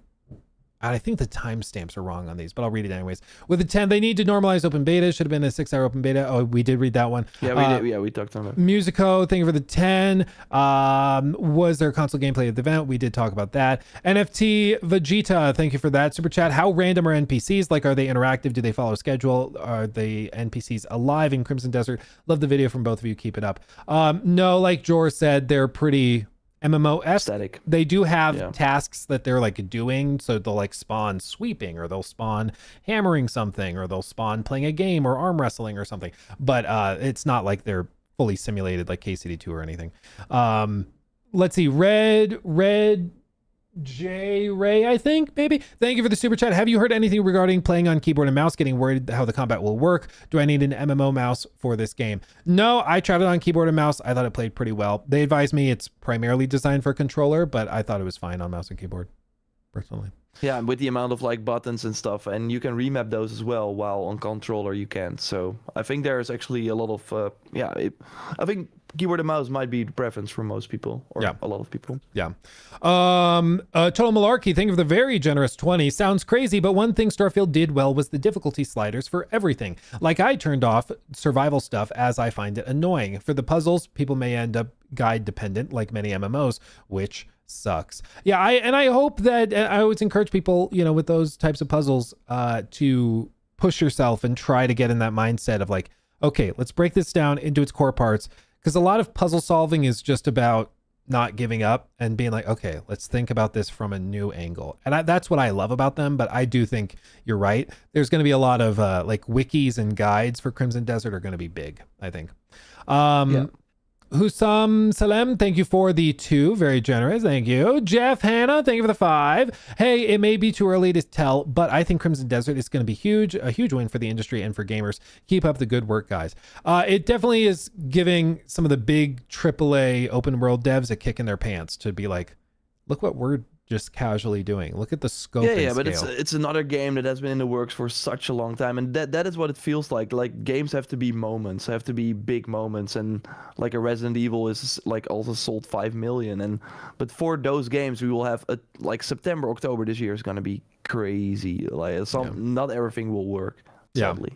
It's but I think Joe's right. It's about being a moment, and that's been Xbox's struggle, is that their games just kind of and are gone. Yeah, they have too many games. Too many, and they don't market them well. I think they can just drop it and that is enough. But no, like, if you want it to be big, you have to act like it's big. You got to treat it that way. And that means spending money on marketing, but also being out in front of people. Like, at least in the States, I'm sure in Europe it's similar too, but Will Powers has done a fantastic job marketing Crimson Desert. I think it's modern way of marketing, like joining podcasts like that's unheard of. That is really crazy. Yeah, but it's demonstrably worked, and that's, I think, maybe the lesson to have, when they're doing the Black Flag remake, have Jean or whoever come in and actually go on stream with people, talk to them about it, and answer questions. They may be tough questions, but I think that's what people expect, and they respect it when they see it, which I think is the big key thing. Especially in a world where things is corporate. I think Pro Abyss is overall very interesting, because I heard that they also have to play the game for like an hour every day or something. Like, they have to know the game by heart, so it's not just marketing people that never touched the game before and have to secondhand info make a marketing plan. No, these are really in-house people, so I think that's really working too. Yeah. Let's see, almost there. Marno Frank, I think. Thank you for that super chat. Are the enemies in Crimson Desert easy to defeat, or do they offer a challenging, realistic combat experience? I wouldn't call it realistic, but I would say there are challenging enemies. I got to the boss fight at the end of chapter 2. He was challenging. It took me a handful of tries. And then the end game save file, that boss was downright hard. He was a monster. Yeah, but you have a lot of tools to make it easy, or you can stack up on food items, or have those items that revive you mid-battle. So there will be challenging fights, but there will be a lot of ways to make it easier. Yeah. So that's, I think, good. Absolutely. And then John Andrew sent a $2 super chat. I don't know what this means. South of Mind PS5? Midnight. South of Midnight PS5, like it's coming to PS5?